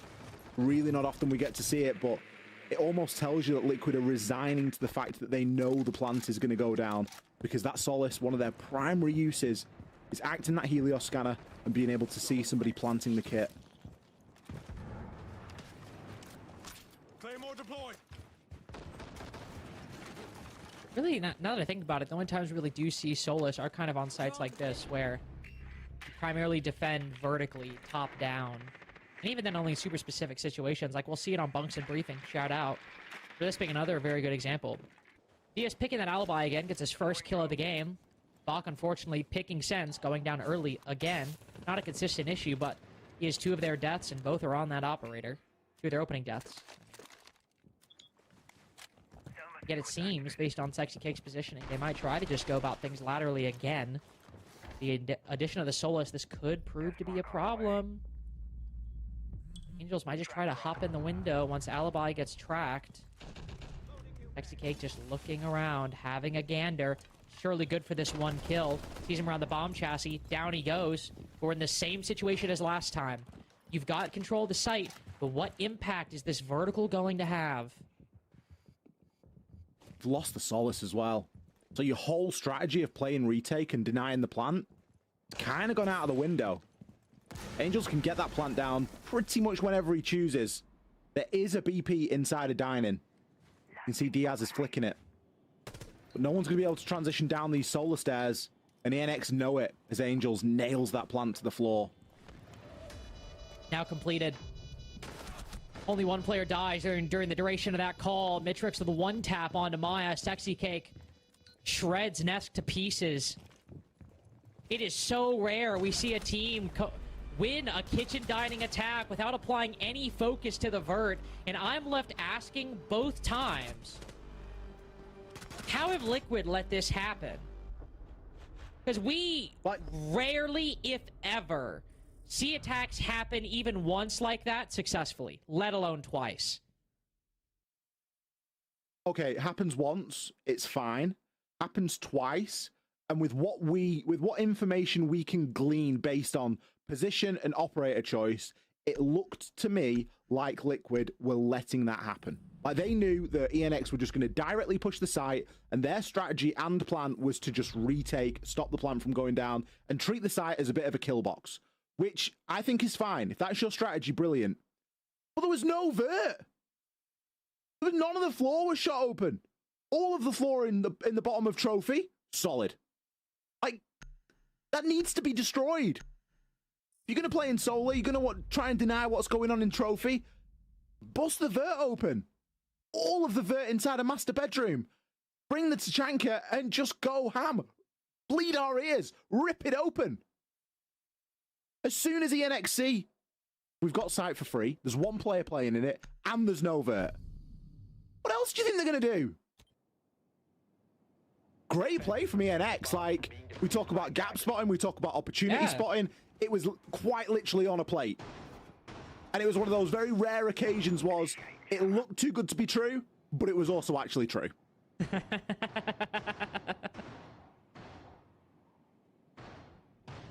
kind of thing happens when you play Liquid. Attackers have located a bomb. Easy answer, right? Easy answer about who's going to win. It is 3-3. Liquid will still win. Fair. Liquid will just still piss win. you off doing it. Yeah, exactly. Like, they're just that team. Anyone that supported any team across anything, you've got a team that you really like, and they still frustrate the hell out of you.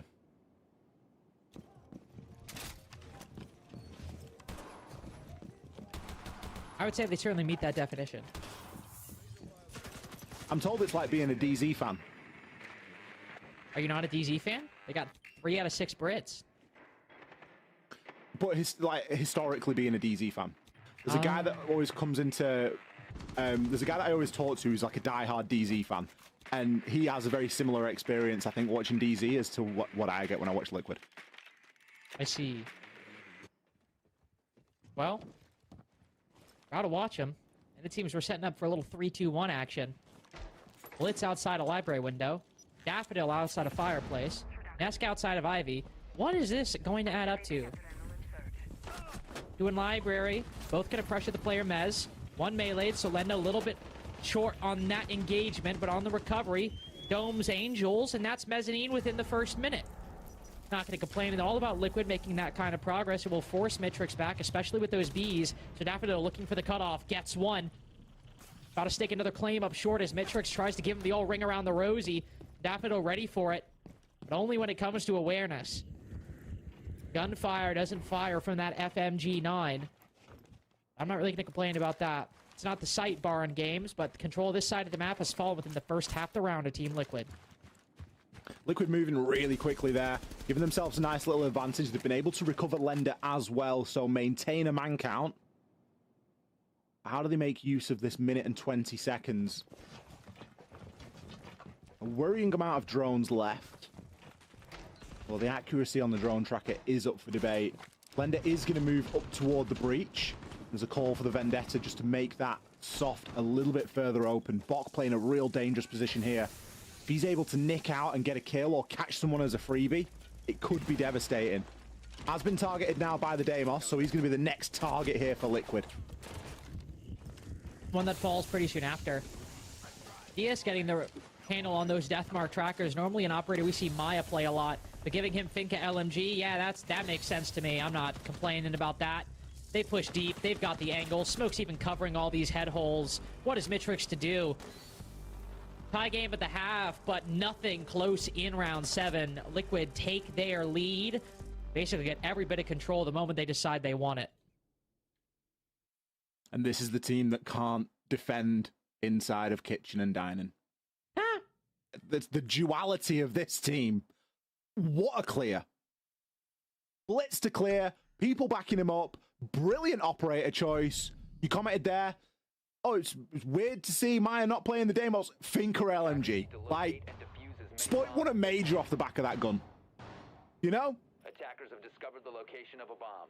Much better from Liquid on the attack here. Can they continue? I tell you what, that is a night and day difference from yesterday's attacks as well. That is true. I'll give you that. Well, they only won one. So they've already equaled that. And there was some of the attacking rounds that quite literally made us pull our hair out. So if they keep going like this, it's plain sailing to round 7, you know? 5 seconds to insertion. Well, Attacker's objective is to defuse a Liquid bomb. able to close this one out, as Ali pointed out with his very astute mathematics. We'll have a 100% increase over their success or lack thereof yesterday. Barn games can sometimes be a little tricky. You don't bring enough utility or bring the right kind of utility when trying to take mezzanine, for example. But even though Mira's unbanned, no Mira being brought to defend mezzanine, Azami is banned, so the Kiba is not an option from jump. Angel's doing a little bit of a lurk on the opposite side, as Liquid might very well decide to take control over on Solar 2. Sexy Kick always going for a roam, especially with Mozzie in the past few times we've watched ENX play. Curious if this is something that Liquid is going to anticipate or not. Whether they know it's Sexy Kick, whether they know it's Mozzie, I can say Maya is at the very least aware of anybody who could push out from Big Garage. Sexy Kick's rolling back the years with the Mozzie roam. He was doing it a lot yesterday as well. Kind of weird because for so long he was just the solid support player for Liquid. Showing that he has still got what it takes to be that slippy player. Diaz with a chance on him there. He maybe transitions up those west main stairs. Lion Scan will just force him to root himself to the ground for a brief moment. Maya. Who better than Ash for him to play this round? Bok, first player downed. Can he be finished off and secure another opening here for Liquid? What is he doing playing there in Library? Like, he's just not got the util to do that. Also, it's the kind of thing that normally you fall back from pretty early on. Sure, nobody was immediately pressuring him, but you always see those late commits in Library. You always wonder, if they're not pressuring you early on, are they really going to put in all that effort in the late round? Either way, Bok will pay for his decision, valid or not. The rest of the defense is still solid. You still have Mitrix up on Mez. You still have Angels on blue. As they start falling back, Liquid aren't exactly long on time. Not long on utility either. All their flash is gone, but still have nades and smokes. And even in the 4v5, the positioning could certainly be sufficient for ENX to close out the round. Maya's still playing very passively on blue stairs, seeing if a defender is going to get aggressive, but if we're doing that with only 25 seconds remaining, I have to think this could get real tricky real fast for Liquid. Aiming for a hop in this double window, only one C4 online. Gonna be Nesk's duty to shut that down as he creeps into the site, now holding the vertical angle. I just don't know if we needed to do all that, but Maya at least starts getting one. It's 2v2, but with only 1 second remaining, the defense just has to win off time! Oh my god, a buzzer beater. And then there's round 8 that Team Liquid just close out, because it should never be coming that close. Best team in the world. Certified best team in the world. Big rubber stamp. ENX stunned into a timeout after a late execute from Liquid. They got very lucky in round number 8. Let's not beat around the bush. There are a couple of questions, like, why are we trying to play inside of library with only a Wamai? Usually you would bring Jaeger ADSs. You maybe even will play a dock in that position so that you can overheal or reheal yourself. Liquid recognized that and were very swift to deal with the player tucked inside of library position. The round coming very close. Liquid did spend a lot of time there. But the argument is that they had good info and they knew exactly where those final couple of players were. They were able to get it done. It's not consistent, it's not repeatable, but it's scrappy and it shows a lot of soul, and I like it. And it's given Liquid yet another round. Now a 2-round lead here on Chalet. Attackers need to locate and defuse as many bombs as they can. Best team in the world, huh?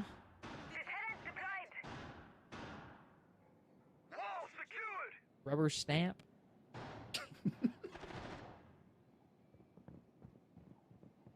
Honestly, I maybe got a little bit carried away.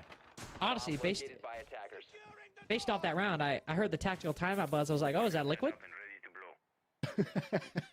No, they've already used it. Which to be fair, round seven looked good. So I don't think Liquid, if they had one, would have actually needed to take a tactical timeout after this.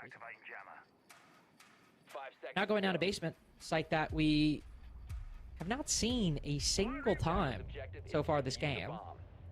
It's all been second floor and then, well, not second floor. Well, I hate kitchen, dining, master bedroom. It's not second floor, but like basically it's second floor.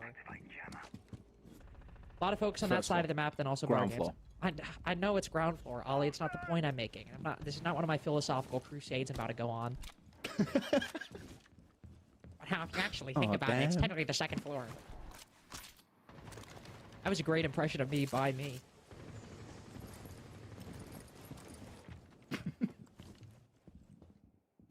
Another roam from Angels creeping around this second floor. Him and Sexy Cake still trying to rewind back the clock. Liquid, I imagine, just taking their time at the beginning of this. I was going to say, if we're going to see it clear, likely going to see an entry from this west main door once the droning is finished. Ooh, shots fired through the wall. Maya thankfully not punished, as there's still a bit of a crossfire. The Team Liquid are holding these ENX players in. One hops in the window, and Sexy Cake unfortunately lets that slip by, but sends Angels to get one. Creeping out of the smoke, Sexy Cake very much making it feel like 2019. As he gets the kill onto Daffodil and runs straight back down into the site. A successful roam for ENX. Doing damage to Maya and taking, well, 2 operators, but 1 important bit of execute utility off the board. Kind of criminal that they've been able to get back down to the site as well, and they haven't been caught. Liquid should and could have definitely been a bit quicker to react there. Sexy Cake isn't even retreated to the site. He's tucked in behind bar. Going to be a really difficult player to get rid of. He is available for tracking on the death mark. You kind of look at what Liquid have lost there. Lost the Capitao, lost the Twitch. Twitch to deal with the Vulcan packs. Capitao, flames, smoke, flexible usage, whatever and wherever you may want to use them. Really hasn't put Liquid in the best position. There's a need for Maya to make something happen right now in bunker. He's got a chance onto Bok if he overpeaks and overextends, but ENX, they know the importance of this round and keeping Liquid off that map point. Diaz, nice pre-fire, but won't be gifted the opportunity. Bok is really tucked here right now, and so he should be. With 30 seconds, he's being given no reason to move. This is where a Capitao would have been nice. But the strength of that roam has set ENX up very well to convert this 4v3. Lenda creeping in will find his way into the default spot. So while Maya goes down, as long as the C4 falls short, Lenda and DS Lucas actually have something to work with here. Not something major, especially now that DS Lucas has taken his eye off the ball. Lenda is left alone on default, and he's not making it out of this one. At least he shouldn't. He certainly shouldn't. Now with 3 people barreling onto his position, Diaz is backed all the way up, but there is no clean angle, especially as ENX have retaken that hatch. 1 player creeping in short. Nice angle by Florio. ENX with the counter defuse will get their first on defense, but just 1 more to tie up the game. It was a nice try, but I don't think the hatch was open above. If that hatch is open, it's a very different story. And that's very winnable then for Diaz. But I believe that the hatch was closed. Hence him having to walk back down those West Main stairs. You could see his instinct. His instinct was to go up West Main and play from the hatch. As the Thatcher, you've got no way of getting that thing open. And instead just has to turn around and try and take a 3 versus 1. Never going to be easy, especially when the long angle to connector has been exposed already. ENX taste a little bit of success here on the defense. That timeout a couple of rounds ago, it's slowly starting to trickle in. Liquid just getting demolished on that roam game. I don't think they paid it enough respect. Attackers need to locate and defuse bombs. It was a very messy engagement up there. There was smoke, Sexy Cake emerging through the smoke like out of some sort of horror film. Really wasn't what Nesk and Co wanted to meet up there on that top floor. As the round 10 bans come in, we've had the Blitz and the Malusi taken out. Blitz kind of a weird one. It's kind of a weird. weird Really one. seen any want from Liquid to play the shields. Obviously, all 3 primary shields are banned now. I highly doubt we're going to get the Fuse shield. But it hasn't really been something that you look at Liquid and go, oh yeah, shield team. Well, unless Oh, except no. that Well, Lender's just chosen Fuse. Oh. I was like, we're not going to see the Fuse shield. Lender chooses Fuse. Great. we're not gonna see Fuse Shield. Lenda has picked Fuse Shield. You also say they're not a shield team, except for that one Black Dragons game last stage. Then they were a shield team. Well, that's it. It's not a trademark of theirs, is it? Oh yeah, no. The point I'm making is just like, except for like one game here, they're not really a true shield team. Maybe it's more speaking toward what ENX want to deal with. That was a crazy reinforcement, by the way. Oh, it's going to be quick. This is a crazy rush, by the way. Lenda really feeling empowered. All right. Lenda really feeling empowered by that Fuse shield. Maybe he should have felt a little disempowered. Maybe he'd still be with us today. Maya gets the good trade, though. I'll be happy with that one. Taking control of blue stairs that quickly with Daffodil also creeping in from short. I don't even know where Ness killed Bach, but things are going so well. I'm just down with it. Flashbangs, nades going in. Sight control contested by Maya. Pushing in deep on this reinforcement. Oh, but Floria hits him through the wall. All quick and done with by Team Liquid. Match point. Liquid either hate barring games or love barring games, because whenever they execute on it, it's over in an instant. At least last time when they attacked it, they waited until the final part of the round and we got a buzzer beater kill from Maya to close it. This time it was just straight in. No messing about. Now, how many times have we seen Shields walking upstairs challenging people? When are people going to understand it just doesn't work? Like, well, it's not just upstairs. Like, I'm telling you, Shields and stairs just don't mix. You can either see the feet or see the head. People need to go to their local mall and spend a little bit of time studying how the stairs and escalators work and what you can see first.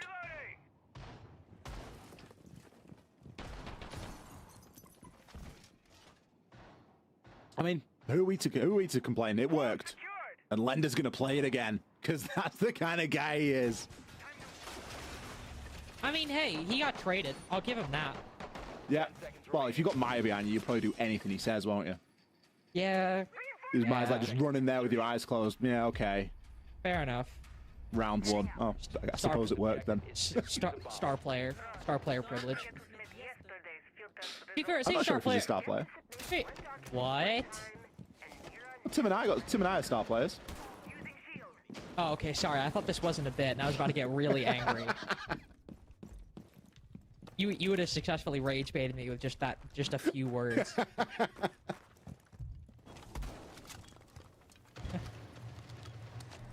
suddenly apparated up through the floorboards. floating up like a ghost. I'm reloading. You have the shield again, as Ollie pointed out, clearing out this top floor realm. Well, who knows if it'll even been used to clear out the top floor realm, as when it's come to kitchen dining attacks so far, this being the first time we're seeing it with Liquid attacking, the attacks so far have shown remarkably little focus or even care about the existence of the top floor realm. Seems already that's not the case for Liquid. Maya's hopped in library within the first minute. Candelas could be used both for the site or for the top floor. There's a lot of utility in their way, so it won't be easy if Team Liquid decide to do it. There's got to be some consideration for the vertical angles, and I just have to believe this shield will look to apply pressure here. Ooh, a mirror window to deal with. Needs to get Maya on the case and use that Ash breaching round to get rid of that. Otherwise, Lender isn't going to have a very fun time trying to walk up through Ivy. Mitrix just giving himself an option for a C4 if he needs it as well. Smokes, Candelas. Trademark Liquid Flood right now. Ooh, yes indeed. Trademark keeping with the formula. Fortunately, Florio studied the plans a little bit. He gets 2 of them. Maya and Nesk, whether you want the old or the new, Floria's got an appetite for both. Now, Team Liquid, give it a little pause.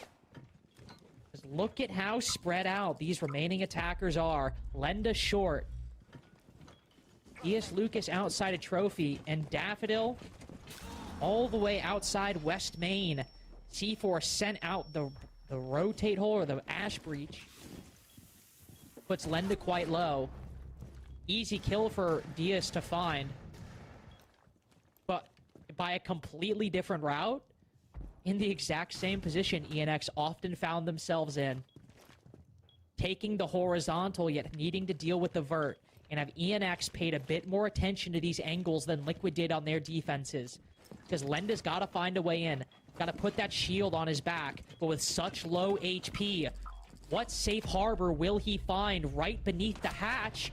He's for easy pickings. Mitrix just takes one down, and Lenda with 1 UMP shot is done. Really? We started planting the diffuser below the hatch?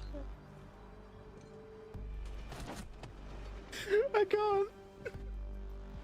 Like, that's the worst plant spot I've ever seen in my life. Like, of all the places that you could plant, he didn't even cover the shield. His head was facing the hatch. His left side was facing the hatch. That is without question, of all the places that you could have planted, the worst one. There was nowhere for his team to assist him. He was directly visible. There wasn't, again, by the way, there wasn't even that much vert made. Like, ENX hadn't made loads of vert upstairs. Bomb located by attackers. So, and he chooses to go to the one spot where the hatch is. I don't know if there was something else that was meant to happen at that moment. So, there was somebody on bedroom window rappel, but then Mitrix just ran out on the opposite side. 10 seconds So maybe they're trying to cover it from the bedroom window. And they're thinking, well, we're kind of tucked here. It's maybe the best spot. Jammer ready to activate. Attackers are heading out to defuse a bomb. Maybe if Mitrix doesn't run out, it's a good spot. But with what transpired, it was the worst spot imaginable. And ENX now have a chance to walk away with some points today.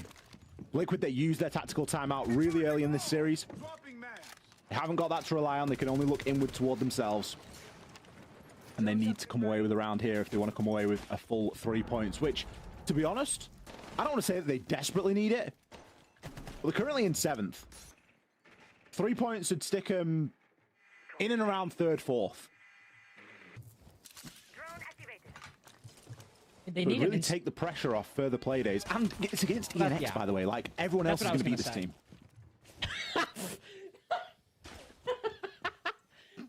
Oh, I almost started choking on that one.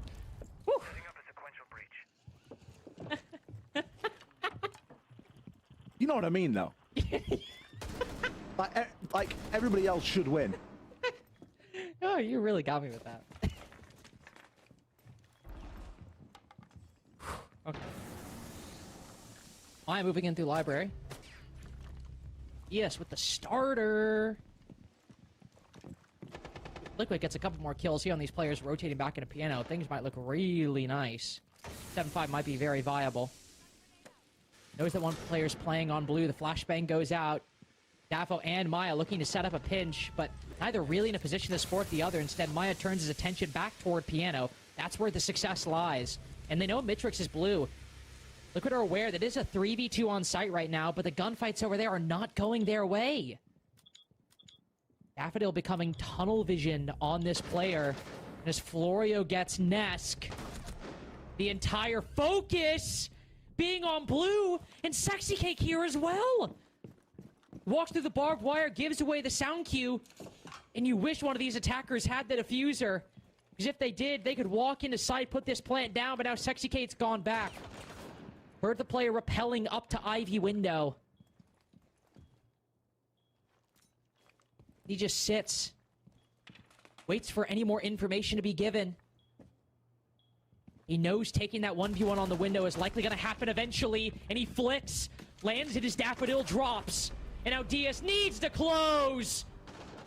But with the HP advantage and the information on his side, Diaz Lucas closes things out 7-5. Liquid with a vital 3 points. Tell you what, Diaz started this game very slowly indeed, but he has finished strong here tonight against ENX in a game that came, let's be honest, a lot closer than it should have done, and still some trademark Liquid weird things happening in and amongst it, particularly on those defensive rounds. But that really wasn't where it ended. ENX, they didn't show us their best siege either, and a lot of big standout performances. Mentioned in there that Diaz kind of had a very slow start, but eventually got himself into decent form. I mean, Maya, we've kind of come to expect it from Maya, but a bit of a quiet sleeper performance from Lender as well. Him getting some very important kills there and a couple of multis. We're going to hit a break. After that, we'll be back with our desk.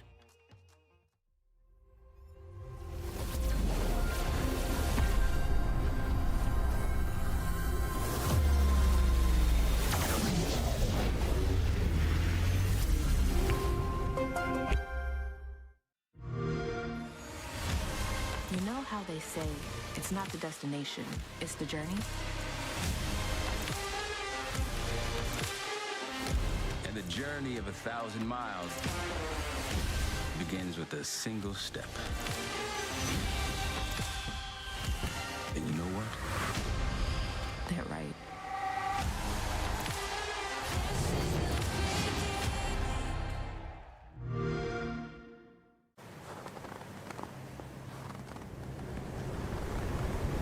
Keep an eye out for contact.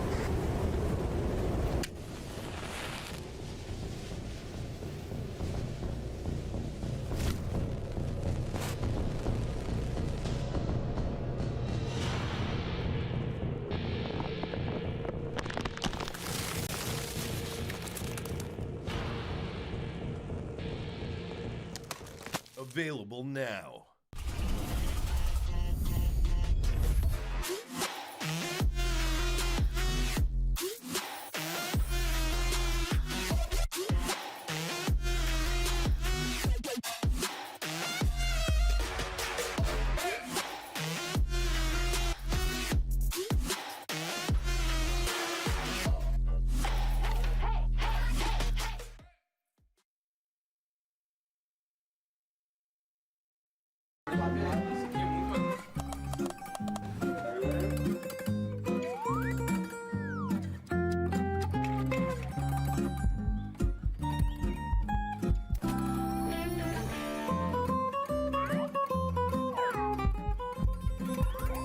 Yes!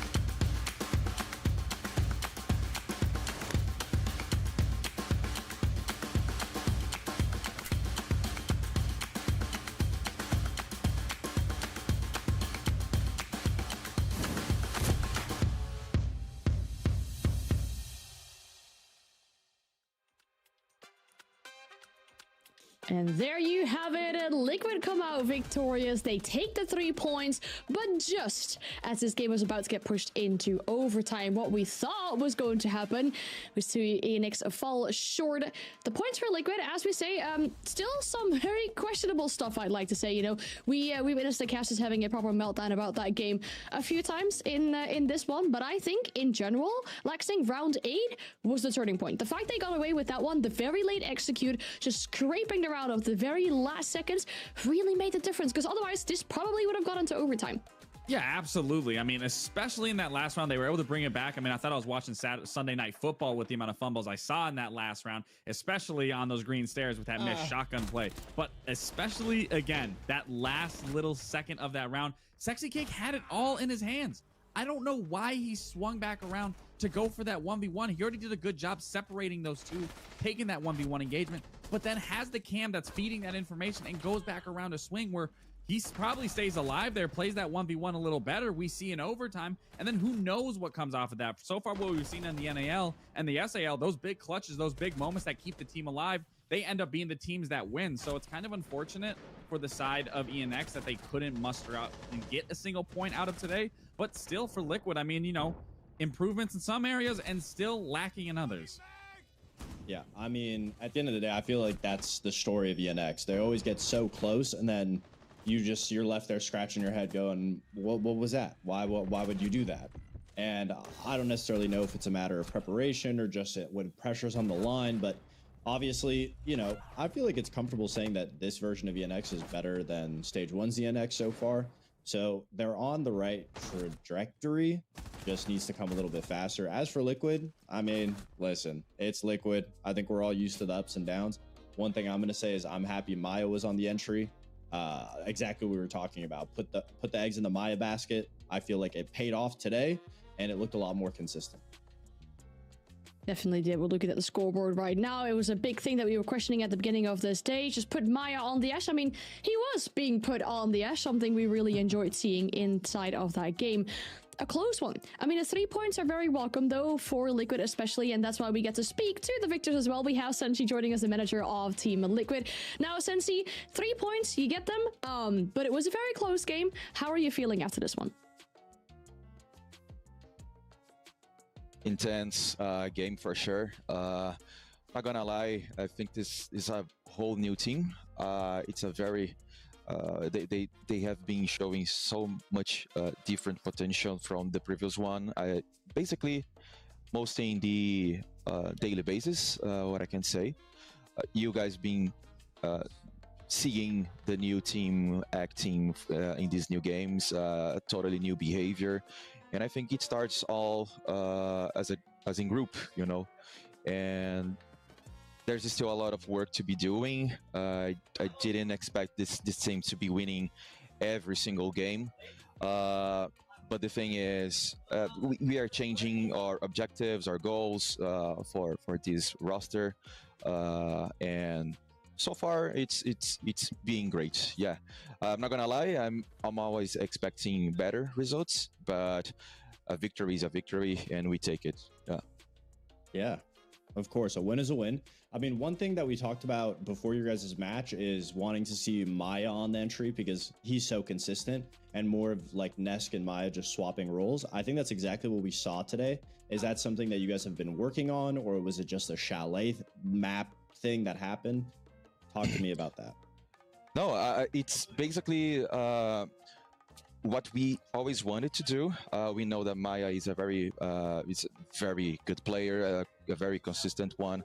Nesk is Nesk, is the GOAT, although his performance has been going through ups and downs, of course. But this is one of the things why we got Reduct for the job. He's been doing a great job so far, and yeah, I think it just makes sense, you know, and yeah, actually, great to have these kind of results, you know. Well, Sensei, it's always a pleasure to see you. Congratulations on the win. We talk quite often when you guys are up here. I want to ask, you know, you guys have gone through so many iterations with this roster. I kind of want to get your look into this. You know, is this going to be the one? Because we've made excuses in the time and time again when it comes to Liquid. We're making these changes. We're hoping it's going to work. doesn't end up working. Now, this is the one I want you to tell me what's the difference maker of this roster comparatively to any of the rosters that Liquid has made throughout these past couple years. It's all about group. We always have had very good players, but when the time mattered, when things were getting very hard, it was very difficult to have everybody on the same page. We always build a new roster thinking in long term, and I'm going to say you the same thing I would say for every other roster. Yes, we are building this team to last a very long time, but it's performance, right? So yeah, it's a very new team, a very good one. We have very strong players, and I believe in the future of this roster. Yeah, for sure. All right, Sensi, at the beginning of the interview, you said this is a whole new team in so many different ways, outside of obviously the new players, the coaching change. What else can you say that you've noticed so far that has really been new with this new roster? Culture, goals, even the way they talk about the game, the way they behave during scrims, practices. I think it's a more they have been showing a very strong discipline compared to the other rosters, and I think this makes the 1% change when it comes to the best teams in the region. And Brazil is the most difficult region at the moment, and I think this kind of 1% a day can build something great, and this is what we are building. We are trying to build at the moment. Still, there's a lot of work to be done, but I trust in the process, and yeah. Well, that sounds awesome. Sensi, thank you so much for all these insights on what's been going on with this team, with the roster behind the scenes. I mean, who else better than you could give us these insights? So thank you so much for your time, and good luck with the games you've got next week. Thanks, guys. Bye-bye. All right, see you later. I really loved hearing that about the discipline and everything as well. You know, Sensi coming on here and saying that the team has been so different, even further than the things that we can really see, right? We talk about this new coaching staff. We talked about the opportunities of them exploring different players on different roles. And even though we talked about the excuse, like we can't use the excuse, oh, give this team some time, I'm slowly starting to become more positive that maybe with some more time, they will actually have this fully locked down. And especially if they say 1% per day, there is a positive future for this roster. Or do you think, Fox, do you think we're getting maybe a little bit too enthusiastic about this then? That's the tough one. That's the real question. It's against ENX, but it's like, it really depends on the day. Like, I understand everything that Sensei's saying. I do believe in it to a certain extent. I do feel like this rendition of the team has been one of the better ones, and obviously they're going in the right direction. I mean, if they keep doing Mayan entry, Nesk on the flex, I think with time, yeah, it could definitely be. But I feel like Liquid, I want to see them shake off the shackles of the ups and down days. Like, we see them beat W7M day one, and then we see them lose pretty abysmal games to teams that FaZe beat them as well, but they should have beat Los. It shouldn't have been that much of a deficit against them. So obviously, I feel like with Liquid, it's just dependent on the day, and I don't really want to see that happen. I want it to be more consistent, know what you're going to get when it comes to Liquid. No, I absolutely agree. And I mean, looking at the MVP, I think we are sleeping a little bit on Diaz and what he brings to this roster. I think he's been a great addition to this roster. He's definitely been a sleeper pick. We haven't been able to talk about him too much, but his performance should be a reason as to why we talk about him, because he hasn't really let his foot off the gas since joining this roster. Sure, I have no doubt in my mind it's definitely taken a little bit to acclimate to getting used to playing back in Brazil when he was recently playing in NA not that long ago. But for him to still be putting up these numbers, it is good to see that Diaz hasn't fell off, that he is still working his way into this Liquid lineup. So for me, I am glad to see Diaz finding success. It's just a matter of, again, as an overarching theme, with more time, are we going to see this be more of a consistent basis, or is this going to be a one-off? And again, on a team like ENX, yes, it is still good, but we need to see it against the upper echelon in the SAL. That really is going to be the difference maker. And then with this game closing out, we'll have a look at the standings ahead of our final game of today. It does put Liquid in a pretty good spot, right? 5th, quite comfortably, sitting just around there. And especially with the team that's still below them being W7M, they could still overtake Liquid today, but they have a tough cookie to crumble. They have to go up against Furia, the current number 2. They can tie FaZe today in regards of points. And when we talk about Furia and W7M, they are the 2 participants of both our longest and our shortest game that we had yesterday, both coming out victorious. But I think this one should be more level because Furia was that contender out of the very fast game yesterday. You know, we mentioned a cheeky team kill in the final round, but they can't get too relaxed because I think FaZe ahead of this game, this matchup should be more fitted for them. Yeah, I mean, absolutely. W7M is a formidable opponent, but for Furia, I mean, when it comes to them as a team, I feel like it all really comes down to mentality. Just because they've won so many international events, it's assumed, it's expected to make more. And then when they get to the events, that's when we see Furia in their full form. We've always had this thing where it feels almost like a struggle interregionally for Furia to be able to get wins, to battle all these teams in best of ones, just because it's not as severe as a major event. But so far in this stage, I mean, they've been looking lights out, dominating. I mean, obviously it goes without saying they're, you know, 3-0, hoping to make it 4, and they've looked very scary because we all know when Felipox is fully IGLing when it comes to the SAL, Furia is firing on all cylinders. The issues that we see is when they get too overconfident, the IGLing maybe isn't the primary priority, and individual play is what tries to carry them throughout the SAL until they get to the major event. But what we've been seeing is them obviously being very strategical on top of the huge individual performance. I mean, we can't talk about Furia at this stage without mentioning JV92. I mean, he is the best player in the SAL statistically currently. He is so good for Furia, essentially constantly showing up, especially in yesterday's matchup where he had 14 kills. Him and Herds put the team on his back essentially because everybody else only had around 5-6 kills, and JV92 and Herds just played absolutely lights out. So when you have, you know, consistent players like that and everybody else is doing their job, I mean, what more could you ask for? Furia is as close to perfection as possible when they want to try. I mean, the biggest thing for me with this matchup coming this time around, I think it's going to be an entirely different beast that W7M is going up against from what we've talked about with previous stages of Furia versus their ending of their last stage, winning the entire region. What really is standing out this time around is that Furia is adopting a new style of play. Where we've known and loved to see where they shine, it's always been that aggressiveness. It's always being in your face. It's always taking those gunfights to you.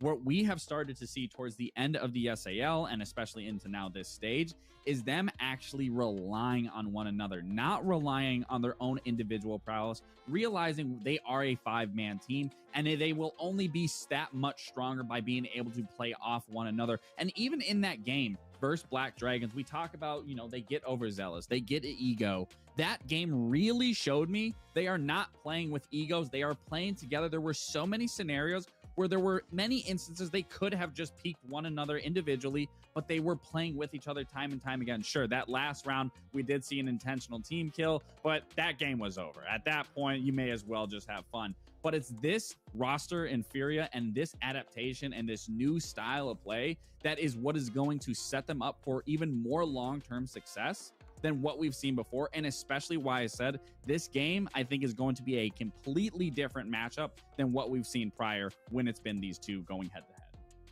Yeah, and I mean, even looking at this, it is truly a JV92 party. Yeah. He seems to be head and shoulders above everyone else in the league so far. I mean, you said FaZe, the best player on so many aspects right now in SAL, not just by a slight margin, but by a big margin on many of these stats as well. So very impressive coming out from him. I'm sure that 7-1 yesterday really helped to kind of pad these stats even more, coming into today being the best player on many of these aspects. So love to see that for JV92, but when we start to talk about their opponents, right, the big thing we had yesterday is when we spoke to W7, when we spoke to Palu in particular, and reminded him of the games he had played against Furia before, and specifically in stage 1, well, he said, don't even get me started, because we've lost against them 3 times so far. It was an OT in the group stage, it was 0-2 in playoffs, and then it was 1-2 against him at the EWC. So there is a map there is improvement, but it still is a really difficult matchup for them time and time again. Volps even had to add some words about that as well, about what it's like to lose the last 4 games to Furia. Cara, esse ano tá difícil aí, né? A gente perdeu 4 vezes, né? Foi Reload, foi BR6, Playoffs, BR6 e a Arábia. Foram 4 derrotas seguidas. Mas, tipo, não acho que tem um segredo. Acho que a gente entregou 2 partidas e outras 2 eles foram melhores, realmente. Mas não sei, não tem um segredo, tá ligado? A gente tá tentando descobrir o que é, se é estilo de jogo, se é só a gente que tá jogando mal, enfim. E é chegar, é jogar, e se der certo deu, se não der, não deu, né? That man that you saw on the screens right there was the big savior for W7M yesterday, pushing them into overtime, making sure they could secure those 2 points of that very important matchup there. We talked about that one in the context of their direct contenders for players for an international event. And guess what? Next on the board, another direct contender, Laxing. Yeah, absolutely. And, you know, as we were listening on Volps, there really isn't a secret to their matchup. And that's kind of scary in some senses because, you know, if you're a fan of W7M, when their IGL is just kind of saying, you know, we'll see if it works, we'll see if it doesn't, we're just playing, they just were better than us. That does tend to be the case in some situations against some lineups. Sometimes one team just has it out for you. You can't seem to muster out a win no matter what you do. It is typically happens, Fox. We've been through it through our careers with teams like DZ or SSG. Sometimes a team just has it out for you. But that's not to say that this team can't beat Furia. It's just a matter of really digging deep. And I think, you know, what the desk was talking about yesterday, or Leo specifically saying, if they can get over this hurdle of Furia, who knows what that ceiling then is then going to be forward for W7M. And, you know, we talk about Volps. That big play that he made yesterday was a huge reason as to why they won that game versus NIP. And I thought it was just a very good match all in all. We all talked about it on the desk. But Palu has really come alive on this roster. Switching from Liquid now to W7M. We were curious what that was going to look like of that separation. It has really been working out heavy. And I don't think a player that gets talked about too much on W7M, in my opinion, has been Dots on that supportive role, being able to make those plays with those shields, being able to move around, be a big proprietor as to why they can find success, whereas Fury doesn't use shields too much. So I do like that matchup being a little different in that aspect, but across the board, everyone playing is exceptionally well. Across the board? Yeah. I'm a little skeptical. I mean, yes, W7M is a great team. Will this be the stage for them to lock in and beat Furia? I don't know. If anything, they've looked extremely human this stage. I mean, bringing it to double overtime against NIP and then losing to Liquid in Liquid's current state. I mean, the only team that they really looked confident against was ENX, and it's ENX. That being said, I feel like W7M is in a similar boat to how FaZe was, where they have 4 players consistently doing the strat, trying to set everything up. Loban's always been that lurk player. And Loban's one of the players that I look at to be the X factor for W7M.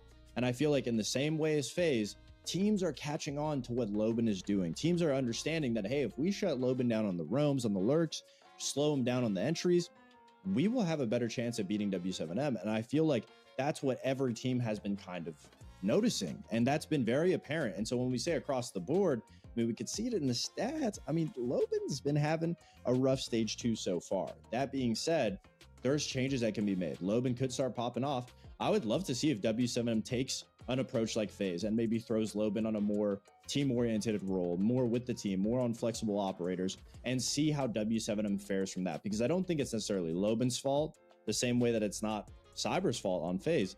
It is just how the current meta is. It's so utility heavy right now.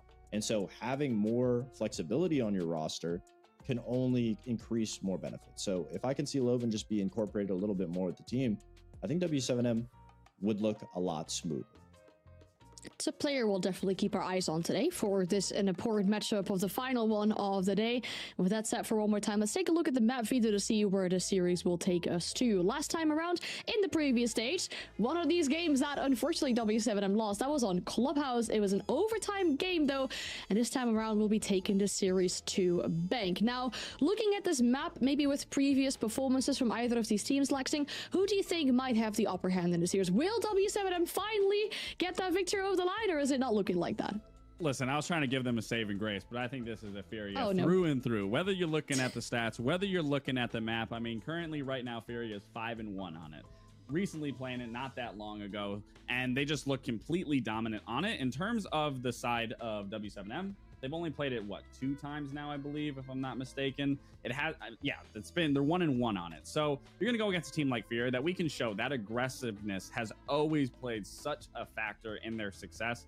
And where W7M, like I said, and what Fox was saying, they are lacking in some of those areas. Loban not being able to find as much success. But it's not just on Loban's shoulder. Where we have seen success is coming from the sides of Palu, coming from the sides of Volps and the rest. I think the shields really are going to play a huge factor here. So if we can really see Dots come alive in this situation, really make those shields work for their worth, and get control of these sites once they switch to those attack side, I think it can be good. But on the defenses for W7M, they really have to be ready to play trade heavy game here, because from what we've been seeing time and time again now with Furia, they are always playing together. So it's not going to be a scenario where you're going to be catching one player off alone. There's always going to be someone ready to follow up. So W7M has to follow up with the exact same sort of ferocity. Yeah, I completely agree with the shield statement. Furia has always been a team that struggles against shields. If W7M can focus on the shields, and again, it's not all on his shoulders, like you said. I do need to see Loban on a map like Bank, very lurk orientated. I need to see him either play with the team or be successful in those realms. I can't lie, guys, with the way this is shaping up, and especially, you know, being a W7M fan maybe in the Twitch chat, it's not a lot that we're getting here that could potentially lead towards that victory against Furia that they are so looking for. So when we throw it to our casters, I hope they can give us some points, anything to get that hope going for W7M. Can they do it? Can they finally beat Furia, or will Furia strike again? Let's go and find out. Honestly, one of the tougher questions I think we would ever have to ask, because I've really grown to love this W7M roster as they have formed and really started gelling over the past year or so. It's just been a progressive increase, and obviously winning the Montreal Major. And yet it always is Furia, isn't it? Even though technically speaking, W7M have had kind of better international success over the past year or so in the aggregate. Is Dotas beating Herds? Is Loban beating KZ? I don't know. And it's not a statement that speaks ill of KZ or speaks ill of Loban or Dotas or Volps or anybody. It's Furia, man. It's a tough one, isn't it? I don't think that there's a... Well, the good news is that we're going to find out. We can sit here and wonder all we like, but we will find out at the end of this map. What I will say is that I've predicted every game correctly today. But I wouldn't like to have to give a prediction for this one and ruin that perfect streak. Because it's a coin toss. There's not a great deal in it. Look at the way... I mean, the Fury that we saw yesterday was devastating. But it was against Black Dragons, who really didn't look very good. The W7M that we saw yesterday was very good, and they gave a really good game to NIP and narrowly got the win.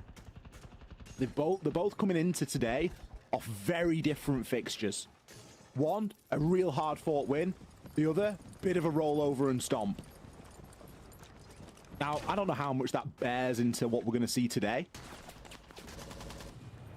But W7M have already been through the ringer once this weekend. Maybe that means that they're ready to do it again. They knew it was going to be a tough week. What a shot. No, it's over. KZ's just domed whatever it was that was getting thrown through. A C4 up through the hatch like it was nothing. He is seriously locked right now. You can see Herds locked in too. Again, we're talking about how sometimes we just kind of have this greater trust in FaZe. I see Herds walking like that. Every other team in SA, I'm like, what's this guy doing walking with that little information? I see Herds doing it, I'm like, oh god, they better run. He's angry. He's come to play. KZ just finding some information on a Dota as Herds through alternative means will gather his own little bit of information. Don't miss drone elevator. I just gassed you out. Please don't miss drone elevator. Okay, Loban drops down, spotted by the shock drone. Herds paying a bit more attention towards Marble will find the first kill of the round. Marble likely going to be something the defense has to worry about because if Herds is in the lobby, you know he's going to lurk. And if this is where the attack's coming from, a little walk down Marble could very well be in the cards. Palu's got a tough task ahead of him trying to hold on to blue as well. Doesn't have anything to assist him. No ADSs, no magnets, no shield, no laser gates. Literally just his shotgun and smoke. You can hear that hatch getting opened. He knows that there's going to be sights trained on his position, and not just one. Oh, they can see the barrel of the gun peeking out. The game is up, Palu. Oh, no. You see the shield. Oh, tries to time the melee just right, but Nade battering him. Completely bullied on the top of blue stairs, and W7M find themselves in very tricky territory. They've still got the Shamika canisters. They can burn quite a bit of time, is the ironic bit of this situation. But Furia just have the manpower that if they wanted to, they could barrel on through the site and challenge Volps directly, as long as they weren't completely careless about it. Okay, well, that is an example. Hurts being a little bit silly running in front of the breach, but by giving up his life, does Gone 6 that shield. You can see Furia instead opting to go on the backside. Deathmark Tracker landing, hunting down the Tachanka with the revolver in hand. Deimos is completing side quests, killing players that aren't even his target. Volp sitting back in gold, scared, clutching his lineups like a caveman who's just seen the face of God and can only rely on his torch. Volps is beyond frightened at the Furia players knocking at his door. He'll have his quick peeks, but that's about all he'll get unless JV92 and Fellapox decide to start getting a little too antsy. They will. It's Furia, but they still win anyway. Look at the speed in which Furia pivot there. As soon as they get that breach open in server, they use a tin opener to open the long wall. That makes it more difficult to bounce the Shumikas around a little bit in that area, because obviously you've got the risk of the Shumika launcher just sending it straight through the hole that the attackers have just made. So it does make it a little bit easier. But recognizing what was in front of them, it took them no time at all. Like, we're genuinely talking a couple of seconds to just go, we're not pushing this. We'll flip it and we'll push the backside. And immediately you've got people sprinting toward their new positions. Wherever Fellapox has said, this is now the play, this is what we're doing, people are already halfway there. Deimos track, Vendetta, beautiful kill onto the player, Justin tucked into the site, and then it just moves on from there. Volps forced into gold. The speed at which Furia make decisions is one of the more impressive things about this team. Because I'm fairly convinced that they didn't know that there was a Tachanka there until the final portion of the round, because it kind of wasn't important up until that point. There's no good being like, oh, there's a Tachanka when you've just got out of drone phase. It doesn't really matter at that moment in the round. It only matters at the end when you're dealing with what is actually left. So whether they knew or not, the Shumikas were a clear sign that that wasn't going to be the angle to push. And their quick move to plan B is what netted them the first round here.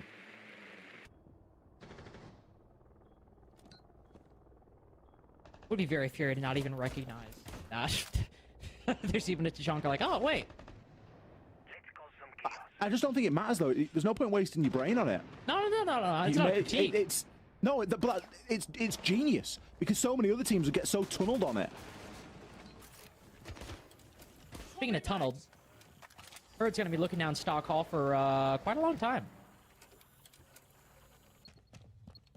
Dealing with that shield, hoping that somebody will stick their face where it doesn't belong.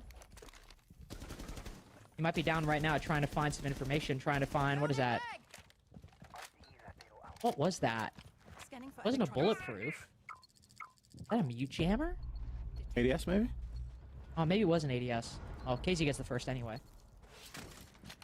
Loban, unfortunately, I was about to say, probably found out around the checkers position, to be my guess. Loban, lowest rated performer for W7M this stage so far. Player who can really take over games when you let him, and him not having impact is definitely part of W7M's, I think, just struggles so far. Definitely going to be a player that, yeah, you can see down around checkers. Definitely going to be a player that Furia will look to try and take advantage of.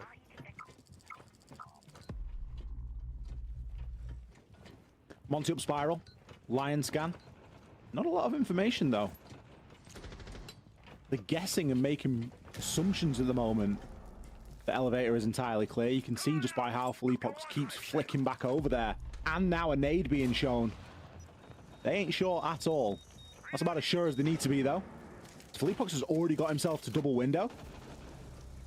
I mean, they're just commanding the side from this point. W7M have just opened the door for him and put the kettle on. If this is the pace we're going at, I don't think you and I are going to be here very long. It's everyone getting in on the action. KZ only just getting a double. All team performance for Furia right now, though KZ may be a little bit ahead. Not even sure what Dotas is to do here. Monty, 3 guns. I just don't see it happening. As for what maybe we can see next time, if you're... Okay, never mind. That Felipox just got fried. Anyway, still the same conclusion. Furia basically just completely had their pick of the litter when it's come to engagement so far. How W7M can play this better in the future? I want to say maybe play closer together, but at the same time, we just had CEO picked apart like that. Everyone's already playing next to each other anyway. I'd just stick to Clubhouse if I was them. That's a joke. But it isn't going well, is it? Like, how do you just let a Monty walk up the stairs and spiral with 0 consequence? This isn't even the first time we've seen Bank tonight. We saw Bank earlier. Not even the first time we've seen a Monty up spiral the first time tonight. No. I just don't understand. I get that they're a good team, but you can't just allow them to...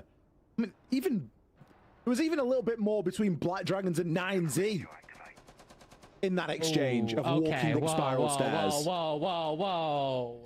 There was, though, wasn't there? 5 seconds left before insertion. Attackers are moving. Very worried of you. The only difference is that Fury had the foresight to bring the Monty. Hey, they brought the Monty once in that game. I just remember 9Z just walking up the stairs and getting domed. Yeah. So it's like, it's burnt in. Yeah, that's fair. No Monty this time. Other French attacker. KZ bringing that Twitch, but we do have a shield in play. Furia not often known as a shield team, but of course, in the past 6 months to a year, been forced to bring it into their lineup. Not to the point where they run it in basically every single round we've seen so far. Second time on basement. See, also some teams, you talk about Furia sometimes just deciding not to think about things as a way to save time. How many times do we see teams kind of struggle with taking this garage position in case he's like, all right, it's cleared. There's an F-Not. I don't really care if it triggers me. What are they going to do, peek? I have a 417. I mean, he's literally playing the shock drone as well, and his sole focus was to remove the bulletproof camera. He just doesn't care about the F-Nat. Already. We've seen 1 minute and 10, and he's cutting the site in half, and got an opportunity onto a player tucked inside a B. Can do basically whatever he wants from this position. Herds has been taken out, though. I mean, that's just one player to watch cameras at the moment, as far as Furia are concerned, because they have a heck of a lot of ground here. You can't go swinging the 417 like that. Yeah, that's the tricky thing about the garage position. It feels like an easy 1v1, but it's also a 417. One misstep or one false reaction, and you are just cooked.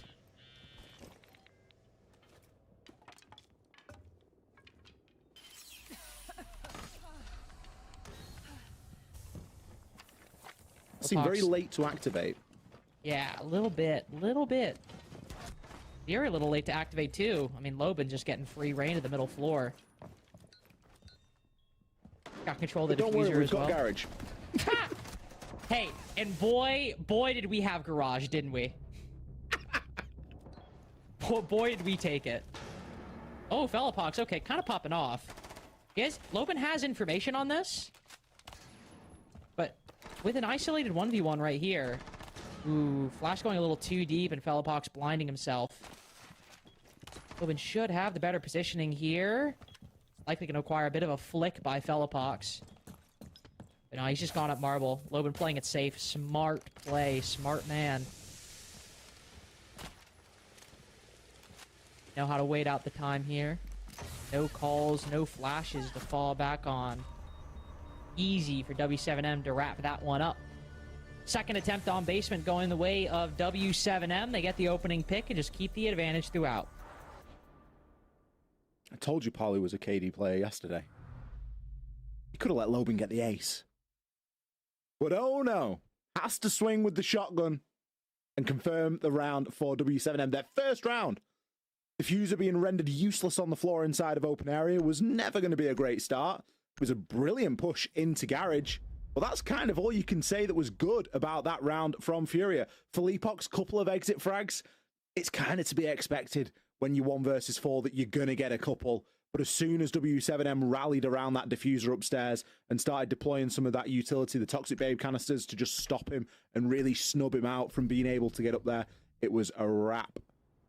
Good first round for W7M to get.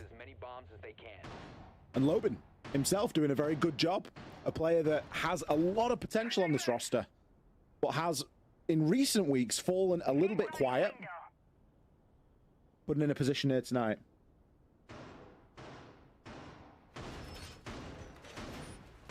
It's a good round. Also... Okay, I actually have an interesting question. Palu has received, some would say, criticism 10 seconds to go. Deploying ADS. Over the past year and a half, being a KD player, as you said. However, since leaving Liquid, do you think that reputation is still maintained, or do you think it is now kind of outdated? It's outdated, isn't it? Because he's playing a different role.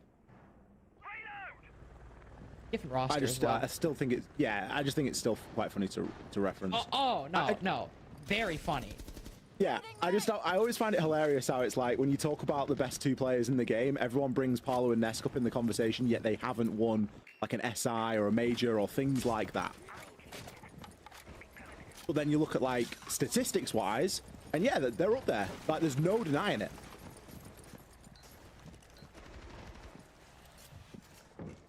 Certainly no denying it here. A lot of best player candidates in the lobby today. Then again, that's just an average day in the South America League. I was going to say, you're in SAL. You've got at least a 60-70% chance of having one of the best players in the world at a particular job in the game at any one time. Yeah, you throw a stone and you'll find a contender here. CEO defense with a zombie on the board. Loben's going to feel very happy about not picking that operator throughout the first few rounds. Gone unbanned, and now imagine he could play around stock to his heart's content, aided by a yokai if he wants to get aggressive. Yeah, actually, he's over in checkers at the moment. Like, kind of an odd place for an Azami. He's going to be doing a lot of shot firing over towards square. Maybe he could hide behind some Kibas, but also will allow you just to rotate within the site a little better as well, so certainly still some uses for that primary utility. But Furia have slowed down quite substantially since their first couple rounds on Bank. First instead has found an opportunity just around the corner. There's the head. Oh, but Dodez swings in front of it. Really paying attention to the sound cues there, and it pays off. Ping couldn't have been much better there for Herds either. It was bang on where Dodez was. Dodez just popping up like a jack in the box. JV92 getting softened up a little bit as well here. KZ trying to salvage something from this. Accurate shots on the pre-fire, but not being given the opportunity. The plant's going down. Hello! Or he's trying at least. Forced off it by the yokai. Oh! Finally, KZ picks up the kill onto Dodez and a second onto Volps. Still the small matter of an Echo available and unsure if there's a yokai. We'll find out now. Well, not gonna matter whatsoever. Palu might find one, but KZ with just a walk-up stock hallway has found 3 kills to aid that defuse plant. A little messy. It takes a long time to get going, but that's a Furia round if I've ever seen one. Down to the individual performances. while facilitating some good objective play. Furia widened their lead by 1.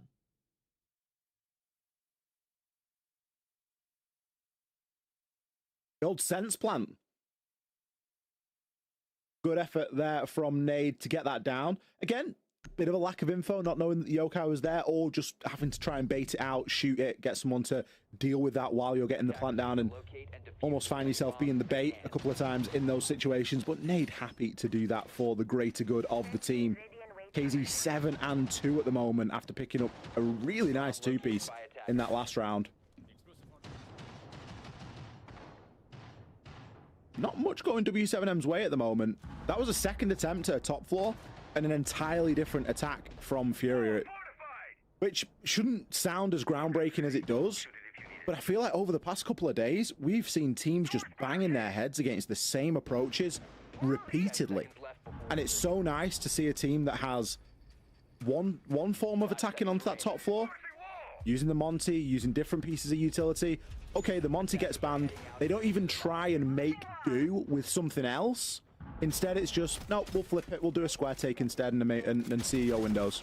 Really nice from Furia. Now we're back to a shield. Not the same shield as before.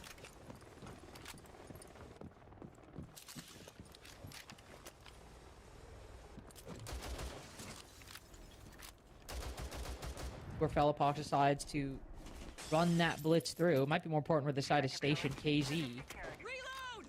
R4C definitely something you'll have to be concerned about, whether he's pushing the top floor or the bottom. Actually, not thinking about it, Fellapox creating space up top with KZ R4C behind him might be a nasty combo to clear out this second floor roam. But that's what happens, we'll see. But Loban, Volps, and Dodez will have to be careful where they plant their feet on the second. Furia look to set up a full clear early on. Often the best way to go. Facilitated by Nade. Great opening pick onto Volps. Always sounds like a good idea to roam with the Azami, and then you realize you're against Furia. And you haven't really got the support in Dodez that you wished you had. Next player to fall inside of stock as if on cue. As KZ retakes that position. He's not getting bested there this time. With Loban falling and over half the round left, why not just drop into sight? Oh yeah, I think it's just gonna be one of those games. Probably one of the last alive. Probably the last alive again. Gets one. This is his time. This is his time. They're not even planning the diffuser. They don't even have the diffuser. I don't even know where the diffuser is, and I don't think they do either. Okay, but now we're okay. Let's chill out, perhaps. You can see now Fellapox running up, but Fellapox is by himself. So as the impact grenade goes out, he's got to be really careful where he steps here. Palu blinded. Fellapox turns around and surely drops down the hatch. Okay, KZ keeps a lid on things. That's the Furia logic. Sometimes things get a little silly and they gotta reset. You never deny they always start off strong. Listen, if you need to use 100% of your brain power on the push, you can't be worried about where the diffuser is. That is a problem for future you to solve. And hey, look, they solved it. Just get the kills instead. KZ is really just running through a lot of these defenders at the moment. Attackers need to locate and defuse as many. That's the scary thing about this. 10 and 2. We're just starting round 6. And he's at a 2 KPR.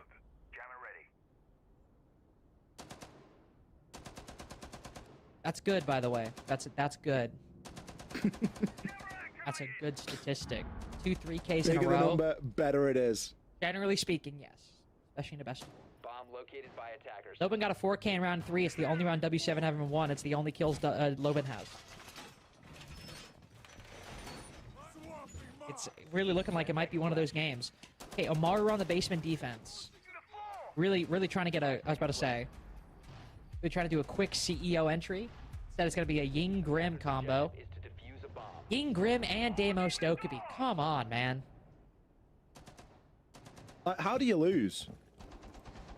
There's no way you lose this round. To be fair, Furia can sometimes find a way. Sometimes they cook a little too hard. Now with the setups, just often the individuals are like... Sometimes you just see Furia players walking around and they're like, actually, I'm God. I literally cannot die. And they get shot in the face and they're like, oh, crap. Forgot about that.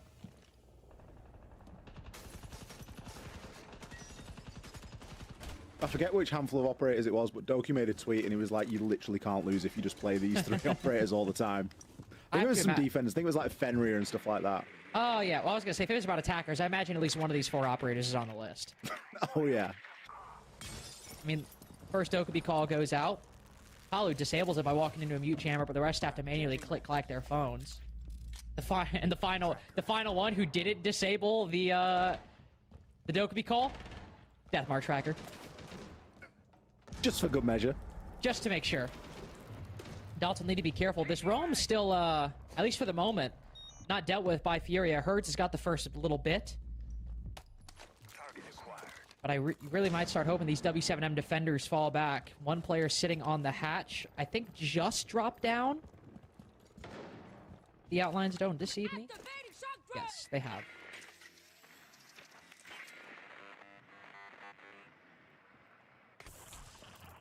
Ooh, there's still a player tucked inside a staff, though. Oh, that's not good. Not for long. Oh, and Volps is down. This really is just going to be one of those games. Like, Fury just going to win everything. Dots is close on a corner. This is what's probably going to happen. Fury are probably going to, like, rush in about, like, 15 seconds or so. One of these 2 shotgun operators is going to get, like, a crazy double kill, and then Fury are going to win the round. I can see that happening, to be fair. There's one. Yeah. Maybe not a crazy second to find. Maybe not a crazy double kill. Maybe just a double kill. Well, there's still time for a crazy double kill. There's 3 attackers alive. That is true. We do have crazy double. Let's not underhype this, you know? Oh, okay. I really thought another kill would happen there. Come on, one more kill. I need one more. I need one more. Yes! Just with it. Oh! Wait, hold on. Hold on. Smoke canister out. Velopox has to move. Half HP and the flashbang to stall. But Palu can easily peek this. Oh, it stalled the sound as well. Oh, yeah. Oh, he doesn't know. Velopox has the time to fall off, and he's got the time to re-challenge. That's the Furia differential. Crazy double with the SMG-11, and they still find a way through. When you'd finished saying how it was going to go, I was going to say, and it'll be a 1v1. But I thought, no, let's not, like, overwork the bit. Let's just let it happen. Everything else was correct. Shotgun kill, crazy double, but a genius play from Velopox. W7 had no information. They didn't know what was going on in the site, and the flash was just perfect to mask the sound of that diffuser going down. By the time that Palu realized what was happening, because he's like, hang on, the clock's still ticking and no one's pushed me, it was just too late. I would love to have seen that kill from Felipox's POV, though, because he has come off the plant and immediately domed Palu.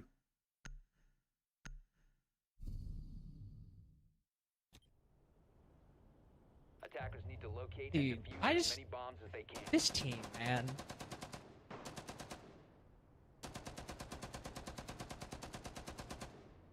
I don't even know what to say. Because, like, I predicted it, but I still can't believe it happened.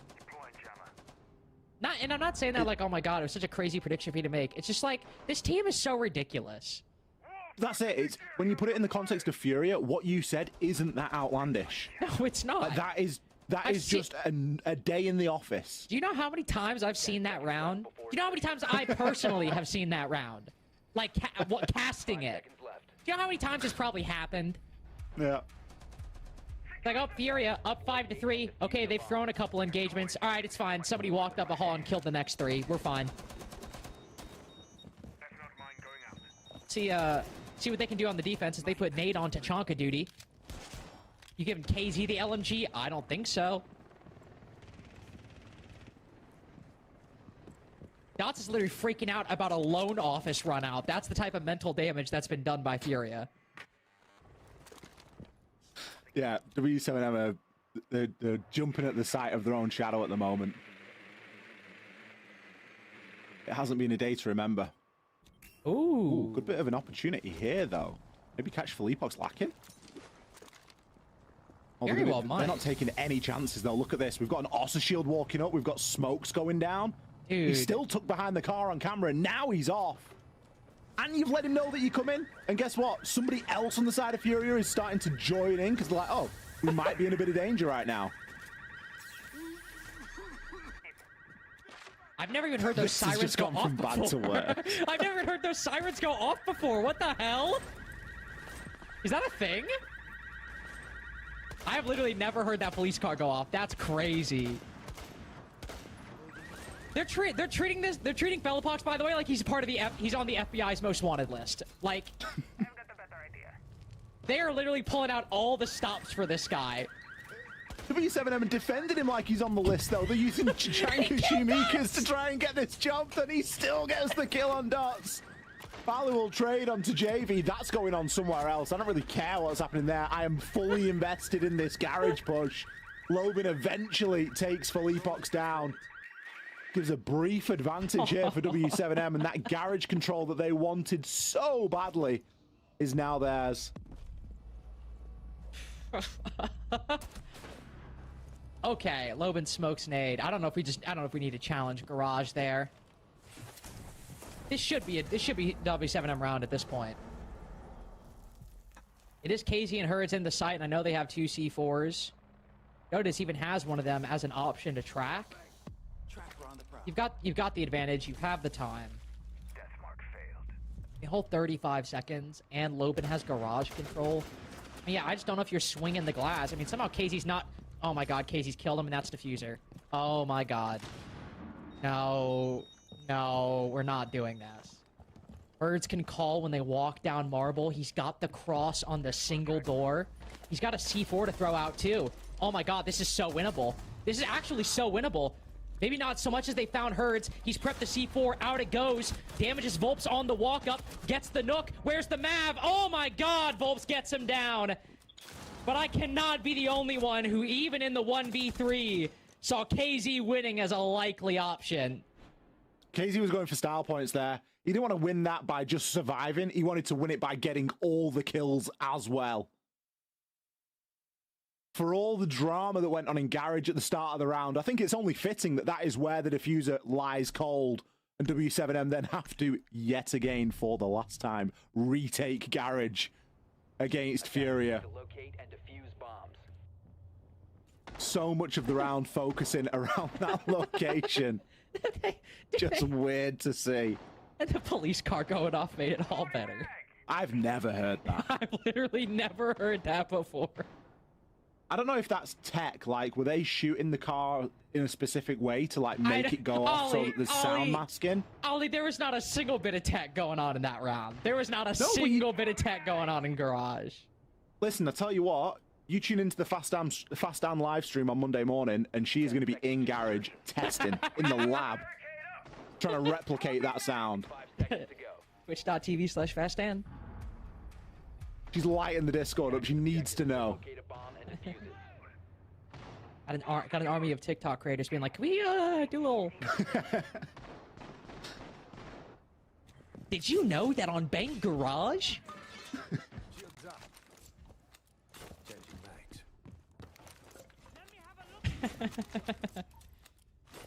This is a fun game. Oh, this was the really high trip that we saw last time. Was it? Not this team. Well, yeah, it wasn't this team, but it was in the same pause. It's lower this time. Well, it was one that was like going diagonal, like up and to the left. Herd's down early, by the way. I don't even know how that happened. Lobin got him, I think. Ooh, Nade losing a lot of shots through the open area wall. But as the death mark goes out, and W7M pursue their quarry, there's a little bit of a fight back, but Furia will not leave a man left behind. They're trying to get some square action. KZ gets it. 15-4 at the moment, over a 3 KPR out of 7 rounds. If Furia want to throw a few rounds, but KZ keeps popping off, we do have like kill record BO1 territory with this kind of performance, but I just think Furia would rather end the game, to be honest with you. It's definitely the desired objective. And it was the first 1 to 7 as well. A lot of players low at the moment, both KZ and JV. Just about less than half HP. But any initial sting or bite that was in the early portion of this attack from W7M has seriously tapered off. They've gained the control that I guess they wanted. Why clearing a roam game is important, I'm not sure. Maybe it's for that. Volps, he's got half of his kills in this round number 8. Been very quiet up until this point. But it looks like there's life in W7M yet for Leapox. We've already seen him have a crazy clutch tonight, but this isn't going to be another one of those. Dodes takes him down. The Dokubi call just coming in perfectly on cue. W7M not lying down without a fight here on these bank attacks. Like, unironically, looking very good. Unironically looking good, like genuinely. Like you said, it's like, it's not, I mean, yes, obviously the focus of the garage situation was kind of funny in the first basement round, but ultimately they got the kill and everything around that went completely according to plan. And if garage is your biggest hang-up on a basement attack, that's not the worst thing on the planet. But, you know, we can put that round aside. On CEO, we have immediate focus paid to the middle floor, open area, and archives. They take down Herds, who's playing with a C4. Good to not only get that control for the lay arm, but also good to take that specific bit off the board. And then W7M are able to reset and take advantage of Furia swinging 1 by 1. There are some good trades, and it is, you know, only a 3v3. But W7M are starting to go toe-for-toe with Furia, and let's be honest, Furia can overheat a little sometimes. Beyond KZ with 15 and 5. Herds is only 6 and 7. JB92 only 5 and 7. Not terrible performances, but it is very much a one-person game. You don't need to be the smartest guy on the planet to figure that out when you look at the stats. Some could say forgettable performances. I don't know who some people are. Just, I think some people may say that. W7M definitely taking advantage of over-aggression and some sheer overconfidence from W7M at the moment. Sorry, from... Excuse me. W7M are taking advantage of Furia's overconfidence. And it is a trait that won't be the first time that we've seen it. They're good, yeah. There's a fine line between being cocky and being confident. I think that they do toe that line more often than not. W7M know exactly how to punish it. And let's be honest, of all the games that they want to win this stage, like, they can say they want to beat everyone and whatever, but they're going to want to win this one the most. There's a lot riding on it. So far, they are 2 rounds behind. But they have shown some decent attacking prowess up until this point. The longer that they can keep this winning streak going, though, the better. At least for round number 9, it looks like it's going to be a walk up these spiral stairs. Now, when Furia attempted this, they were met with 0 resistance. I don't think that they will give the same over toward W7M here. Already, we've got players tucked in, but a great pre-fire there from Dots. He might be on the Monty, but he's still got a pistol. I was about to say, we say that, but the Monty's just walked up, and the only countermeasures that Furia really have are KZ just looking at the Monty being like, Nade, watch out. That's it. KZ's now doing a little run around, but he's the only player on this top floor. This is such an easy pinch for W7M. KZ's on one today, but no, they should win this every day of the week. So far, we are on the cusp of 0-3 defenses for Furia. W7M only improving with every single round played. JB92 tracked, but Herds knowing he needs to make a play. Creeping up the janitor hallway. There's one. Oh, but the fire extinguisher. Taking some very important shots. It's JV92 to get the first in this 2v4. Monty's made his way into sight, both Dodes and Dots on low HP. Palu at half. No C4, but just some well-placed shots. Might just be enough for Furia to take that little advantage given. JV92 on the boost angle.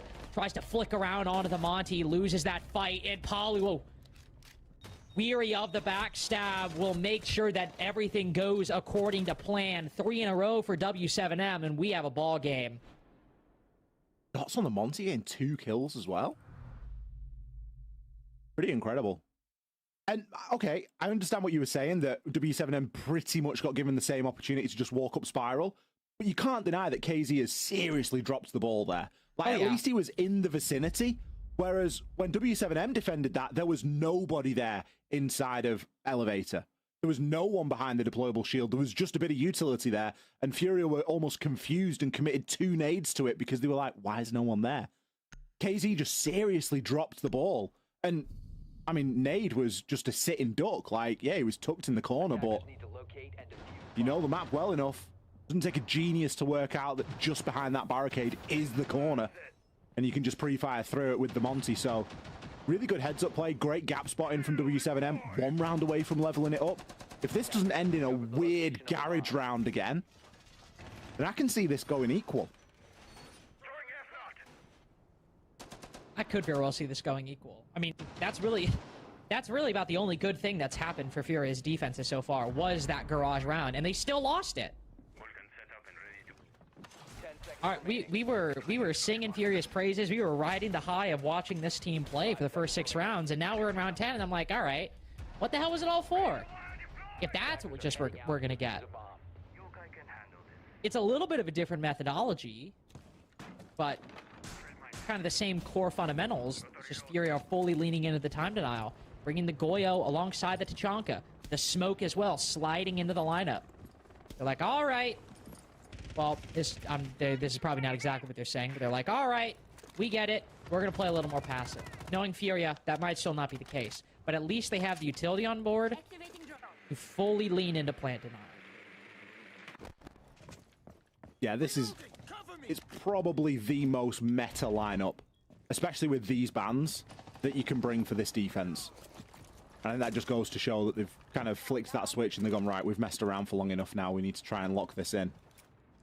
But W7M, they've been playing seriously this whole time. They're going to be ready for this. It almost makes things a little bit easier because you kind of know what to expect. When you're attacking basement, this is the lineup that you expect to come up against, so surely they should have the tools to try and deal with it. Nade. Not going to stick around there. Instead, it's going to be JV. Ooh, brilliant work there. Felt like Nade was the bait, and JV92 just positioned nicely to take full advantage of not 1, but 2 hard breaches. Only 2 tin openers for Lobin left now. You're probably sitting there like, man, wish we had reinforced those hatches. JV92 is going to take out the first 2 hard, or the only 2 hard breachers. Well, 2 of 2.5. Count Lobin. You see Dots prepping the roar doors though. W7M maybe just trying to pick up the pace a little bit. Door will go out on the single. Allow Dots to swing close on the garage angle. Those Vulcan packs there, you're just going to give the heads up to Furia that they should at least be conscious of the marble stairs position. JV92 will raise it, and now we're just kind of back to where we were before. Herds, you don't need to be doing all that. The 5v3. Chill out a little bit. Hazy doesn't... Hazy, you just don't need to be this far out. Nobody will get through garage. Okay. He is defending it with his life. He just does. I know he got the kill. He just doesn't need to be there. They are proving a point right now defending garage. Look at where the kit is. How's the kit just in the middle of sight on the floor? I don't know. What a weird roar door. They roared off red. They've also roared off the single, and they basically have forced themselves into their own bottleneck. Oh, I was thinking that at the time. I was like, I wonder when you should peak. Maybe after the Goyo canister wears off, that'd be a good... And sure enough, KZ peaks at that exact moment because he knows that's exactly when they'll peak and start walking down. Also, just like, Hurts is sitting there like, sick. You've closed off that door. There's only one you can walk through, and I have a shotgun. Yeah. Not convinced about the placement of the Aurora doors in that round. Not convinced about the placement, not convinced about the timing. Still, let's still be fair. First time Furia have got a defensive win. 3 opening picks on defense, by the way. First conversion. By and large, it's been Furia with the opening kills, and of course, letting W7M get a little bit of a foothold in the round for the final site. They had the option to go to CEO or open area. And they said, nah, screw that. Let's go to Teller's Archives. try to close this one out. 5 seconds remaining. Attacker's objective is to 6-4 could be the last round of the night here if Furia put it away right now. It's kind of weird to gauge where W7M are at in this fixture. Yeah? I feel like when it's it's kind of one-sided on the Furia side.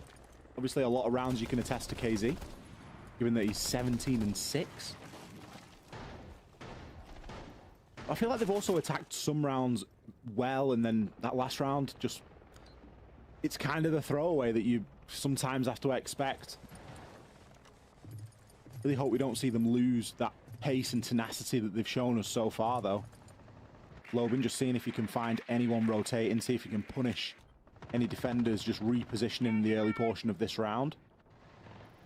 Nothing really over toward that square side of things, but there is going to be a presence on that top floor. Archive Teller's defense, so controlling the top floor is mandatory. We worry about the lineup a little bit for W7M. If they do get in and clear this effectively, they're not going to have much in terms of vert. Already we're starting to see players just gently drop off, as they've already wasted a good portion of the round in holding this top floor. I think that is something we see from bank roam sometimes, especially on these first floor sites. Sometimes it feels like teams hold on a little too long or a little too aggressively. Whether this ends up being right or wrong for Furia, they're certainly on the more conservative approach. Will give W7M more openings than you need to.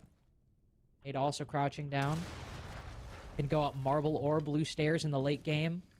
Try and flank W7M once they look to go for the executors. That's what Furia are thinking about at this point. Wondering how W7M are going to set up, how they're going to move into these sites. Like you mentioned, we've only got the, well, now one breach charge for vertical and then the bailiff from Palu. Still goes the way of KZ, Ollie, but I think we still got a long way to go. Big kill onto the star player. It doesn't really matter with Furia, though. There are multiple of them on this roster. JV just going to be hanging out inside of staff at the moment. B's now getting sent out as well. 30 seconds or so left. W7M need a very good collapse and a very efficient 3-2-1 if they're going to try and make this happen. But look at that red light up the screen. Doe could be called B's. They're throwing everything they've got at this one. Moving in for the defuse. Yokai moving forth, trying to find the angle. Oh no, Glass DMR not the best for that, but that's why we've got the secondary. Get a line directly on that Echo utility, and Dots moves us elegantly into the post.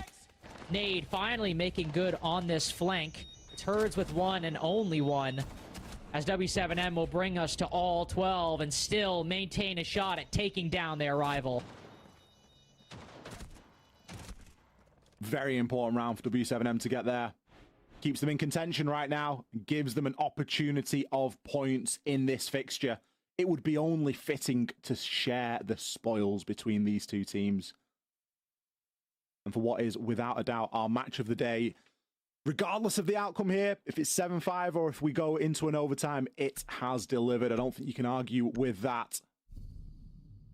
Staff room and open area for what will be Furia's final stand to save this from going into an overtime. Saw this in round number 9. One of the rounds that W7M lost that opening engagement in, but still managed to convert. 3 players alive at the end of the round as well, so it wasn't particularly close. That top floor clear really worked out quite well for them. Dots is going to be back on that Monty. We've seen him be a menace with it tonight. There's been, I think it was this round in particular where he picked up 2 kills on the Monty when attacking this site last time. It's not to say that it'll happen again, but his positioning and his movement on that operator tonight has been very good, and it's definitely assisted the team. You can already see some of the adaptations that Furia are starting to make here. They're bringing the castle this time and castling off ATMs. It's not going to do too much, but it will slow down and soak up a little bit of utility quite a long way from where it wants to be being played. And if Furia really want to hold on to that second floor for longer, that's the kind of operator you want to bring to do it. Normally we see it on like a CEO site, right? where you aren't roaming on the second floor, but part of the site, you're extending it. You're trying to make that a bulwark. Interestingly enough, it's actually 2 castle barricades on the ATM doors. Logan on that Hibana will have to dedicate 2x Kairos apiece to knock them down and give them an option to lurk there, or at least look there sometime during this round. Palu taking a lot of damage from, I'm not entirely sure where, but thankfully with those boogie drones, so long as he keeps a little bit of safety and reservation on those windows, you should be able to just throw them in, get the vert, no problem. I doubt W7 will be all too surprised about some of the setups they're seeing. See how they deal with it. You can feel the tension in this round a little bit. Things moving just a touch slower. Ooh, potential for a good line here from Dodez. He doesn't know how close he was to a couple of defenders there, tucked into those elevators. Dots has made his way up this marble. Dodez will be allowed to join him. There are players primed and ready for a bit of a flank here if they want to. You can see only one player upstairs at the moment, and I imagine that that janitor hatch will be open. It is. Herds can drop off whenever he likes. With how long this round is taken to come, it's a fine time to be dropping off at 1 minute and 10 seconds. But fortunately, Palu is still alive, and if he can get in there and start to use those boogie drones, there's already one being used. So there is a bit of vert already to leverage and make use of. W7M need to find a little bit more here. Dots takes a lot of damage there.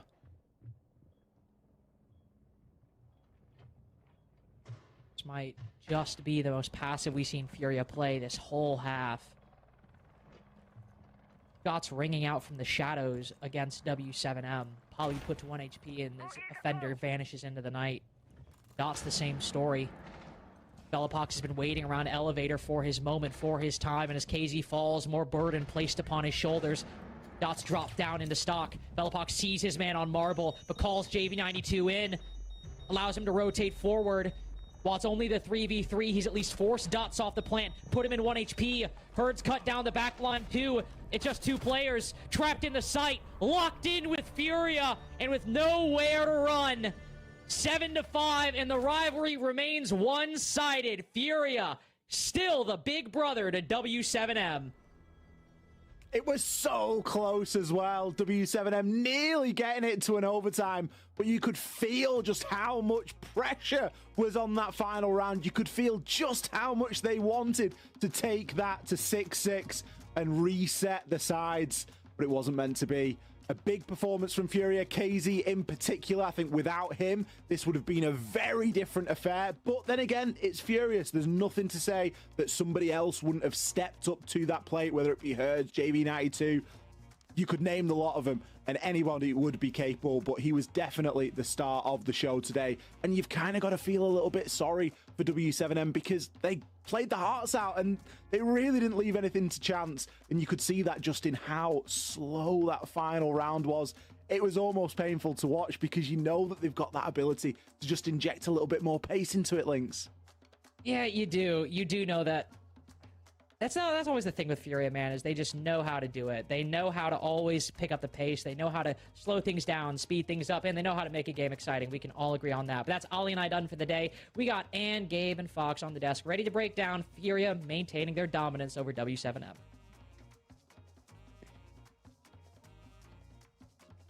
Thank you so much, you two, for all the casting today. I know it wasn't an easy one all throughout the day with some very questionable games. I think back about the Liquid game. This one definitely higher quality and a close one as well. But Furia do remain victorious 5 games in a row over W7M. You really thought it could get so close, but so far for the side of W7M. Once again, another victory going in the way of Furia. But if you look at their performances all across the board, Lexing, you gotta say it is deserved as well. Oh, yeah, absolutely. I mean, their attacking half was just so dominant. It was something that I said going into this matchup. If W7M really want to stay alive here, which granted, they did bring it back on their attacking half, but their defensive half, I said they need to play together. They need to be able to be ready for those trades, and they were just getting picked apart one by one, right after the other. But to your point of talking about the performance from the side of Furia, I mean, this is the KZ that we saw throughout last stage that was really carrying Furia through all of their matches, keeping them alive. But the big difference is everybody is performing. Yes, KZ had a dominant performance, but everybody across the forum really was showing up today, winning their engagements, getting their 2Ks. It was a dominant performance from Furia. Oh yeah, I mean, it really was an attacking side bank for both teams, and I feel like in the end, it really came down to huge shots from Herds in that 3v3. Yeah. Even at the end, the last round, it really looked like it could have been anybody's game, and Herds coming up blue with the flank and the SMG shots from a distance too, just to one-tap the last two guys. I mean, they have the strats. It was a really good back and forth from both teams, but that's what sets Furia aside from all the other teams, is in crucial moments like that, who are you trusting to hit the SMG shots across the map like that? And obviously Herds delivered, but yeah, I'm glad you brought up KZ, because obviously he kept them in this game, got them that big lead at the start. I mean, 17 kills, I think maybe even had more towards the last round. Still phenomenal performance from each one of them, and that's what we talked about, is this stage looks like a different Furia. Not only are they playing individually amazing, but strategically they're on top of it. Like, they're taking it as seriously as a major. I feel like this stage is a statement for Furia. It's no secret that Furia don't like these best of ones, right? They've been very clear about that before, but the risk assessment in these best of ones has been getting so much better over the course of the stage. And like you mentioned, the final rounds, I really think the belief was there for W7 to potentially turn that around. But when the diffuser was dropped, I think we all knew there was a done and dusted game. But because of Furia winning it out, we get to speak to the victors, and we should have Igor on the line to ask him a few questions. The big brains behind this team has been doing so well in this stage. Congratulations. 5 wins in a row against W7. That must be a really good feeling. Yes, it's very good. Won a lot of games against W7M. I don't remember the last time we lose to them. Maybe was when we were playing the major spot to Montreal. I don't know, but that's it. Feeling amazing. Yeah, I mean, not only do you guys dominate W7M, but you guys dominate most of Siege in general. So I just wanted to know, how do you guys stay humble when you come back from a major event to play in the SAL and to take it at the same level of seriousness as a major event? So it's easier be humble when we didn't win the tournament. So we lost SI. Okay, we won Reload, but we lost to AWC. So we need to be better, because we can see some teams playing better than us. So basically that we needed to improve, basically. Well, Igor, it's always good to see you, brother. I hope you're well. I'm sure you are after, 4 straight wins. Can't feel too bad by any means. I was talking to FaZe about this last stage. I talked a little bit to you about this in EWC, and even now, the difference from your guys' previous stage to this stage really, and you can correct me if I'm wrong and you can add to it, the discipline that you guys are showing this time around and team play, not just relying on individual gun skill, but being able to fall back with each other, has drastically improved from the previous stage to now. And if you even want to just elaborate more on that, being the coach, I would love to get. Hello. We hear you now. Yeah, you cut out for a little bit. You can repeat, did you get please? Yeah. What I was saying is, if you can just elaborate. So comparatively to your last stage to this stage, a big thing that I noticed, I've talked to you about it, I've talked to FaZe about it, is your guys' ability to just play far more disciplined now. Not always being in the face, not always getting aggressive, but not just that, also being able to work together, not rely on that individual prowess, that individual gun skill, just being able to double up and actually feel more like a team than just individually having a good performance. If you want to speak on that from the previous stage to now, I think it's really been a huge difference maker for you guys. Yes, I think in the past we have a lot of lack discipline, and this is my fault. But right now we are focused on that. But this the way we are playing now is the discipline way for Furia, because we can't be to have too many discipline to compare with another teams. But for us, this is improvement, you know. So basically that, and we are focused a lot on communication because you guys were players, so you guys know when you understand how the opponent are doing is very it's easier to play. So basically that is the things we are focused right now. Absolutely. Well, it's obviously working very well for you. It definitely is. Now, one more question before we let you go. There's only 2 teams so far that are flawless in this stage of the SAL. One being you and the other being FaZe Clan, and you're facing them next week. What's the plan going into that game? So I think the plan is going to be another game because it's FaZe. They are a good team, but the reward is 3 points. So if we play against NX or Liquid, whatever, it's 3 points. So basically that, because we know the focus is going to Munich, and basically that, so the real tournament is going to be in the playoffs. I like that. All right, sounds like a very clear plan ahead for you for next week, though. Igor, thank you so much for your time, and best of luck with that big game next week. Thank you, guys. Bye. Bye-bye. They are the only flawless teams, as I just said, and one of them will lose that streak going into next week. But celebrating first here for Furia, they keep that big streak. And as Igor was saying, you know, it's been a while. He can't really remember the last time they lost against W7M. Well, I looked it up. The last time was just short of a year ago. Stage 2, Brazil League, 2024. It was both in the playoffs and in the group stage that they lost to W7M. So a very successful streak come 2025. Very good for the side of Furia. And then just once again, touching up on a player like KZ in these moments as well, it's not just random kills that he's getting or just kills the stat pad, but it's the important ones as well, where he gets at the fuser down in garage, where he makes it and he creates these really difficult situations for W7M. Just a very solid player. I feel like, similar to last stage, Foxy, Furia can really rely on. Oh, of course. I mean, there's never been a moment where KZ, you can't rely on him. I feel like that's the story for a lot of the players on the team. Everybody has their day where they pop off and they show up and they represent themselves. But KZ's always been somebody to fear when you go up against. And obviously he showed it today.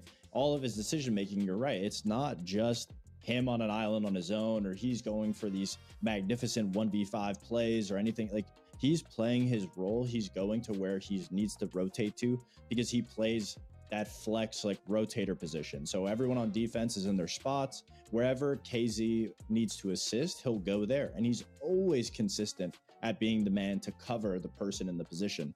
So obviously, I mean, he does it very well. He has no fear. He's got the confidence behind him. And I mean, everybody on Furia, how could you not have the confidence when, you know, they're Furia? So it makes a good amount of sense. But the way their system is set up is just so fine-tuned and practiced and disciplined that KZ never has to worry about risking his position, because he knows what he's getting himself into to protect his teammate.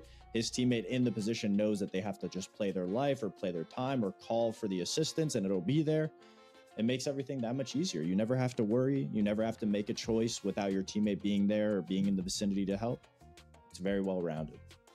Absolutely. And I mean, it's a reason why he's the MVP. I mean, I'm sure that's exactly how he was feeling once they got that win. I'm sure they wanted to close it out a lot sooner, but God, 17-8, 75% cost. There's nothing more that you could ask for KZ to muster out of that performance, out of that game. And again, to put themselves 4-0 in the series, like we heard, you know, going against FaZe, it's just a matter of, you know, whatever happens, happens. They're guaranteed another 3 points later into the stage. You got to feel good. You have to. I mean, it's definitely, like you say, showing on the photo as well. Beautiful stats for him there in this game. It does conclude all of our 5 games of the day. The only thing that really is left for us is to look back at the play of the day. Now, this one in particular is a very funny one, because when we look back at the beginning of that day, right, we talked about the players on the side of this team, and we talked about all the players performing across the board. And then I think it was you, Fox, it was kind of like, you know, all the players across the board, kind of being a little bit in doubt about the player called Lobin, and he really popped off today with a 4K. Yeah, I mean, we needed him to step up because we said it was going to be a matter of importance of whether or not he's able to have a successful lurk. And look at what he's doing. He's holding down Teller's archives. He's posted up in a position on his own. This is what Loban is known to do. He doesn't necessarily need his teammates' help. They're around, but this is the success that Loban brings to a team, as he's constantly a menace. He gets a pick, instantly rotates the kitchen. He's so difficult to keep track on.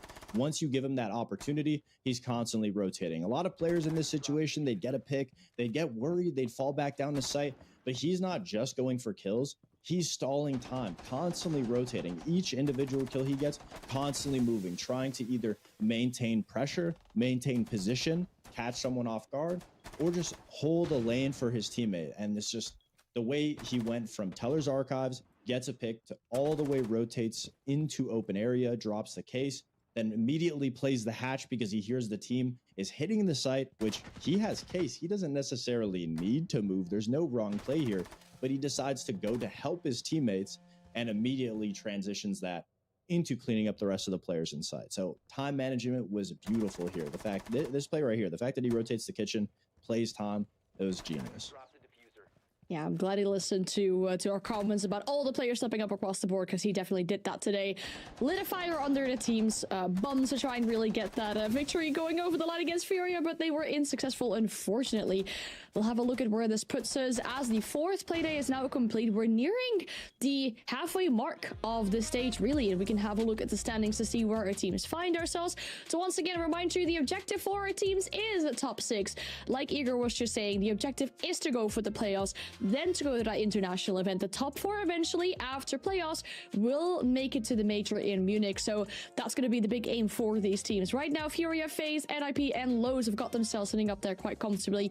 But looking more so at the bottom, I think, Lexing, you know, seeing what teams went to the playoffs last time, and W7M and Black Dragons currently missing out on that, they need to get a pace going on. Yeah, they definitely need to get a pace going, but that's the thing. It's still relatively close. Outside of the exceptions of FaZe and Furia, it's going to take now 2 games for these teams to be able to catch up and get close to them. But again, for W7M, for teams like Loud, like, they really need to put pedal to the metal. I mean, Los, I'm honestly impressed so far. They're already doing significantly better than what they started. But then, yeah, that bottom, especially for 9Z, 0 points after finishing week 2. Now we're going to be going into week 3. Something needs to happen. But thankfully, because certain teams are being beat, other teams are tying, everything is still relatively close. But like we said in the beginning of the day, this is all going to start becoming neck and neck. And the further you can get yourself away from that bottom 7 and clinch your spot in top 6, it really is going to come on a lot of those games once we start week 3.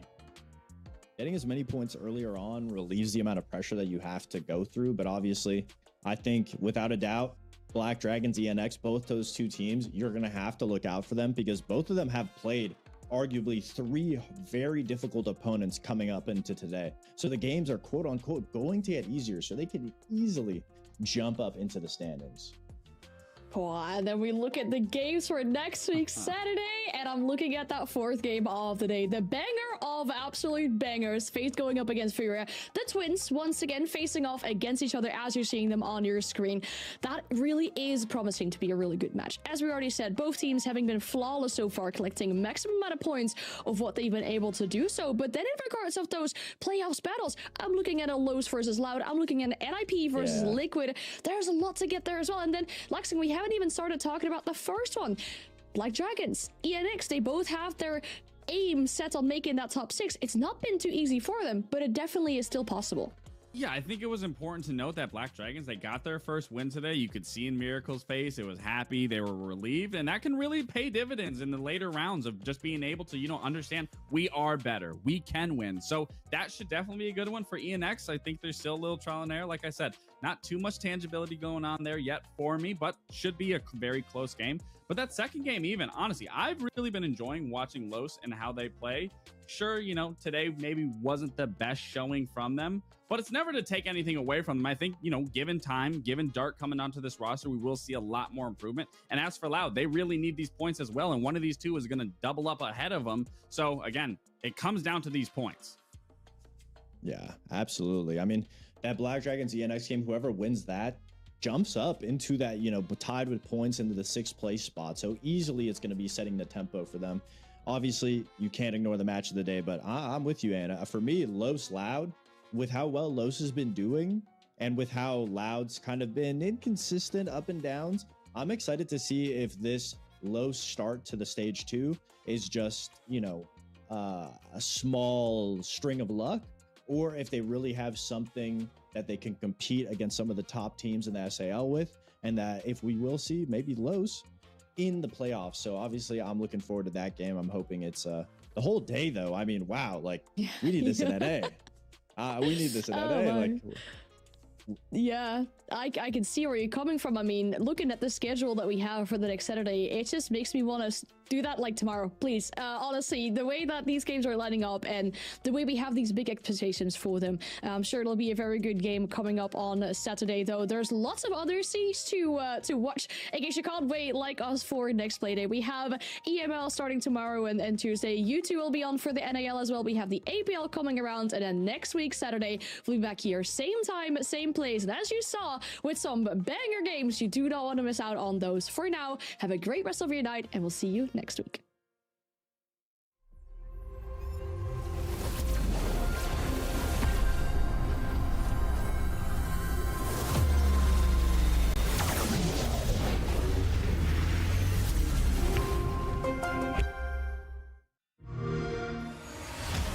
You know how they say, it's not the destination, it's the journey? And the journey of 1,000 miles begins with a single step. And you know what? They're right.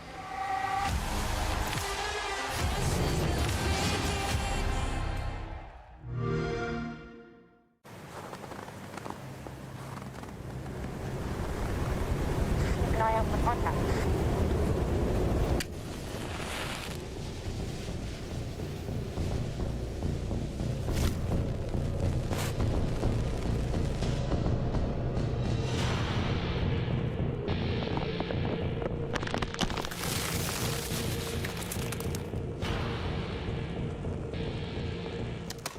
Available now.